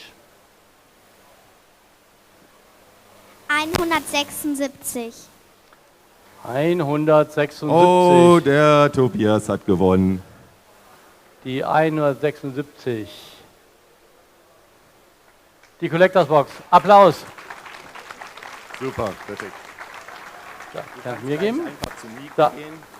Die Fertigen ins Töpfchen, die Guten ins Kröpfchen. War es umgedreht? Ich weiß es nicht mehr genau. Okay. The Perfekt. Next. Gut. Dann der dritte Preis von iComp, ein AGA MK3 Flickerfixer. Auch dieser, wie ihr seht, habe ich leider nicht hier, weil auch der Jens nicht damit gerechnet hat, dass so viele von euch hier vor Ort sind und einkaufen werden. Also auch den bekommt ihr dann zugeschickt, aber wir ziehen jetzt erstmal die Nummer. Ja. Erkläre ich gleich. 402. 402. 402. Ach, schon wieder hier vorne. Super. Ja, die vorderen, nicht nur vorne, sondern gleich dabei. Einmal die Nummer. Nummer zeigen. Ausweis. Führerschein. Super. Auch du gleich zum Jens vorne und dann. So, zu der Super, 606. herzlichen Glückwunsch. Genau, herzlichen Glückwunsch. Zu der 606 gibt es was zu sagen. Die 606 ist los, weil der musste zum Flughafen, aber er war clever. Er hat seine 606 da hinten, von dem man weiß, der kann nicht flüchten, weil er mitorganisiert. Wir wissen, wer er ist. Wir haben ihn, die 606, kriegt ihren Applaus und ihr müsst sehr laut applaudieren, weil der ist ja schon am Flughafen.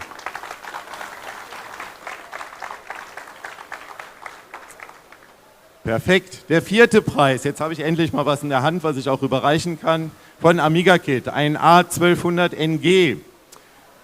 Da brauchen wir jetzt die nächste Nummer für, bitte. 405. 405. 4405. Oh. Also, Nochmal. wie viele Lose hast du eigentlich geholt? Sag mal, war das die Tüte?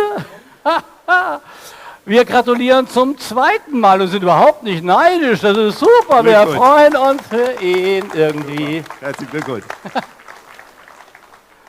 Danke.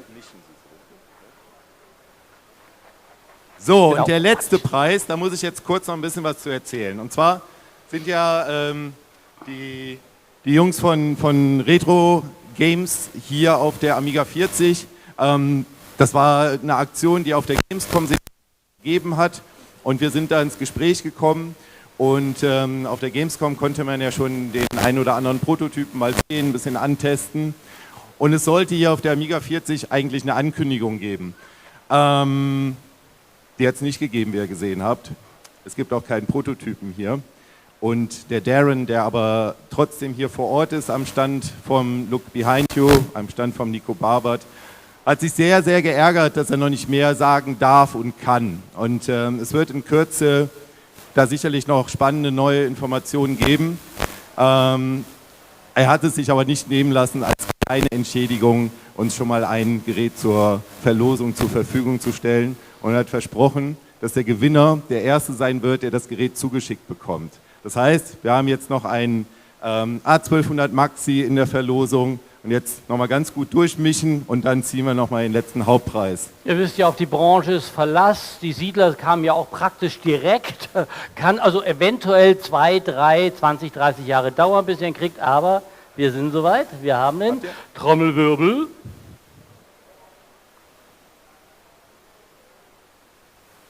$715. 715. Bleib sitzen. 715. 715. So. 715. Jetzt kommt Amiga-Bill? Nee, doch nicht, dachte. 715. Ah, noch sehe ich keinen. 715. 715. Hat der auch abgegeben bei euch da hinten? Auch im Flugzeug? Nee, ne? 715 habt ihr nicht. 715, noch nicht zu sehen. 715. Es lohnt sich. Guckt nochmal auf eure Lose. Genau. Ach, jetzt wo du es sagst. Christian. Ja, hier, guck mal, 715 kannst du sehen. Ja, ich habe es mir in die Hand geschrieben. Super. 715, also. Ah, nicht ganz. Ja, aber ist wie beim Lotto, weißt du. Theoretisch hat man die Zahlen immer alle, aber... Gut, wir machen Folgendes. 715. Wer gestern noch nicht da war, hinter dem Merchandise-Stand gibt es alle anderen Gewinne gleich abzuholen. Wir haben alle Gewinnernummern auf ein Plakat geschrieben. Guckt bitte nach, wenn eure Nummern dabei sind, gebt dem Team eure Lose, dann kriegt ihr die Preise ausgehändigt. Ich glaube, wir haben 70, 80 Preise da liegen, also jede Menge. Und vielleicht fällt bis dahin ja noch jemand das Los, was hatten wir gesagt? 715. 715 in die Hand. Solltet ihr es doch noch finden, meldet euch. Gebt es mir zu treuen Händen, ich kümmere mich drum. 715, genau. Ansonsten, vielen Dank, noch weiter viel Spaß. Wir haben, glaube ich, noch ein paar spannende Interviews Genau. jetzt Aber auf der Bühne. Einen großen Applaus für unsere beiden Glücksfeen. Genau, vielen Dank. Gar nichts, ja? Habt ihr super gemacht. Danke euch. Super, danke. So, Mikrofon lässt ihr mir da, weil ich für meinen Teil mich jetzt auch von der Amiga 40 verabschiede. Ich gehe noch ins Studio, wir haben noch ein paar Interviews zu drehen und irgendwann fängt jemand an abzubauen. Insofern von meiner Seite auch danke, dass ihr ausgehalten habt, dass ihr mit auf die Zeitreise gegangen seid. Ich hoffe, wir sehen uns wieder, wo auch immer, wann auch immer, auf einer Retro-Messe. Egal zu welchem Thema, wisst ja, nur Amiga ist es nicht. Und wir bauen hier auf und gehen weg. Und danke und tschüss. Bis bald.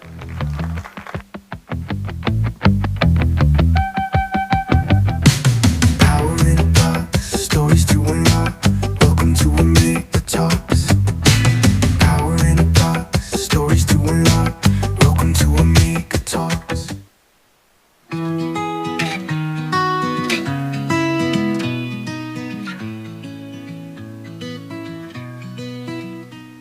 Through floppy disks and dark.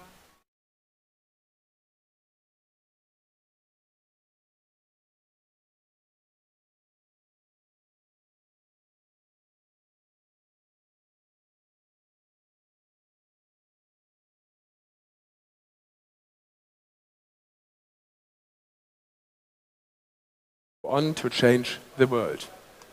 He was the creative mind behind the classic Lemmings. And just a few years later, he helped creating Grand Theft Auto into one of the most successful franchises in gaming history. Today, he takes us back to those early days. Please join me in welcoming to the stage Mike Daly.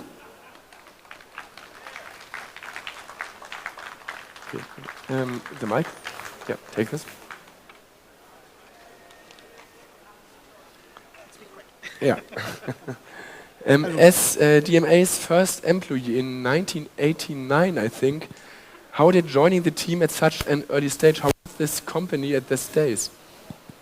It was... A bit closer? Yeah, it was, I mean, bedroom coding at its best. We all met before DMA, so we were all friends anyway. So when we started DMA, it was just another progression in, you know, in what we were doing. So it was great fun, just hanging out with friends all the time. Lemmings was inspired by an animation you made of little figures marching up a hill and getting blown up. Can you tell us the story behind this animation? Sure. Yeah. And how it was the idea for Lemmings at the end? So the initial part of Lemmings, the little character, because of an argument, Scott Johnson been hired to do graphics for a game called Walkaround, and he started out drawing the walker and then drawing little men to go with it. The little men were really tall compared to the walker graphic, the walkers from Star Wars, the AT-AT walkers, and when you see them in the film, characters only come up to about the feet, but the character on the Amiga that he'd done, they were up towards the knee, so they were really tall. So I was saying, that's not going to work. They need to be much smaller. And he said, you couldn't make them any smaller than 16 by 16 pixels. Just can't do that. So I thought he was wrong, and then I spent lunchtime or so just to kind of prove my point. And then the animation just came about because D-Paint's really good and fun to use, and you could just make them walk across the screen and do things. And I had an animation from a gun that I'd drawn before that I just put in and got them to shoot, and that's what I showed the team. And they were all kind of falling about laughing at all the different ways you could make them kind of die, because that's what we do. I read you did a prototype of Lemmings with 7 or 8 levels. At what time you thought about doing the full game? No, the initial prototype was static screen. Russell Kay took the Lemming graphic, scribbled some stuff on, and then on a PC got 100 lemmings just walking out one side of the screen and on the other. Having 100 characters on screen was really unusual. 8 megahertz, 86, so it was a slow machine. So have that many things moving was huge. And that was the first prototype that was done, and that was shown to Psygnosis at a PCW show in London. Nobody was really interested in it at that point, to be honest. So it took a wee while to gain traction. We had to talk about the nuke button, the button that clears the level in a burst of rainbow explosions. Did you expect players to embrace this darkly humorous option, and how did such an idea get into the game at the end? So it comes about because of two things. First, being a puzzle game, there'll be times when you fail. So you can either just you could put hit escape in and it would stop, or you need to end the level some way. The second one was that Dave Jones, who wrote the Amiga one, loved Defender, the game, and he loved that explosion. So it just kind of went hand in hand of, how do you stop a level? We'll just put it in and have them explode all over the place. Because the whole thing with Lemmings was coming up with new and creative ways of killing them. So this was just another one. And the first time we showed it to Brian Watson, who did the Atari ST version, he laughed so much he fell back off his chair, because it was just so different and funny. And by 1994, you were working on a driving game prototype called Race and Chase that eventually became the first GTA. How did that early engine evolve into GTA? Tell us a story about it. So about early 94, I'd finished Lemmings 2 and I'd finished doing work on Uniracers, and I was given just time to just go and do some R&D and play about with ideas. I started out doing an isometric engine, but there'd been lots of isometric games, so that was a bit boring. So I thought, could you make it spin? So I did this rotating isometric engine, and we actually gave that to a team to go off and do a game with. And they started the game that was kind of like Syndicate Wars, but more of a storyline of GTA 2. But they had technical problems with actually getting the performance of this going. While they were doing that, I'd taken that engine and decided to try and replicate the 3D that was in Clockwork Knight on the Sega Saturn. So it's a side-on platformer game, and you had really nice parallax with the platforms, and I really wanted to try and do that on the PC. So I came up with a way of doing that for a single block, that kind of fundamental tile that's in GTA, the cube that goes in there. I managed to get one of them moving, and then using the original prototype that was just all cubes, I put a whole load of them in and then viewed it from top down. It was still a platformer by that point. And then I showed some of the guys at GTA that were working on Body Harvest, and one of the guys there, a guy called John White, told me that he'd been trying to get a racing game past Dave for years, but Dave just wasn't interested. So I suddenly realized, although it was a side-on cube platform thing, if I put a wall in the distance and then just painted roads on it, all of a sudden it's top-down, not side-on. So I showed Dave Oz, who was one of the lead artists, Keith Hamilton, Steve Hammond. I showed all them it running, and Dave was just fascinated by this possibility of having a city kind of living and breathing and doing stuff. Because Dave's a huge fan of open worlds. When you think of GTA, it's like really the first big open world game. But actually, Lemmings was an open world game as well. you got a level, you got the tools, and then you could go and do it however you wanted. We crafted it so that you could only really do it one way, particularly later on, but it was still an open world game, and GTA kind of followed on from that. So once we had that, we gave that to a team, and that was the very basis of the first GTA. GTA was an adult game, so you could input things that you could not input, not put in other games, for example. And how did you navigate the moral boundary during development? We didn't really care. It was, I mean, anything that we thought was funny and interesting went into the game. Being able to give it an 18 or R rating took away all the problems with it. Because if you compare it to what movies were, it was nothing. You know, it's a blob of pixels on the screen. Back in the UK, I mean, we had it being debated in Parliament for this murder simulator. And you look at it and it's a joke. None of them had played it or really cared about it. It was just another thing to moan about. But it was just, if something was fun, it went in. It's also one of the reasons it took so long to do. Because somebody would come up with a cool thing of, you know, oh, we could do ambulances. Yeah, they could go and help. And then somebody says, oh, but I want to steal the ambulance. Oh, let's put that in as well. And same with things like the Hare Krishners and stuff going up in the Garang. It all just came about because somebody thought, oh, that'd be really funny, let's do that. And that's, the whole game is like that. During playtesting, were there any surprising bugs or player behaviors in GTA or Lemmings that forced you to rethink or design in another way? In Lemmings, the playtesting was pretty good. Psygnosis did most of it. We were all pretty expert at playing the game by that point. When we were designing levels for it, because we were so good at it, it was really hard to beat the other guys in the team. So we spent all our time coming up with the most difficult levels possible, and we'd still solve them in seconds. So we weren't the ideal testers, obviously, for that. So Psygnosis did most of that. We get back faxes with comments on it saying, this is good, maybe a bit too hard, blah, blah, blah. And occasionally we'd get one back that was just a sheet covered in swearing because it was so hard. I think there was one that took them over an hour to complete, one of mine, but I was really pleased with, because that's what you aim for with these things, is just trying to fox somebody that's really good at the game and still they can't solve it. In GTA, we never really had any big surprises, except that it was supposed to be this cop thing, but very quickly that was thrown out the window because people just wanted to break the law all the time. You know, steal a car. Oh, that's a nice car, I want that one. And they want to get out and get in the car. And that, again, that's how that feature came about, because they wanted that car going past.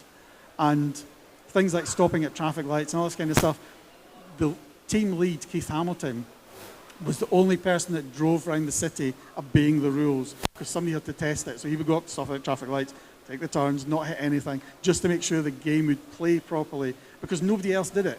So aside from that, everybody just ran rampant, so there was always little quirks coming up. GTA grew from that first game into a multi-billion-dollar franchise. How do you feel now, seeing what GTA has become and its influence on gaming and popular culture? It's bizarre. I mean, when did we do that? 94. So I was 24 when I did that. And to see it now is just, I mean, it's huge.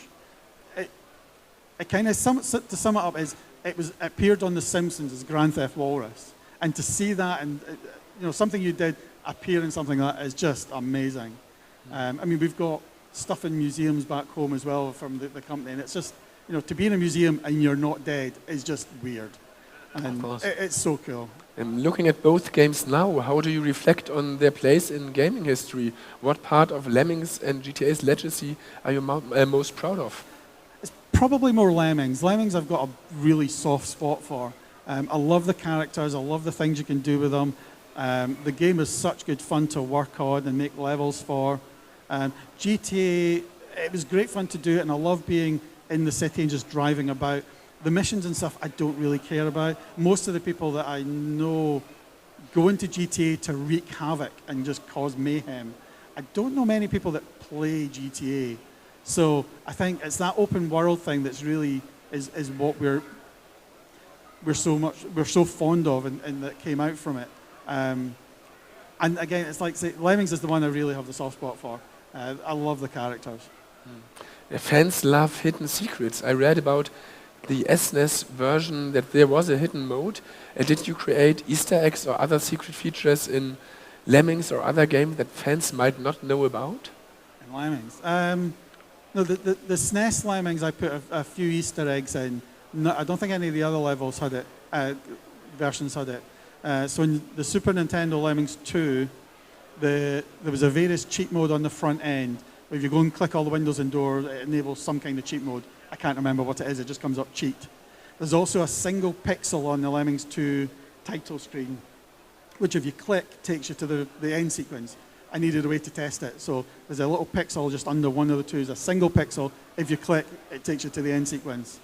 There's also a pixel, a dot above the eye on Lemmings 2, that if you click, you get what I call visual sound effects that appear above the Lemmings' head. So as they fly across the screen, they'll say "wee" kind of thing in text, which is quite fun. But the best one is I put a super scope into Lemmings 2. So if you plug a super scope into the second port of the SNES Lemmings, you can shoot them and blow them up. Okay. And it's really cool. That's nice, yeah.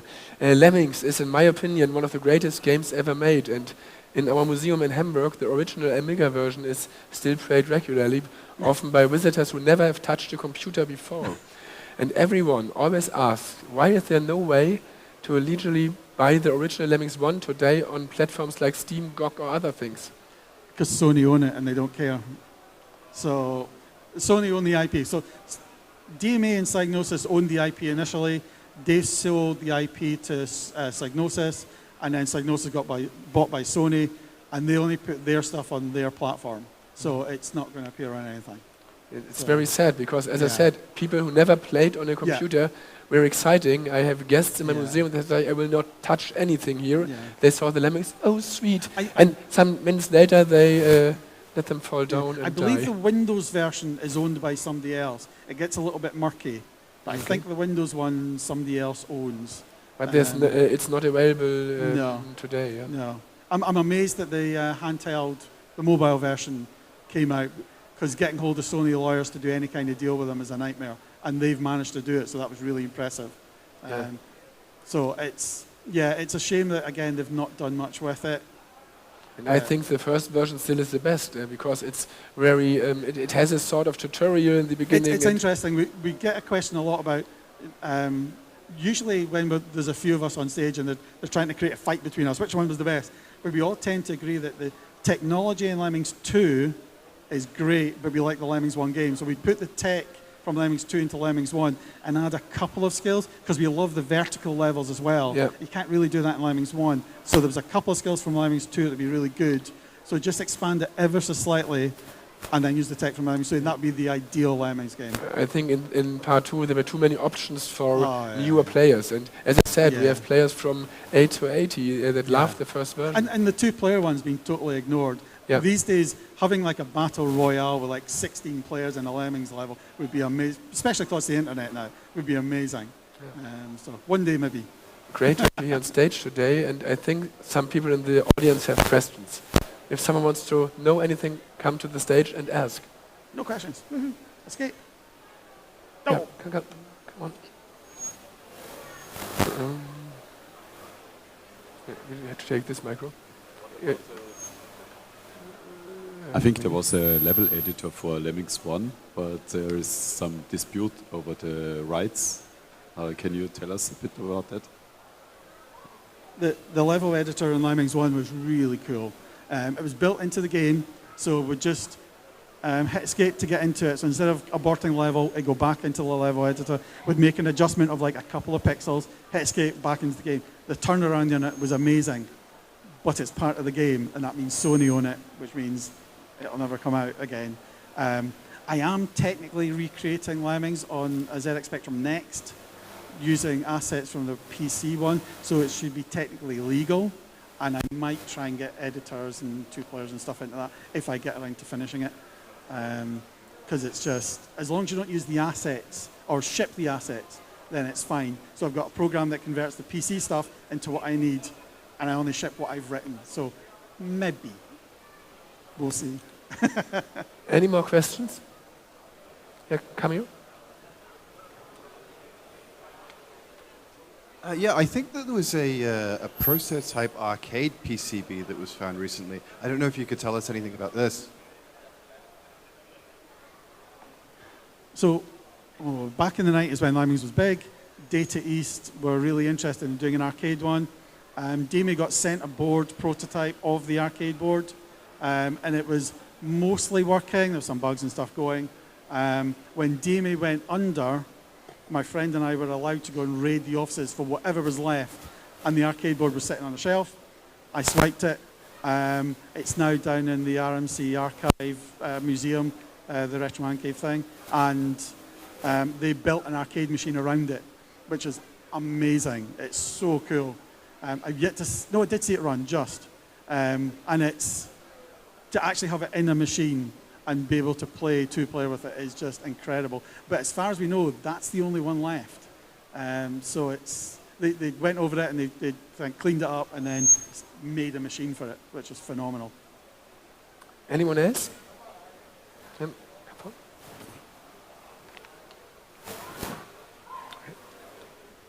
When you created the prototype for GTA, were you aware of the Amiga game Hunter, which was basically GTA before GTA?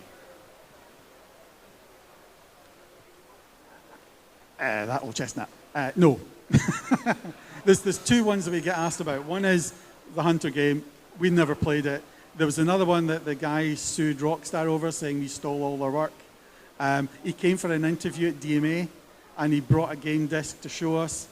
We had it on for like a minute to run about just to see if he could program. None of us played it. So none of the GTA stuff came from anything else. Like I say, it was a team game.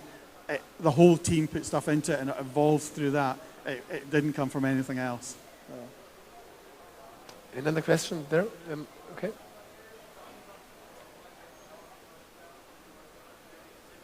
Nope. It's not on. Nope.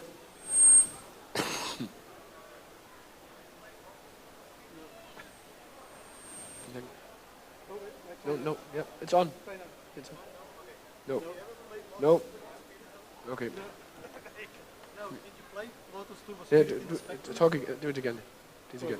So there was a game in the Spectrum called Lotus Turbo Spirit by Darrell, where you could play as a car going around the city, and yes, you could kill people. So I also never played that game following the rules, but basically the idea was I was going around and just killing all the pedestrians possible. I have since seen it, but I didn't see it back in the day. I went from a Spectrum to a Commodore 64 quite early, so I never actually got into that. But I have since seen it. It was quite good. So, no, wasn't an influence again, no. Anyone else? Okay, can you? We try it again. Hello. Oh, yeah. So we're all expecting GTA 6 soon. What do you think of the idea of going back to the beginning and doing another top-down GTA, but with modern technology? So that's an interesting one, because back in the day, I was involved in GTA 1 and 2. GTA 1 and 2 were arcade games, not these role-playing things. That's why you get the score and stuff. It was all kind of arcadey. I prefer the top-down because, again, it's just that fun element of driving about. I was asked, when I left DMA, just at the end of GTA 2, I was kind of given carte blanche, do anything. Oh, sorry. What would you want to do if you could stay? And I would have actually done a top-down GTA in a Blade Runner style, so all neon lights and stuff. That's what I would have wanted the next GTA to be. I think that would have been amazing. It's kind of off-guard and just, yeah, that top-down view I love, and I would have carried that on. So it's obviously totally different. It's the Silicon Valley team that went on to create GTA 3 and all this kind of stuff, and they put in all these cutscenes and evolution and stuff. Very different from what would have happened. I don't think it would have been as massive if it stayed top-down, but I think a little diversion to do that would be great fun. Couple of questions. One, if you ever tried or seen an attempt to recreate the GTA style on a high-end classic Amigas called Payback from the late 90s. Yeah. And the other one was, who hated Hare Krishnas and Elvis impersonators so much? So the Payback one was the guy that sued Rockstar saying they'd stolen them. He went on to write the payback stuff. And I have since met him as well. It's fine. He got money out of a stone from Rockstar. Good on him. It had nothing to do with us. Like I say, we didn't get any inspiration from it. But he got money from Rockstar, so well done. The Hare Krishna one, yeah, okay, that was us as well. My friend Colin Anderson, who's head of music, we happened to be in town at lunchtime. We were walking through. There were Hare Krishnas in Dundee. They have never been before. They have never been since. Colin always walks with a tape recorder because he's a musician and sound effects. So we just walked behind them, recording them as they went. And then he went back and he did that, and they got put in the game. And then, like I say, anything that was fun or funny, and somebody just went, would it be great if we ran them over? And then you get that bonus. It's that arcade game thing again. Run them all over, get a bonus. And Garanga, there you go. It's just an evolution. Everything, the whole GTA was team driven. And somebody would do something, somebody else would do it, and it would just gather momentum. It was great. Okay, one last question. Okay, it works. Yeah. Back on Lemmings, I think that Lemmings is one of the most wonderful games ever made on Amiga. And it stole hundreds of afternoons in my life, and I broke 3 mouses playing Lemmings. One of the best parts of the game is the music. I've always been curious about how that wonderful music was made, and the process of the excellent sound design of that game. The music came from 2 different places. You also had the sound effects, which were incredible. The Lemming voices came from the artist Scott Johnson's mother. She did the voices, then they got sped up, and that was the Lemmings voices, and they were amazing. The music started out actually as doing 60s themed theme tunes from movies. You know, Batman, Mission Impossible, all that kind of stuff. They started out as that, but it was just the time when movie studios were starting to notice games because they were starting to make some money, and we were becoming a target for lawsuits and breaking copyright. So we thought, yeah, should probably not do that. So then Psygnosis took over the music, and then Cold Storage guy, Chris, well, right, he did all the music stuff, and he just had to do lots of music that wasn't in copyright. So he did a lot of original stuff. He also did How Much Is That Doggy in the Window, which was actually still in copyright, which nobody realized. So they did have to settle that after the fact. But he did all the music for it, and it just it fit perfectly for it. It drove you up the wall as much as the game did, and it's perfect. Okay, thanks for joining us on stage, and thanks for your great work. Thanks, Mike.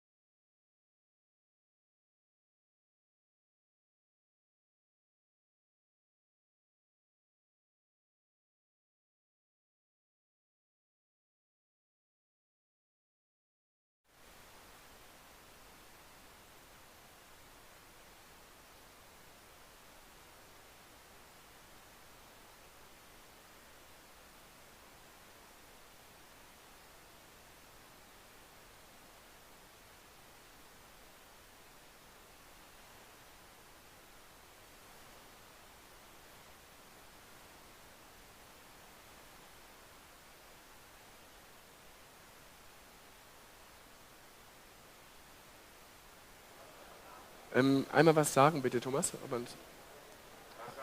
Ja, hier höre ich ihn. Also ich höre dich schon mal, aber noch nicht auf der Leinwand.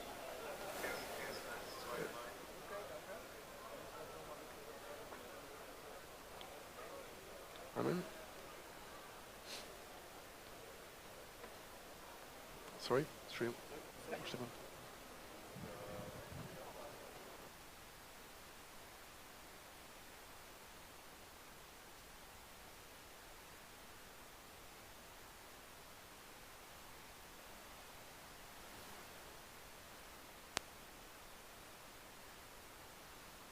Ja, Testing, Testing, 1, 2, 3.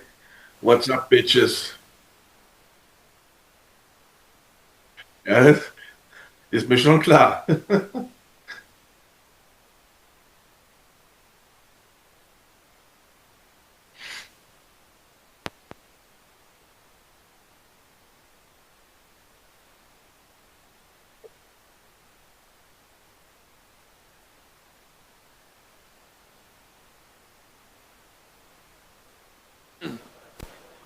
Alles klar, wunderbar. Ich hoffe, die Verbindung steht, denn unser nächster Gast ist eine der prägendsten Figuren der deutschen Spielebranche.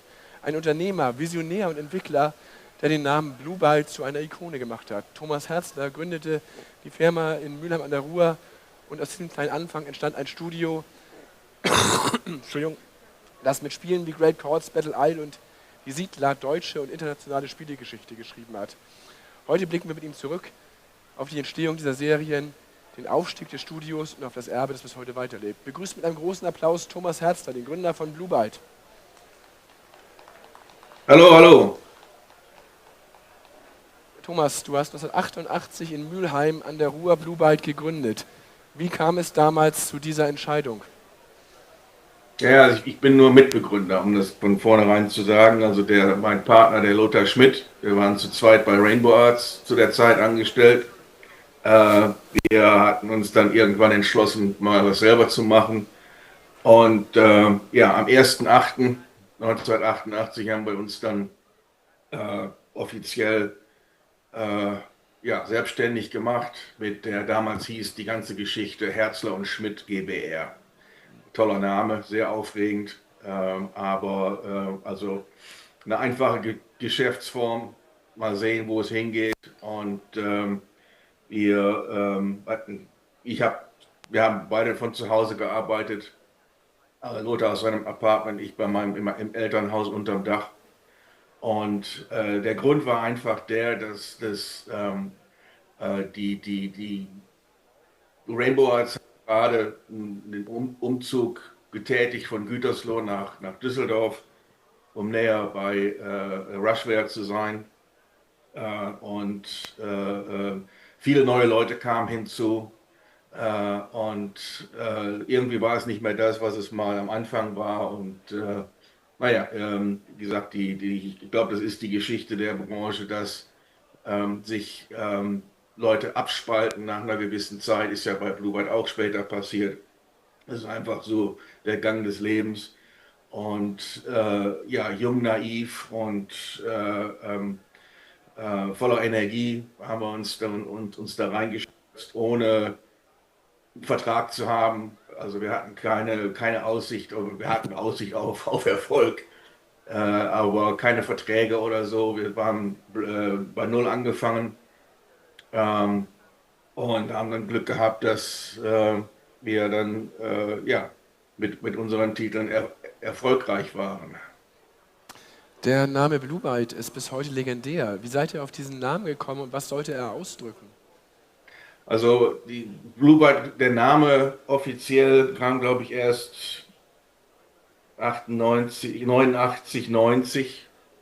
Also als die Titel dann, als unsere Titel dann fertig waren, das erste Jahr, würde ich sagen, war eine Vorbereitung, da haben wir über einen Firmennamen und so weiter überhaupt noch nicht nachgedacht. Das war die Herzler und Schmidt GbR.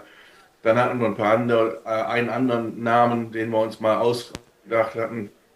Der hörte sich allerdings nicht so gut im Englischen an. Und Lothar kam dann mit Blue Byte. Hatte die Idee, Blue Byte, also die Alliteration Blue Byte zu benutzen. Und wir wollten was Abstraktes. Wir wollten was uns nicht unbedingt festlegt auf ein Genre. Wir wollten kein Heavy Metal. Ja, wir wollten was Abstraktes und Bluebird passte da eigentlich ganz gut und dann später das Logo, was dazu kam, das passte auch ganz gut. Also letztendlich abstrakt, ohne sich jetzt auf ein gewisses Genre festzulegen. Das erste große Projekt war ja Great Chords. Das hat sich über 500.000 Mal verkauft, habe ich gelesen. Hat man damals damit gerechnet? Wie ist man als junges Team mit diesem Erfolg umgegangen? Also ich würde sagen, die Motivation da war eigentlich, dass Tennis war unterrepräsentiert auf Homecomputern. Es gab einiges auf der Konsole. Lothar selber war auch Tennisspieler und hat da also sehr viel Herzblut reingesteckt. Ich habe eigentlich lediglich die Grafikroutinen zur Verfügung gestellt. Das ist auch letztendlich das, glaube ich, warum ich den Job bei Rainbow Arts bekommen hatte in 86, weil, wie man ja weiß, der Atari hat keinen Splitter, hat keinen Copper, muss alles in Software gemacht werden und da hatte ich damals sehr viel Zeit reingesteckt, um Sprite-Routinen zu schreiben, Tools zu schreiben und so weiter. Also die Spielbarkeit geht hundertprozentig auf Lothar. Ich habe da lediglich ein bisschen nachgeholfen, also mit den Routinen und wir haben es rausgeschickt an 6, 7, 8 Publisher nach England, nach Frankreich, nach USA und letztendlich die sich am meisten interessiert hatten, war Ubisoft. Electronic Arts war auch interessiert, die hatten uns allerdings die Diskette sofort wieder zurückgeschickt mit einem 10-seitigen Vorvertrag und Non-Disclosure und bevor wir das unterschreiben, könnten sie sich das überhaupt nicht anschauen. Da haben wir gedacht, naja, das können wir mal ganz schnell vergessen. Und letztendlich hat sich Ubisoft da reingehängt und haben das Potenzial gesehen und haben auch sehr, sehr stark Marketing dafür gemacht. Später haben sie ja dann auch das Great Chords 2, das dann im Ausland hieß es Jimmy Connors Pro Tennis Tour, also die haben da die Lizenz mit da reingebracht. Also das Great Chords 2, Jimmy Connors Pro Tennis Tour, war ein großer Erfolg für Blue White und für Ubisoft. 1991 wurde Battle Isle veröffentlicht, als erstes selbst veröffentlichtes Spiel. Warum wurde da nicht wie üblich versucht, wieder einen externen Publisher dazu zu bekommen? Letztendlich, ich glaube, Lothar und ich beide hatten Rainbow Arts verlassen, um eine gewisse Unabhängigkeit zu haben. Und als reiner Entwickler ist man halt vom Publisher abhängig. Das war am Anfang in Ordnung. Und wie gesagt, Ubisoft hatte sich auch sehr stark da ins Zeug gelegt für Great Chords. Battle Isle nicht so sehr oder zeigt das Produkt ja Monate im Voraus und ja, vielleicht machen wir da was und mal sehen, wann kommt das nächste Great Chords. Man konnte also schon merken, an verschiedenen Titeln waren die einfach nicht interessiert. Und das ist natürlich für den Entwickler ein Problem. Zu dem Zeitpunkt waren wir eigentlich reiner Entwickler. Und wir hatten dann uns entschlossen zu sagen, okay, wir machen das selber. Ihr bekommt das für Frankreich und wir machen in Deutschland machen wir es selber. Und das ging dann über Raschware, die den Vertrieb gemacht haben. Wir haben damals schon, Lothar hat viel Pressearbeit gemacht. Ich habe ein bisschen Marketing gemacht. Wie gesagt, da gehört ja eine Verpackung mit dazu und Handbücher und dieses und jenes. Also es wird dann ganz schnell recht kompliziert.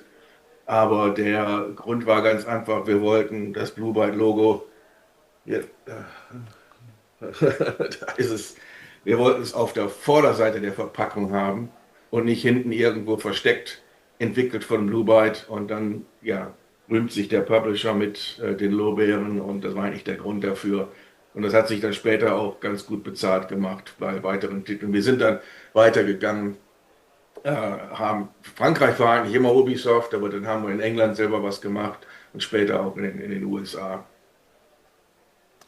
Battle Isle wurde ein Kultklassiker. Und was hat Battle Isle so einzigartig gemacht in der Zeit? glaube, es gab zu dem Zeitpunkt, also das, was es gab, würde ich sagen, wenn, dann war es von SSI, das war alles sehr, sehr detailliert für den Wargamer, für den Hardcore-Wargamer und ich glaube, Battle Isle war einfach mehr zugänglich. Im Prinzip war es, die Idee kam eigentlich von einem Spiel auf der PC Engine, Nectaris hieß es. Und das hatte ich damals wie wild gespielt auf der PC Engine und es war sehr einfach zu lernen, war allerdings auch recht komplex später und man wurde aber leichter reingeführt. Ich glaube, das war es, was es bei Battle Isle auch war. Man musste nicht sehr viel lernen, sondern man konnte eigentlich relativ schnell loslegen.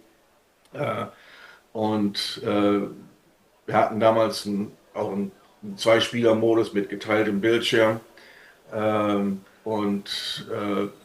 Ich denke mal, dass es eben auch dann auch für den PC verfügbar war, denn der Rest dieser Art der Spiele, ja, die gab es eigentlich nur auf den Konsolen. Und so nach und nach wurde dann, ja, das kam ja, ich würde sagen, auf dem Atari ST, den Prototypen habe ich noch selbst geschrieben, auf dem Atari SST und auf dem Amiga in Basic. Gut, das war Atari ST, das war der Amiga, es gab schon Amiga und später dann auch natürlich für den PC. 2 Jahre Also später, um die Frage zu beantworten, ich würde sagen, es war einfach relativ offen, da waren keine großen Hürden, man musste nicht lange Handbücher lesen. Ja. 2 Jahre später erschienen dann die Siedler. Was waren dort die technischen oder kreativen Herausforderungen bei diesem Titel? Also die Siedler, da gibt es ein ausführliches Interview in einer der Amiga-Magazine, die ist erst vor einigen Wochen rausgekommen, da kann man es genau nachlesen. Die Siedler ist ja an uns herangetragen worden vom Volker Wertig, das ist der primäre Entwickler und hatte uns dann 1 oder 2 Titel vorgestellt und er hat im Prinzip die gesamte Programmierung gemacht.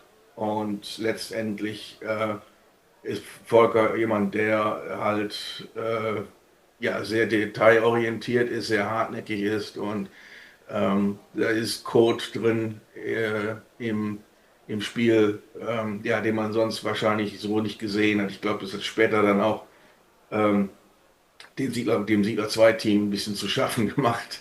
Also wir reden hier vom selbstmodifizierenden Code und solche Dinge, um halt, weiß ich nicht, 4000 kleine Wuselfiguren rumlaufen zu lassen und zu manipulieren.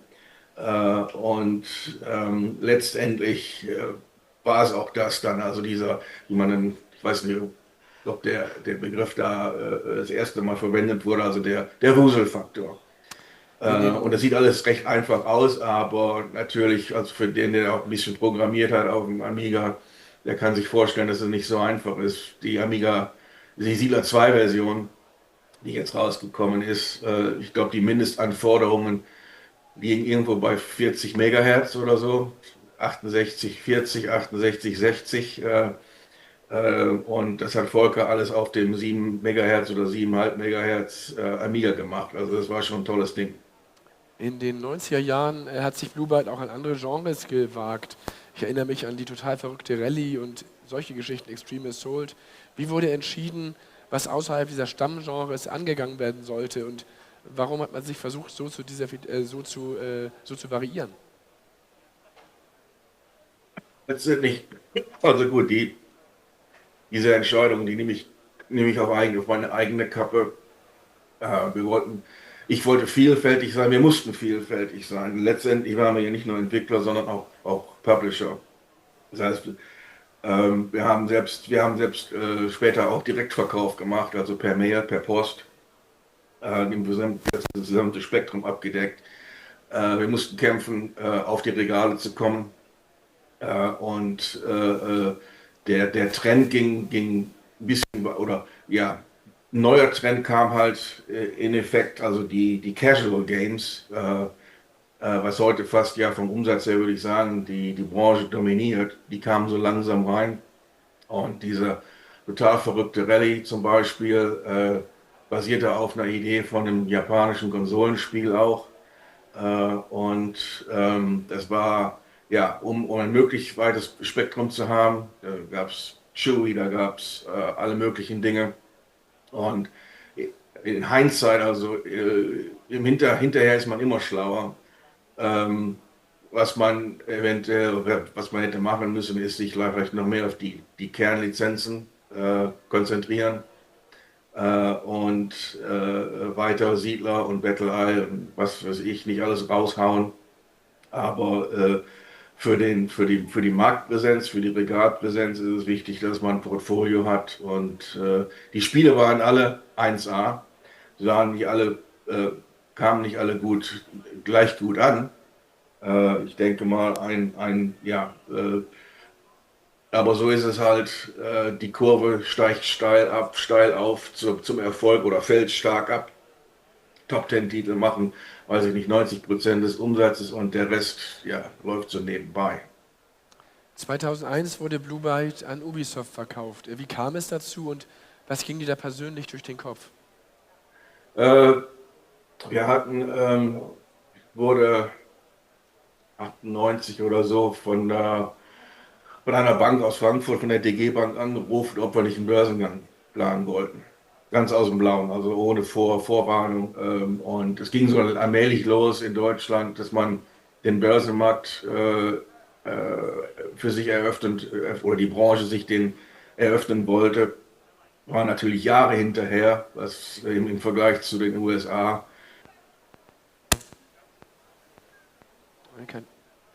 Der Ton ist aus. We can't hear. 1 second. Sind wir noch da? Ja, okay, nochmal. Und dann habe ich mich halt dazu überreden lassen, ja, warum nicht? Machen wir einen Börsengang, machen wir eine IPO. Und wir haben es dann auch angefangen. Und ich glaube, 4 oder 6 Wochen vor dem Börsengang kriegte ich dann einen Anruf von der DG Bank. Das war so 2000 und würde ich sagen, als die Dotcom-Blase da explodiert ist. Ja, im Moment ist nicht so gut und wir müssen das ein bisschen verschieben und wir waren natürlich schon total darauf vorbereitet. Wir hatten auch, so ein Börsengang ist auch nicht ganz billig. Wir hatten uns damals Arthur Anderson herangeholt, wie gesagt, die Gesellschaftsstruktur umzuändern, um die Bücher aufzubereiten und so weiter. 5 Jahre nach GAP-Standard, bla bla bla. Und zu dem Zeitpunkt war es dann für mich irgendwo der Punkt erreicht, also Börsengang, wir hatten schon viel darauf vorbereitet, auch von der Produktlinie. Da kam dann so der erste Gedanke, Mensch, will ich das noch weitermachen oder übergebe ich es jetzt? Und dann kamen die ersten Gespräche mit Ubisoft und dann letztendlich kam dadurch dann der Verkauf zustande. Wie schätzt du die augenblickliche Ausrichtung Ubisoft Blue Byte ein? Gibt es da jetzt Entscheidungen in den letzten Jahren, bei denen du gedacht hättest, wäre ich noch dabei gewesen, hätte ich vielleicht was verändern oder anders machen können? Lebt man das noch mit?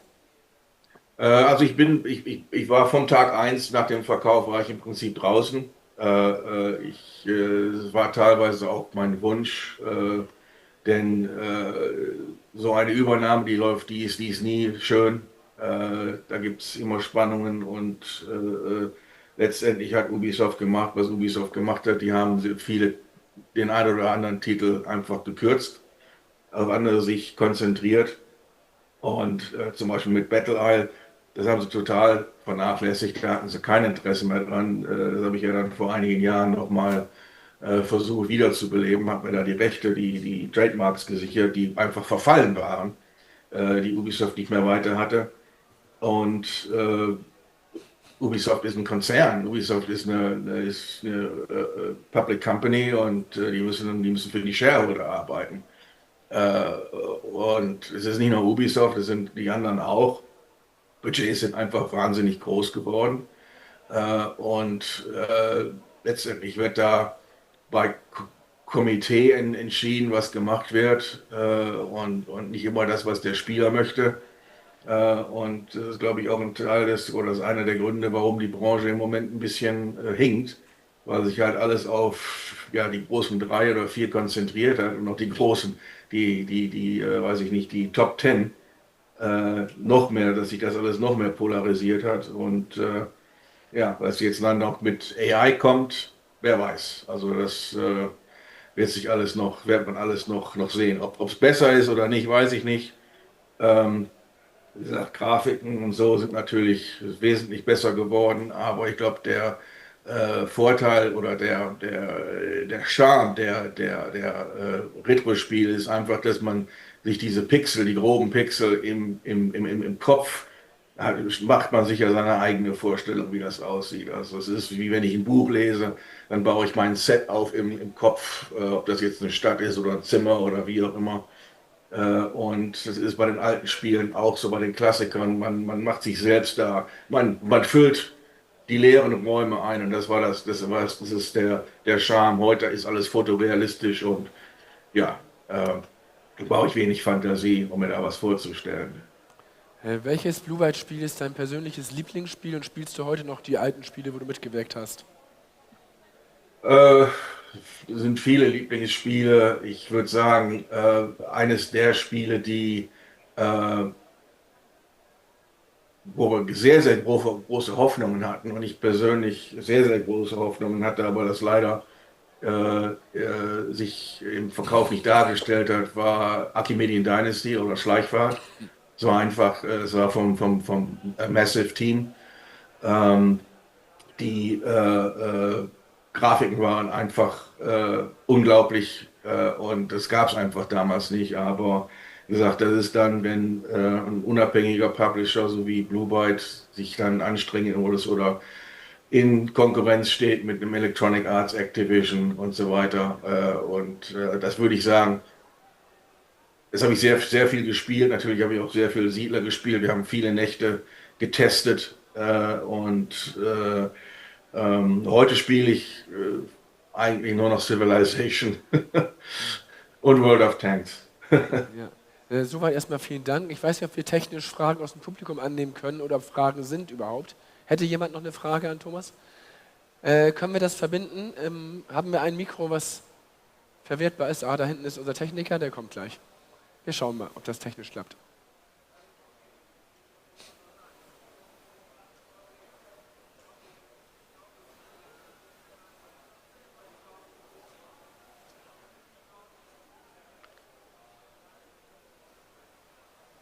Es wird an der Technik gearbeitet. Kleinen Moment. Ja, wir machen es. Da kommt das Mikro. Mal schauen.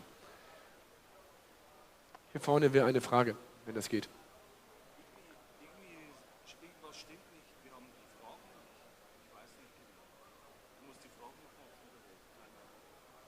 Was?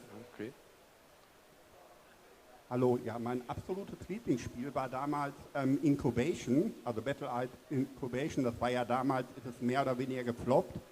Das war ja quasi das moderne XCOM, bevor es das moderne XCOM gab. Gibt es da irgendwie eine Erklärung, warum das damals nicht angekommen ist? Und ein paar Jahre später ist XCOM ja durch die Decke gegangen, solche Spiele. Kannst du die Frage nochmal wiederholen? Ich habe es halb mitbekommen.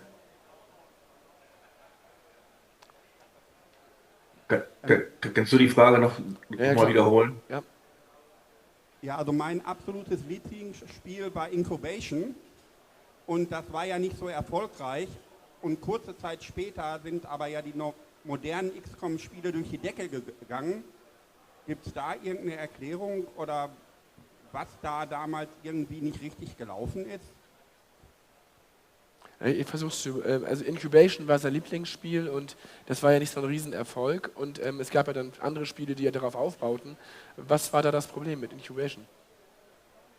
Incubation war eigentlich ein One-Man-Project oder wurde von einem Programmierer stark, es war der Lead-Programmierer und es war Taktik. Ne? Also es war ein Taktikspiel, so ähnlich wie XCOM, würde ich sagen. Und sehr interessant, natürlich nicht das typische Battle-All-Prinzip, aber letztendlich hatten wir Pläne für Battle-All, also ein Battle-All-Universum aufzubauen und nicht nur jetzt speziell also auf den Sechsecken, sondern halt auch in die Taktik reinzugehen. Das waren ja wohl, glaube ich, das war Viereck, also quadratische Teils. Und es lief eigentlich nicht schlecht. Die ganze Strategie das ganze Strategiegenre ging eigentlich so ein bisschen, war ein bisschen rückläufig. Das war nicht nur Battle Isle, da waren andere Titel auch. Aber zu dem Zeitpunkt mussten wir auch viel gegen Multimedia kämpfen. Ja, also jeder Publisher hat den letzten Dreck irgendwo hervorgeholt, Multimedia draufgeklebt und auf CD-ROM und das wurde gekauft und hat die Regale gefüllt. Und das Genre ging einfach ein bisschen, war ein bisschen rückläufig. Der Titel Incubation selbst, wir haben Preise dafür bekommen, also auch hier in den USA von den Zeitschriften. Ist letztendlich dann immer wieder das gleiche Spiel gewesen. Wer kann mehr Geld ausgeben, um die Regale zu reservieren? Also Regalplatz kostet Geld. Ähm, und ja, das wird jetzt die Diskussion sprengen, aber ich weiß nicht, habe ich die Frage so ungefähr beantwortet? Ja, er macht so. Okay. Wunderbar. Ja, noch irgendjemand zum Abschluss? Irgendwas noch an Fragen? Hier passiert nichts. Dann danken wir dir für dieses Gespräch. Nochmal einen großen Applaus bitte und vielen Dank für dieses Gespräch. Dankeschön. Danke, Thomas. Vielen Dank. Ja, tschüss.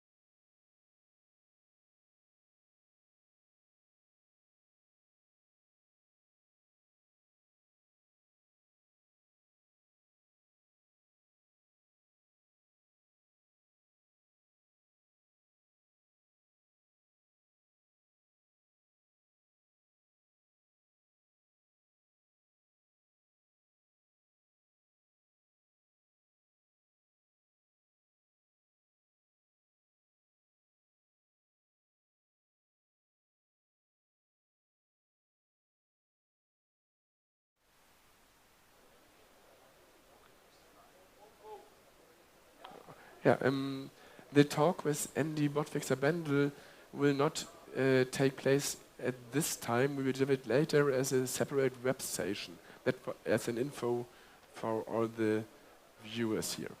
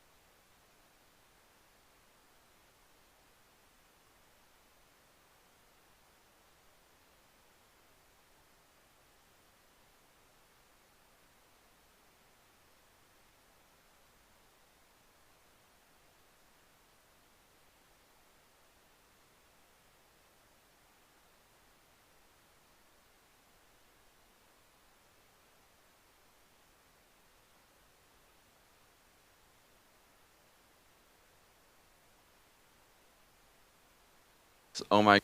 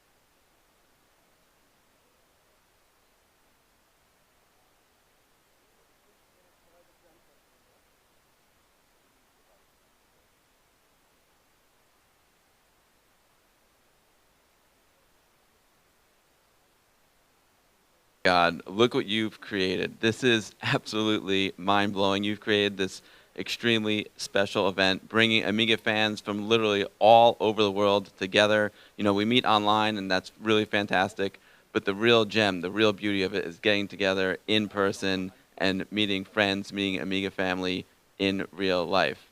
And like I said, you know, I'll never forget my experience at AMI Expo in 1990. It's a moment in time that I take with me, you know, for the rest of my life. And what you created here this weekend, many people will also remember for the rest of their lives. So thank you so much, Marcus, for bringing us all together.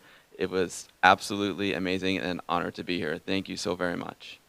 I just want to say thank you so much for putting on this show, and thank you so much for helping me get here with the tickets and such. It's been a real big thing for me. I don't want to get into it, but I've had some personal issues recently, and it's huge. Thank you again for putting on a wonderful show. So Marcus, this is the 4th time you've allowed me to come here, and every time it gets better and better and more enjoyable for me, and equally it seems impressively enjoyable for the many Amiga fans you you support bringing to such a wonderful event. Hello, Marcus. Thanks for pestering me for all these years to finally come to this show. It's incredible. I'm blown away by all the work you've done and the bringing my friends here and us all able to get together and enjoy camaraderie, and then also seeing the incredible fan base, the incredible number of people who are actually, as I said before, we were kind of a family at Amiga, and now we have an even bigger family with all these people that are here. It's almost brings tears to my eyes. I'm so happy. So thank you, Marcus. Hello, Mark. I've been asked to comment on whether or not I thought you've done something spectacular here with your Amiga event. And my verdict is yes. Brilliant job, man. This has been a fantastic show. Love the fact that you bring all these wonderful Amiga people together from all around the world, and that you give us all a chance to celebrate with one another. Thank you so much. Well done. And I double that thanks.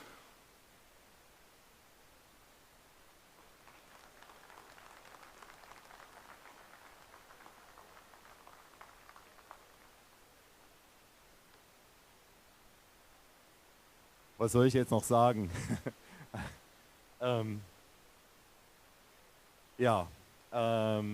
Ich glaube, das Video war ein ganz toller Abschluss und ich freue mich mega über die Worte.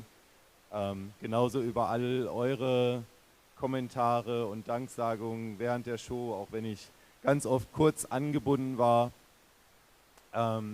geht das runter wie Öl und ist einfach toll zu sehen, dass es euch gefallen hat, dass ihr Spaß hattet an dem Wochenende und dass sich die Arbeit auch entsprechend gelohnt hat. Und von daher, ich kann gar nicht mehr viel sagen, außer ein Dankeschön nochmal an das ganze Team, die einen Mega-Job gemacht haben. Ich glaube, es waren noch nie so viele Leute bei den Veranstaltungen und für die war es auch, glaube ich, sehr, sehr stressig und sind alle platt und müde. Aber ganz, ganz lieben Dank nochmal an alle, die geholfen und unterstützt haben.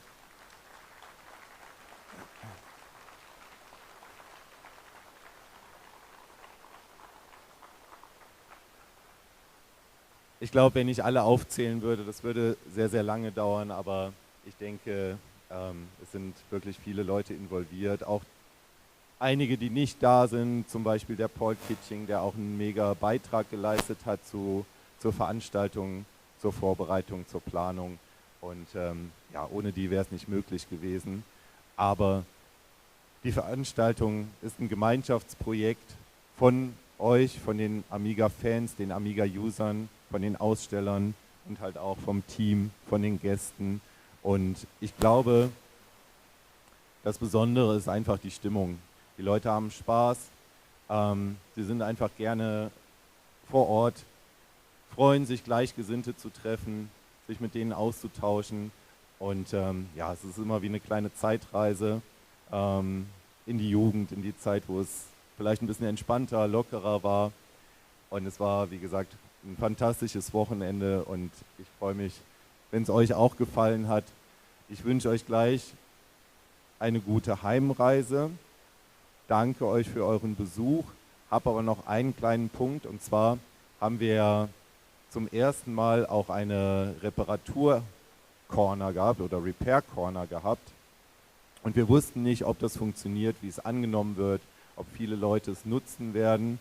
Aber ich glaube, das Team, die 4 Leute, die sich dafür im Vorfeld bereit erklärt haben und nicht nur bereit erklärt haben, sondern auch gesagt haben, wir wollen auch kein Geld dafür, wir machen das alles so. Und ich finde, das ist Wahnsinn. Und ich habe gesehen, ich habe mitbekommen, dass eigentlich beide Tage über ständig was los war. Und glaube ich, sehr, sehr viele Leute auch dankbar waren, dass sie dort Tipps bekommen haben, Reparaturen bekommen haben. Der Andi sollte eigentlich eben noch einen Vortrag halten, den haben wir aber geskippt, weil zum einen nicht mehr viele Leute hier waren, zum anderen, weil es auch vom Zeitplan schon ein bisschen nach hinten gerutscht ist. Aber er hat sich bereit erklärt, dass wir da nochmal was aufzeichnen und das dann auch allen zur Verfügung stellen, wo er gerne nochmal ein paar Tipps an die Hand gibt bezüglich Reparaturen etc. Und jetzt möchte ich aber auch die 4 Leute gerne nochmal auf die Bühne bitten, dass sie zumindest auch nochmal einen dicken Applaus bekommen.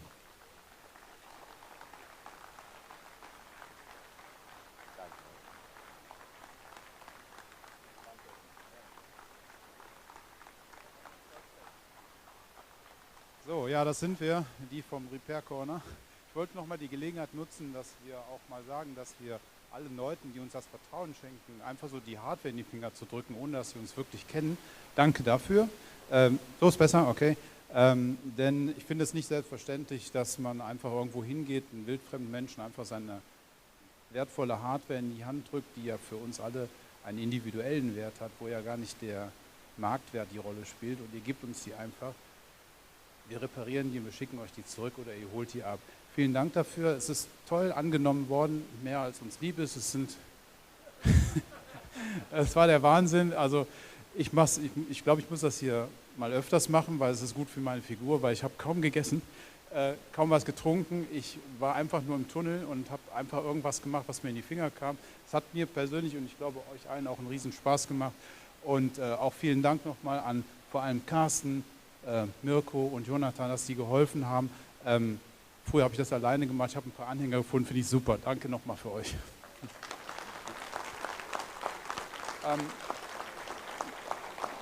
Ja, Markus hat es ja gerade schon gesagt, wir wollen das Thema Workshop nachholen. Also das ist ja schon immer mal mein Wunsch gewesen, euch zu zeigen, wie kann ich meine Hardware selber reparieren oder zumindest eine Diagnose finden. Was ist denn mit dem Zeug? Ich will damit die Kultur erhalten, ich will damit vor allem unsere Hardware erhalten, vor allem die Classic-Hardware. Und ich will euch vor allem auch die Angst nehmen, dass irgendwas kaputt gehen kann, wenn man es selber anfasst. Die Angst vor Technik nehmen. Bringt auch eure Kinder mit. Ich finde das total spannend, wie die sich einfach mit so einem Zeug auseinandersetzen. Wir hatten 2 Jungs da, die haben ein bisschen rumgeschraubt. Die haben ziemlich große Augen gehabt. Ich glaube, die fanden das super. Ich glaube, dass solche Themen viel zu wenig Beachtung finden bei uns in unserer Gesellschaft, auch in den letzten Jahrzehnten. Und wenn wir dazu was beitragen können, immer gerne. Wir liefern das Zeug nach. Workshops, da geht es darum, warum tut man das, wie tut man das, welches Werkzeug braucht man, was sind Do's, was sind Don'ts und so weiter. Vielleicht als Webvideo, wir wissen es gar nicht. Und dann schauen wir mal weiter. Schade, dass es nicht geklappt hat, aber auf jeden Fall hat es uns auch eine Menge Spaß gemacht.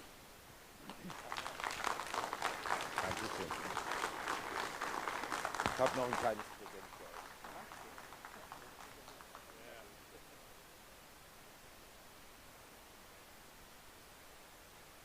Danke an alle. Kommt nachher gut nach Hause und ja, schreibt vielleicht irgendwo auf Social Media oder in irgendwelchen Foren, wenn es euch gefallen hat. Auch wenn nicht, sagt mir gerne Bescheid, was man vielleicht optimieren könnte, dass wir einfach ein Feedback haben und Amiga forever.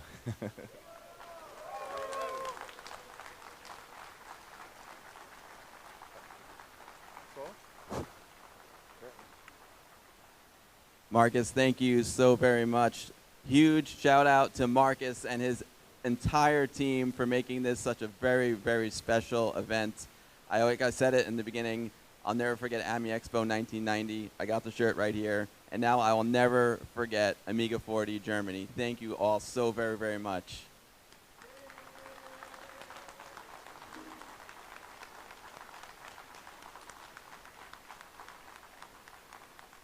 It's been an amazing event, but you know, life has its ups and downs, and there's a little bit of a downer I just want to mention to everyone. You know, at the top of the show, we talked about the awesome Commodore Works Museum and their incredible Amiga 1000 prototype. Now, unfortunately, the top of the case of the Amiga 1000 prototype, it's missing. You know, we don't know if maybe it was stolen, maybe it was misplaced. Either way, it doesn't matter. The guys would just really love to have it back. So if you happen to know where the top of the Amiga 1000 prototype is, please get it back to the team. It's an absolute priceless treasure, and it really belongs to this museum. They put so much hard work and effort into the museum. It would be a real tragedy for them not to have this piece. And it's no judgments. As long as it gets back to them, that's the only thing that matters. So if anyone out there on the streams knows where it is, if everyone here knows where it is and can get it back to them, no judgments. The important thing is that it gets back to them and that this important piece of Amiga history is preserved. And now Mario will reiterate this message in German. Ja, leider haben wir eine kleine Schatte jetzt hier auf der Amiga 40 vom Commodore Velvet Prototyp wurde leider die Abdeckung von der Speichererweiterung von irgendjemand hier im Haus entfernt und denjenigen oder diejenige möchte ich dann bitte das zurückzugeben. Das ist ein einzigartiges Stück und muss für die Nachwelt gesichert werden. Wie gesagt, wir werden hier jetzt auch keine Anzeige oder Ähnliches erstatten.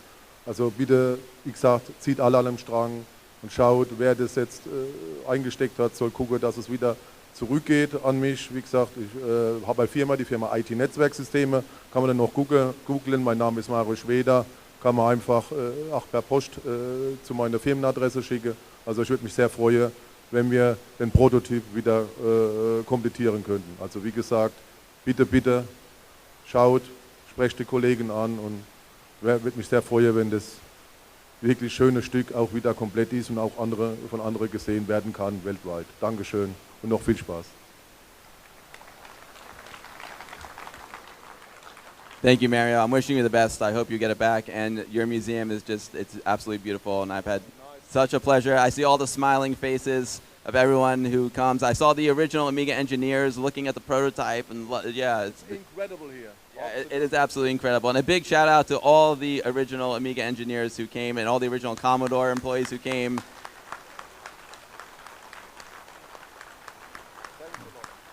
RJ, I see you here in the front row. It's just been awesome to have you here. You guys have all made it so much more special. It's just been an absolute pleasure. And everyone from Commodore was just so nice, spending so much time with everyone. And I can tell you that all the fans who came here really, really appreciate it. So thanks to the Amiga and Commodore folks who came. You guys are amazing.